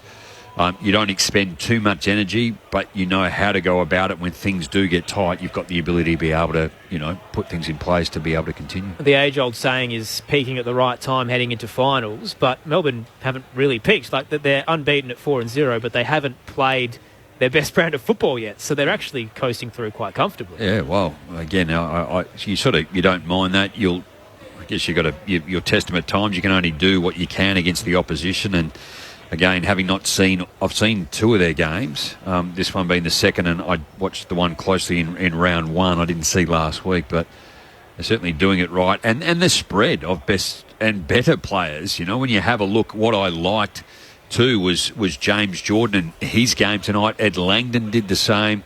Harms, May when he had to. Jack Viney, he has 16 contested possessions too. But Alex Neil-Bullen, like there was a passage of play through the middle of the ground that Melbourne did. And I reckon it was Charlie Spargo. They just realised they had put all that around him. He ambled underground and it went to Alex Neil-Bullen. He did exactly the same to get it too. So it's not the conventional way. And you're seeing players tap it on a little bit more to keep the football alive a little bit better. But, they trust, they get in positions, they get themselves out of a contest, they back their teammate in and they use the football really well. So if I'm going to nitpick a little bit, as Bill has done on the text line 0437 774 774, Bill says the Demons could clean up their disposal under pressure and their delivery inside 50. So you just touched on their delivery under pressure is actually strategic at times. Inside 50 tonight, they were a little bit off. And the main reason I was going to touch on is Sam Wiedemann. So 4 goals, 3 on return to the side last week. Didn't hit the scoreboard tonight and barely saw the footy. Does that leave the door open for Ben Brown to come straight back in once again?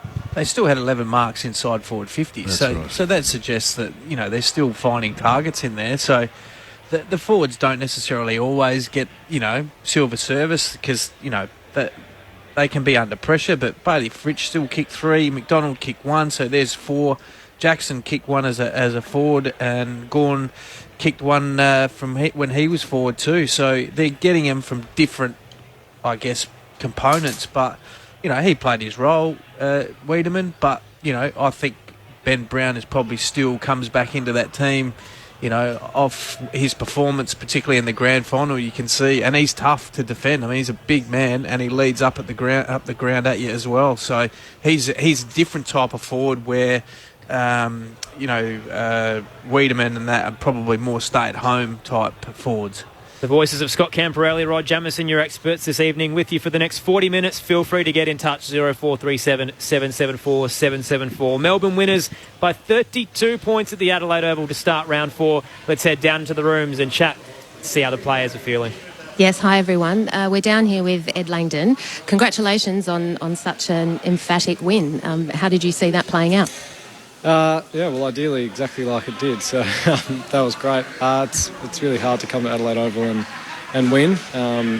It's probably one of the toughest road trips in footy, so it's great to walk away with 4 points. It was quite a scrappy game to begin with, and then midway through that second quarter, you really sort of became ruthless, didn't you? What clicked on the field for you? I like to think we do that pretty well. We sort of grind down teams. We knew it was going to be tough. I mean, they were up against it starting the season the way they have. So we knew they were going to come out pretty fiercely in front of their home crowd. So we just needed to weather the storm, and then we sort of knew we would eventually crack them. To have a 4-0 start must be pretty exciting and pleasing for the team. How do you feel about that? Yeah, it's very exciting. I mean, it's the perfect way you would try and defend your title. So we've done everything we needed to do in the first month, and it's just about building from here and sort of maintaining until hopefully finals. All right, let's go up to the box with Scott Camperelli and Rod Jamieson. Yeah, Ed, Rod Jamieson, great win tonight too. Everyone performed well, as you touched on, but none too better than the skipper. Yeah, no, he was great tonight. He's probably one of the most consistent players I've ever played with. He's, the way he competes and leads, it's a pleasure to play with. He was outstanding again tonight. But defensively too, I mean, when it was down there, Steve May won his position. Yeah, I mean, he's another incredible player. He's, again, ultra consistent, and he just, when he's up and running like that, he's such a dominant player for us. Ed, Scott Camperelli here, congratulations on your performance as well. It just seems you're really balanced across the board, across the whole team. There was no, other than, to be fair, I thought Max was best on ground by a fair margin, but you were really even across the board, particularly through midfield and half back and half forward. That group of players just seemed to be in sync with each other.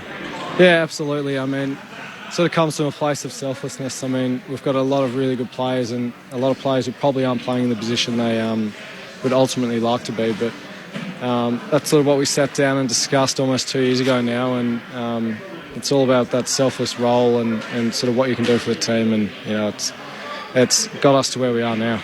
And Jabbo touched on it, I guess, defensively. Can you take us inside your pre-game around what were you trying to take away from Port Adelaide? Because it looked up from up here, you really said, they can have uncontested marks, and Port Adelaide had almost 130, which is a high level, but they never went anywhere. They were going sideways, they were going backwards. They didn't really ask you a question. Were you expecting that, or were you expecting them to go with a little bit more speed?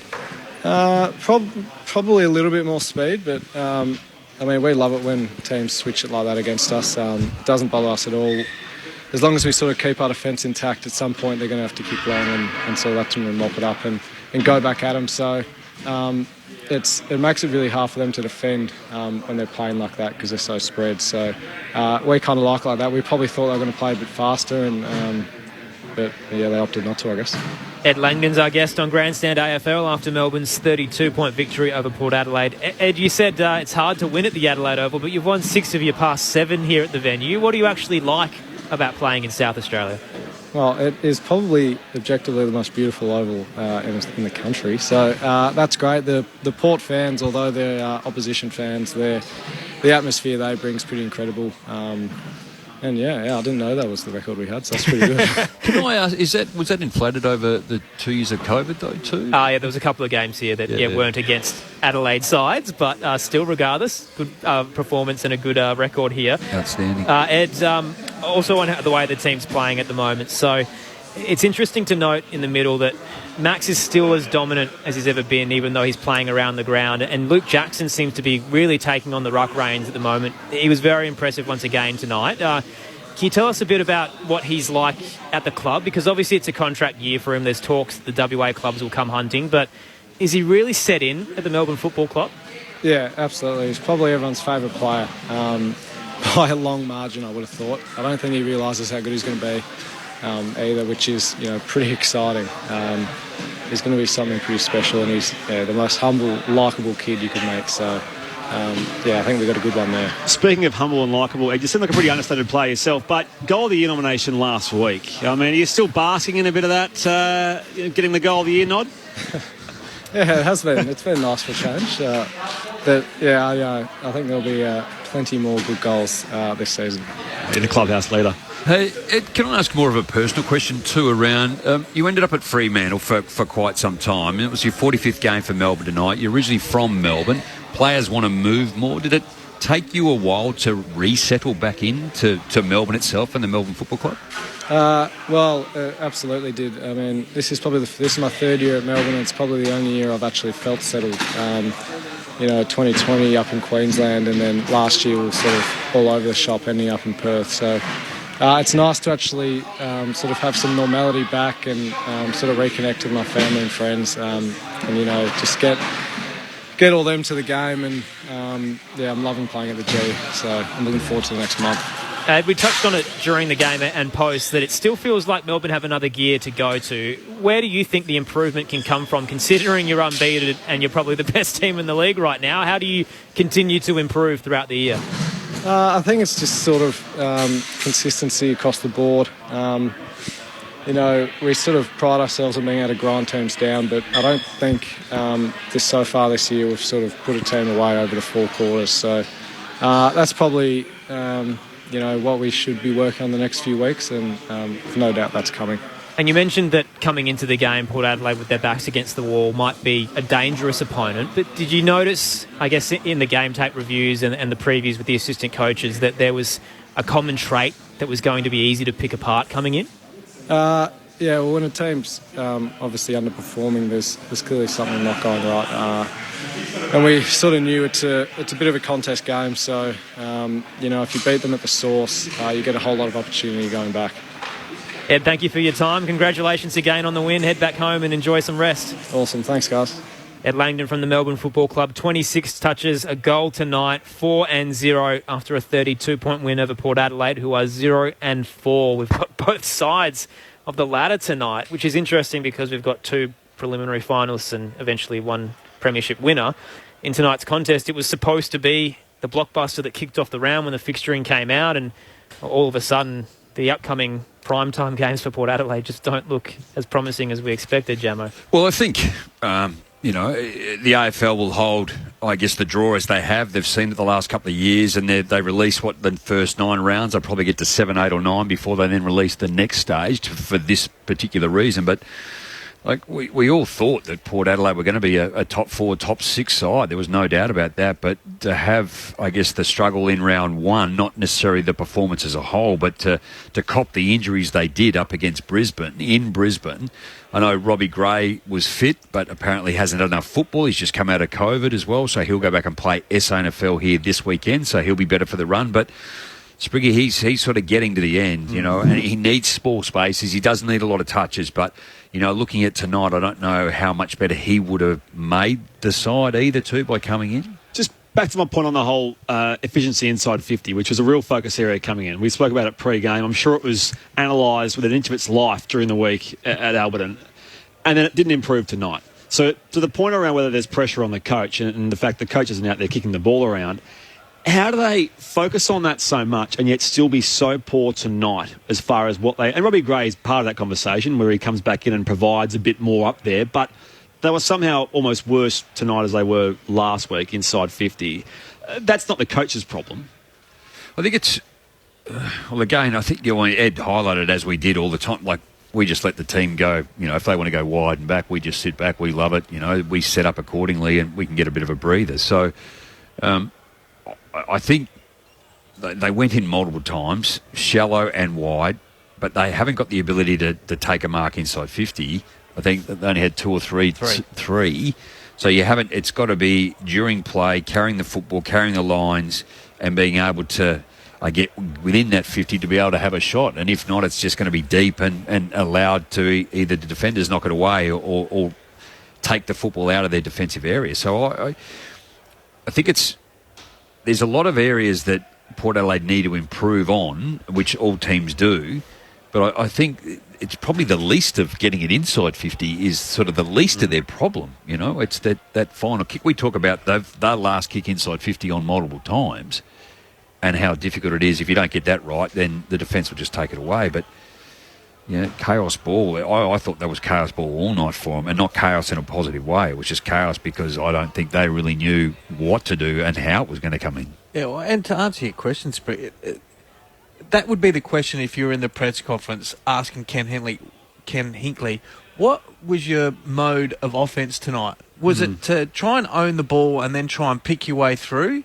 Because that's what it looked like. Yeah. It didn't look like that they were actually going to say, let's go with some speed. Let's get some... There was a couple of occasions where you saw they gave some handball, particularly early. Darcy Byrne-Jones off half-back, and then he butchered him inside forward 50. But when was the last time we actually saw an uncontested mark? Just an uncontested mark inside Port Adelaide's forward 50 without any density in there. I mean, I can't even think of one tonight. So even though 48 inside, that flatters them in terms of how they got him in there. Maybe Sam Palpepper here or here, it was just really wide, so it was few and far between. Speaking of flattering, so the scoreline 32 points, but the Power kicked the last 3 goals of the game when it was done, and Ollie Wines was subbed out in the third quarter when the game was basically done at that point as well. So losing Wines was a big blow, but the game was wrapped up by the Demons by that point, and it just made things basically worse. If anything, Port Adelaide performed better once he was gone. Subbed off with dizziness, so hopefully he's back next week.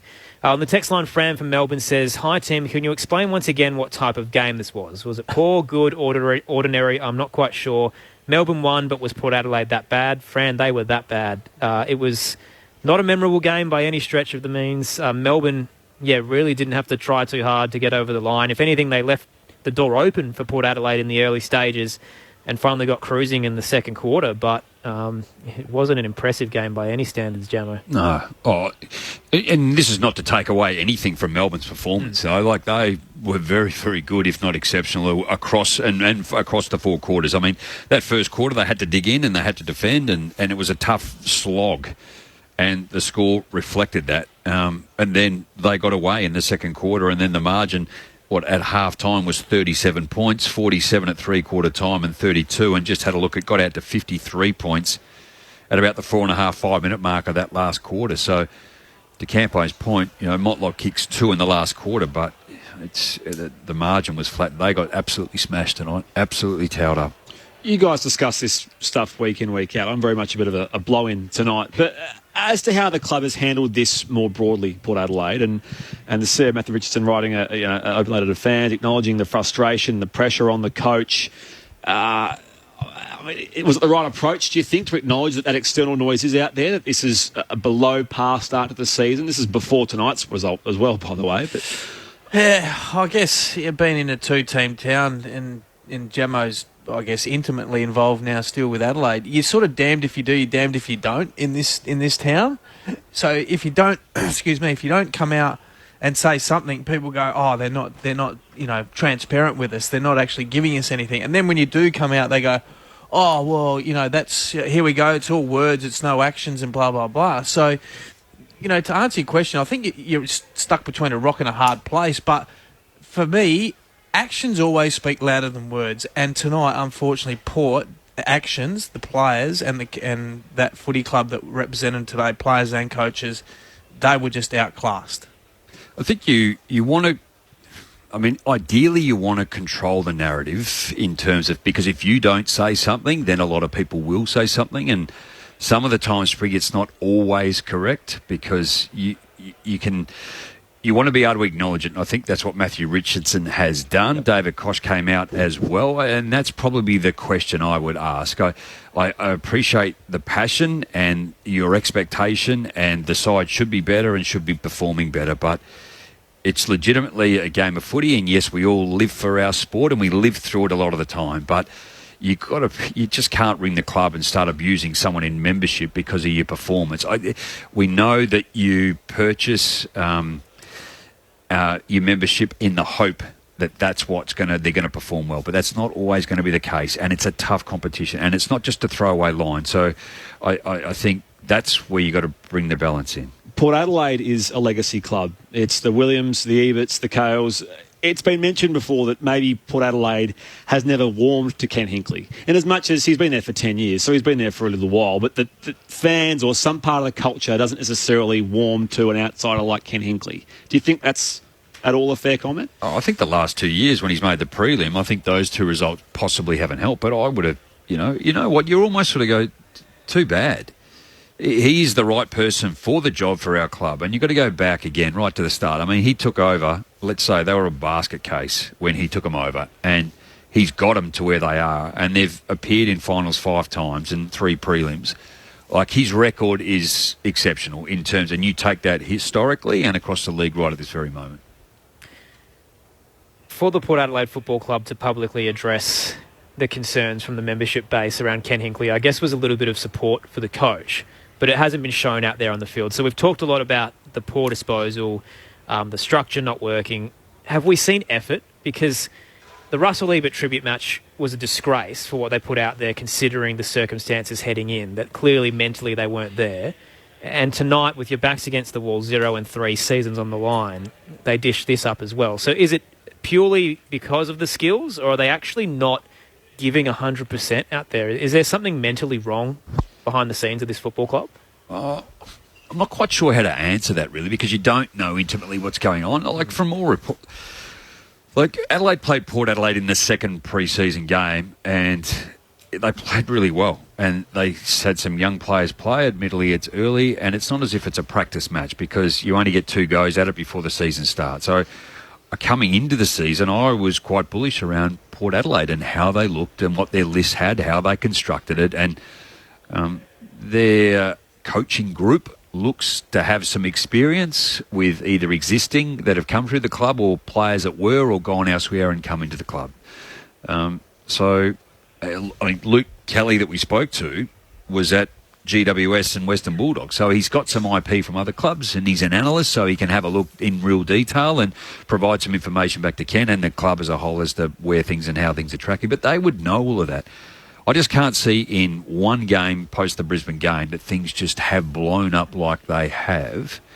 The Hawthorn one, you almost go one game a year, possibly Campo is an anomaly, like the result. But the occasion of it just is such an odd result. And now we've got a pattern of it. But you could even go back a couple of years ago when Melbourne were flying and played the prelim. Was it against West Coast? Yeah. The occasion there is you win that, you're in the granny. And they blow it up completely. So I hear what you're trying to say, but sometimes that you might overstate it, you might build it up. I don't know. You think too much about it. But Yeah, I think it's just that pressure of the big stage. The back-to-back prelim final losses is kind of my messaging here. Is that when they've really needed to get over the line, it just hasn't been there. Let's head down into the Port Adelaide rooms for some reaction. Liz Walsh is standing by after their 32-point loss. Yeah, thanks, Aaron. I'm here with Port Adelaide captain Tom Jonas. Tom, tough night for the club tonight. What was Ken's immediate reaction after that game? Yeah, look, obviously very disappointing to go down again. The reaction was sort of that we went in with a plan, and you can probably see that out there, and we executed it for a period of the match, and then it sort of fell away 15 minutes in the second quarter, and it came undone a little bit, but we really stuck to it and felt like we did what we wanted to do there, and ultimately very high quality side. A lot of credit's got to go to them, and the way they kept the pressure on us and were able to take their opportunities when they went forward, and started to get on top in the contest, particularly at the end of the second quarter. A 0-4 start now. What's the message to supporters? Yeah, hang in there. Get behind us. We know it's bloody disappointing and it hurts. It cuts deep with us as well. Like, seriously painful. But I can guarantee you, we're leaving no stone unturned. We're doing all the work to get that first win and get the ball rolling. It's another learning curve. We're just going to look forward to the Navy Blues in 10 days and put our best foot forward, because there's going to be lessons to learn out of last night, but it's done tonight, but it's done now.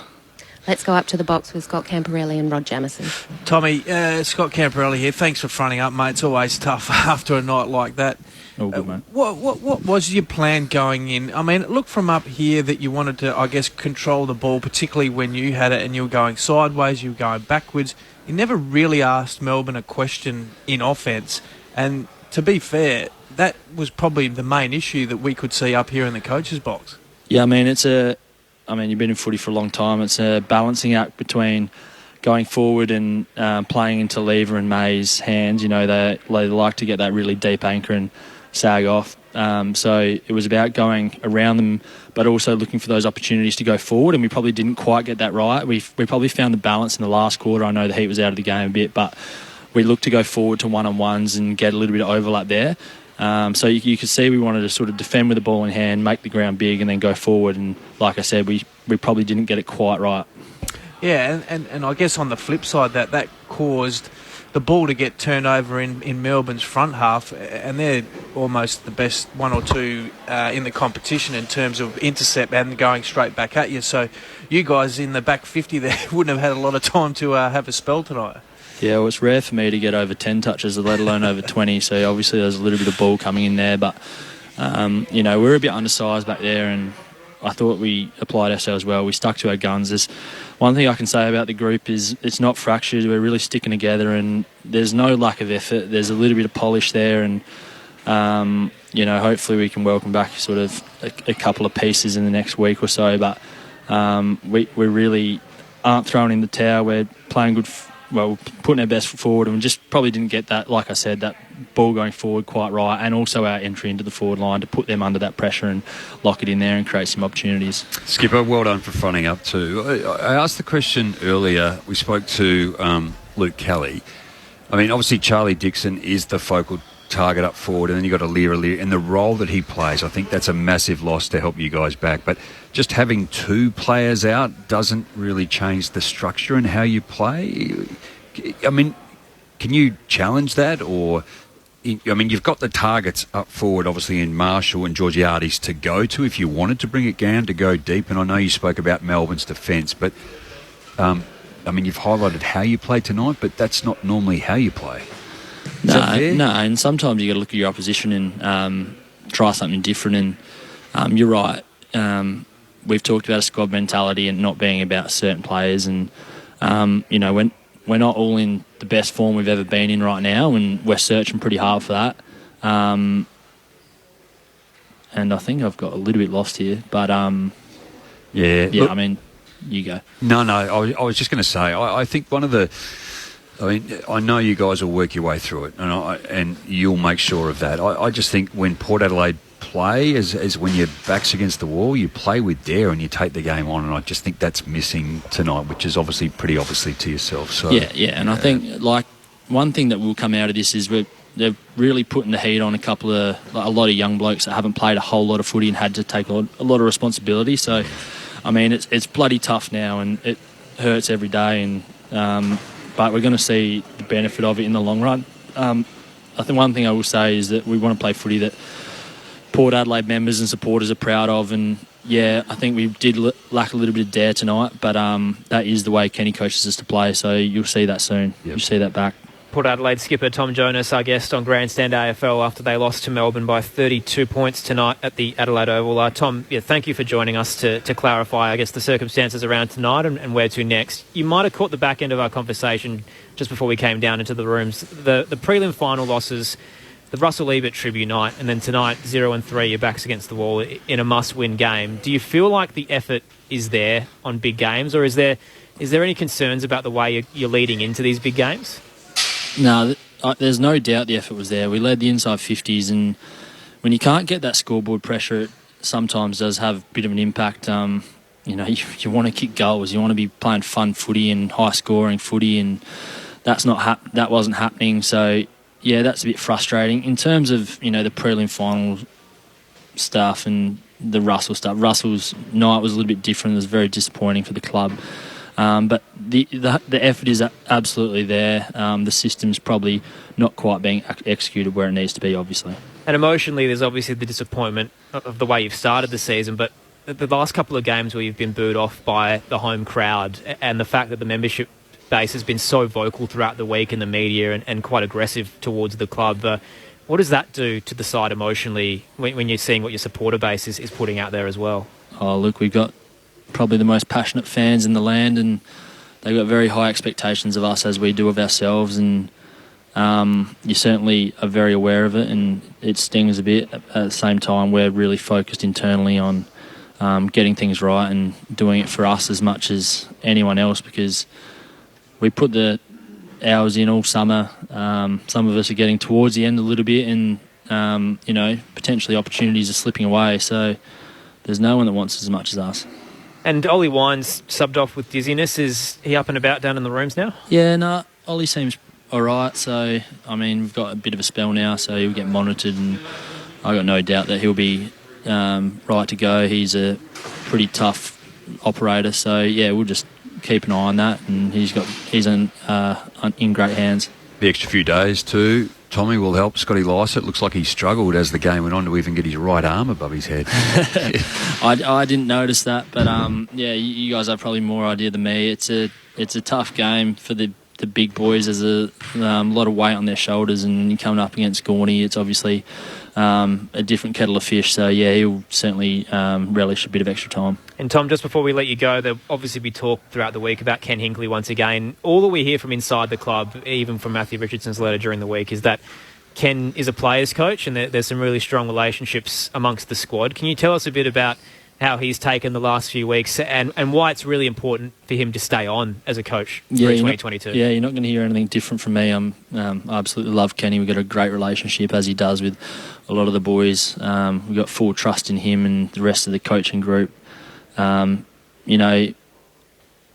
would all have loved to win a premiership, don't get me wrong, but we've played some pretty good footy the last couple of years. Of course, we've fallen short and we're struggling at the moment, but I don't want to see it through with anyone else but Kenny.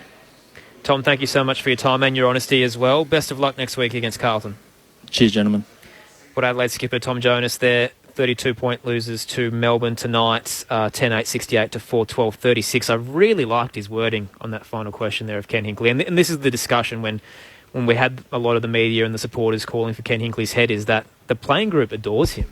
And to take him out in the middle of the season, even if they are 0-6 or 0-7, is probably just going to do more harm than good at this stage. Yeah, I appreciate the pressure, and probably more so.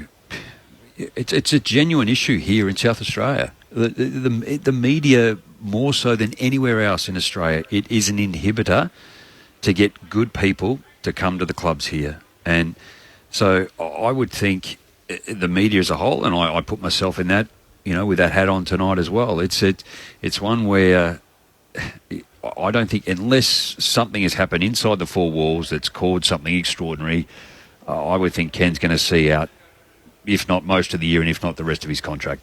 Yeah. Campo, are you happy with the messaging from Tom there about how they lost and the effort they provided?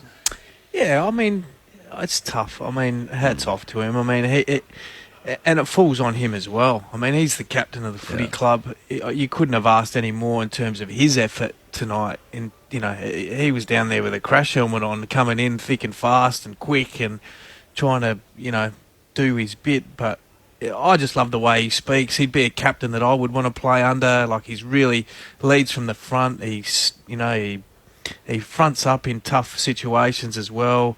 He sets the level. You hear internally about the level of demand that he has, you know, and it's tough, I guess, from a captain point of view in the back lines, because it is, you know, fraught with danger when it comes in there. And if you can't get up, and sometimes you can't influence the game as well. But no, I love the way he spoke there. You know, he was really staunch with that. He was really firm. There was no hesitation. So that would make me feel comfortable if I was Ken. As well. Yeah, they've got some issues, no doubt about that. But he was as honest as the day is long there, and I love that. Scott Camperelli, Rod Jamieson, your experts this evening. Aaron Bryans and Brett Sprigg with you as well. The flip side of things is the Melbourne Football Club, 4-0 with a great run to come. The Giants next Saturday, Richmond after that, Hawthorn and St Kilda, all very gettable teams. The reigning premiers look like they'll be rolling in towards the bye. Let's hear a bit of reaction from their coach, Simon Goodwin. Yeah, I think one thing that we've been really conscious of is not trying to be perfect. And I think, you know, at the end of last season, you know, we played a pretty dominant final series which all came together at once. But one thing that we maintained throughout the whole season was our ability to win contests and win defensively. And, you know, that's been our identity as a footy team for the last 18 months. And that's what we are at the moment. And I'm really happy and proud of our group. They can keep investing in the right areas of the game and they keep getting the results they need. And the rest of it will start to come together as the year goes on. So you're locked in for 40 minutes in a pretty tense contest there, and then you just break it in 15. Where do you get that? Where do you get that notion of just kicking 5 goals and just blowing out a game? I think our players are really confident in the way they play, and they know they can score when they need to score. But more importantly, they can defend for long periods of time. And, you know, we saw that again tonight. You know, we won a lot of contests in that first half. We defended really strongly. When we got our opportunity, you know, we're able to break the game open. And I think it's the power of the group that they can find another level when they need to. And, you know, in that second quarter, they really felt the game and got it on the scoreboard, which was great. Did you always feel confident when that arm wrestle was going on in that first half that the guys had the patience and composure to sort of break that open? Yeah, we did. Like Paul playing pretty well. You know, the first quarter, you know, they were getting time in half. They were getting entry. We were defending our D50 well. We were under a little bit of pressure, but that's the way we play sometimes. You know, we can absorb pressure. We can defend the ground when we need to. And I always knew that if we continued to do that the game would turn. And it did as the quarter went on and then into the second quarter. Simon Goodwin seems as comfortable as his playing group was out there tonight. 32-point victors over Port Adelaide, 10-8-68 to 4-12-36. Bailey Fritsch kicked 3, James Harms 2. James Jordan had 27 disposals, Ed Langdon 26, Max Gawn 25. So they've got the depth, they've got the momentum, and they head into a good run of football coming up from here. So is there anyone, I know it's the early stages of the season, and Campo, you're going to mention Carlton, I know it's coming, but is there anyone at the moment that feels like they're at Melbourne's level? Oh, it's too early in the season. Brisbane? But yeah, Brisbane. You know what I loved about that snippet there was the fact that the identity that he explained we saw tonight, and that's the true indication of how well a team is going. When you're coaching, you're sitting there going, that's exactly how we plan it, that's exactly how we will play, and all the players are on the same page. And the ability, as he said, to absorb pressure, to absorb what the opposition are throwing at him, and then go, yeah, we can feel the game now, we're going to take our opportunities now, and they go whack 5 in 6 minutes. That's a testament of a really solid team that's all on the same page. I mentioned 19 premiership players out of the 23 from last year, so there's still 4 on the outside: Ben Brown, Michael Hibberd, Christian Salem, Harrison Petty.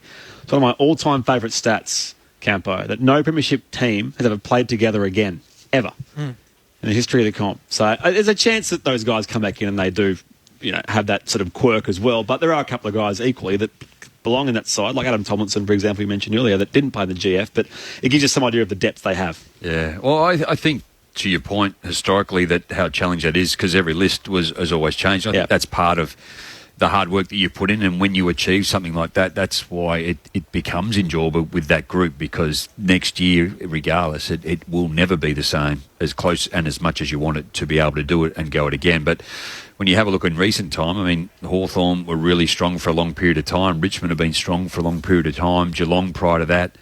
And now, look, who knows where Melbourne might end up. I just think, their average age is 24 years. The average games played is 71. It's almost the same as Port Adelaide's right now. Average games is 74. So they're in line, but it's just the quality and how clean. And Port Adelaide were one game off from doing what they needed to do last year, and Melbourne were able to break a record after so many years. Jamo Campo, you're 3-2-1 for the ABC Footballer of the Year.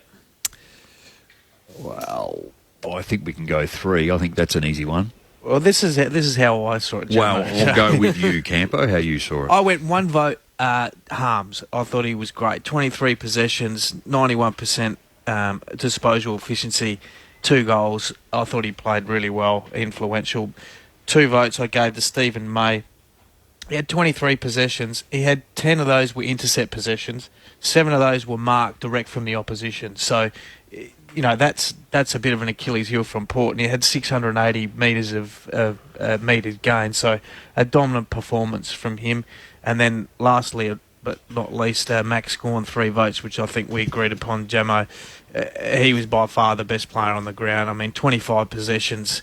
He had 12 marks in total. He had 7 of those were contested. And then to top it off, he had 13 hit-outs to advantage. So he gave his midfielders first use, which is essentially what he's there for, and kicked a goal. So he was dominant tonight.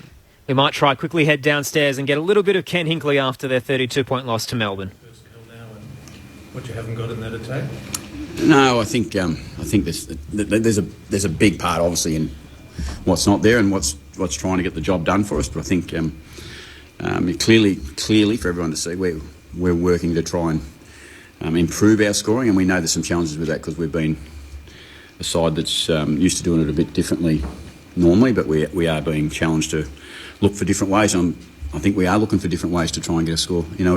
Last week we were able to kick a score. This week against the best defensive team in the competition, we found it really hard to get a score.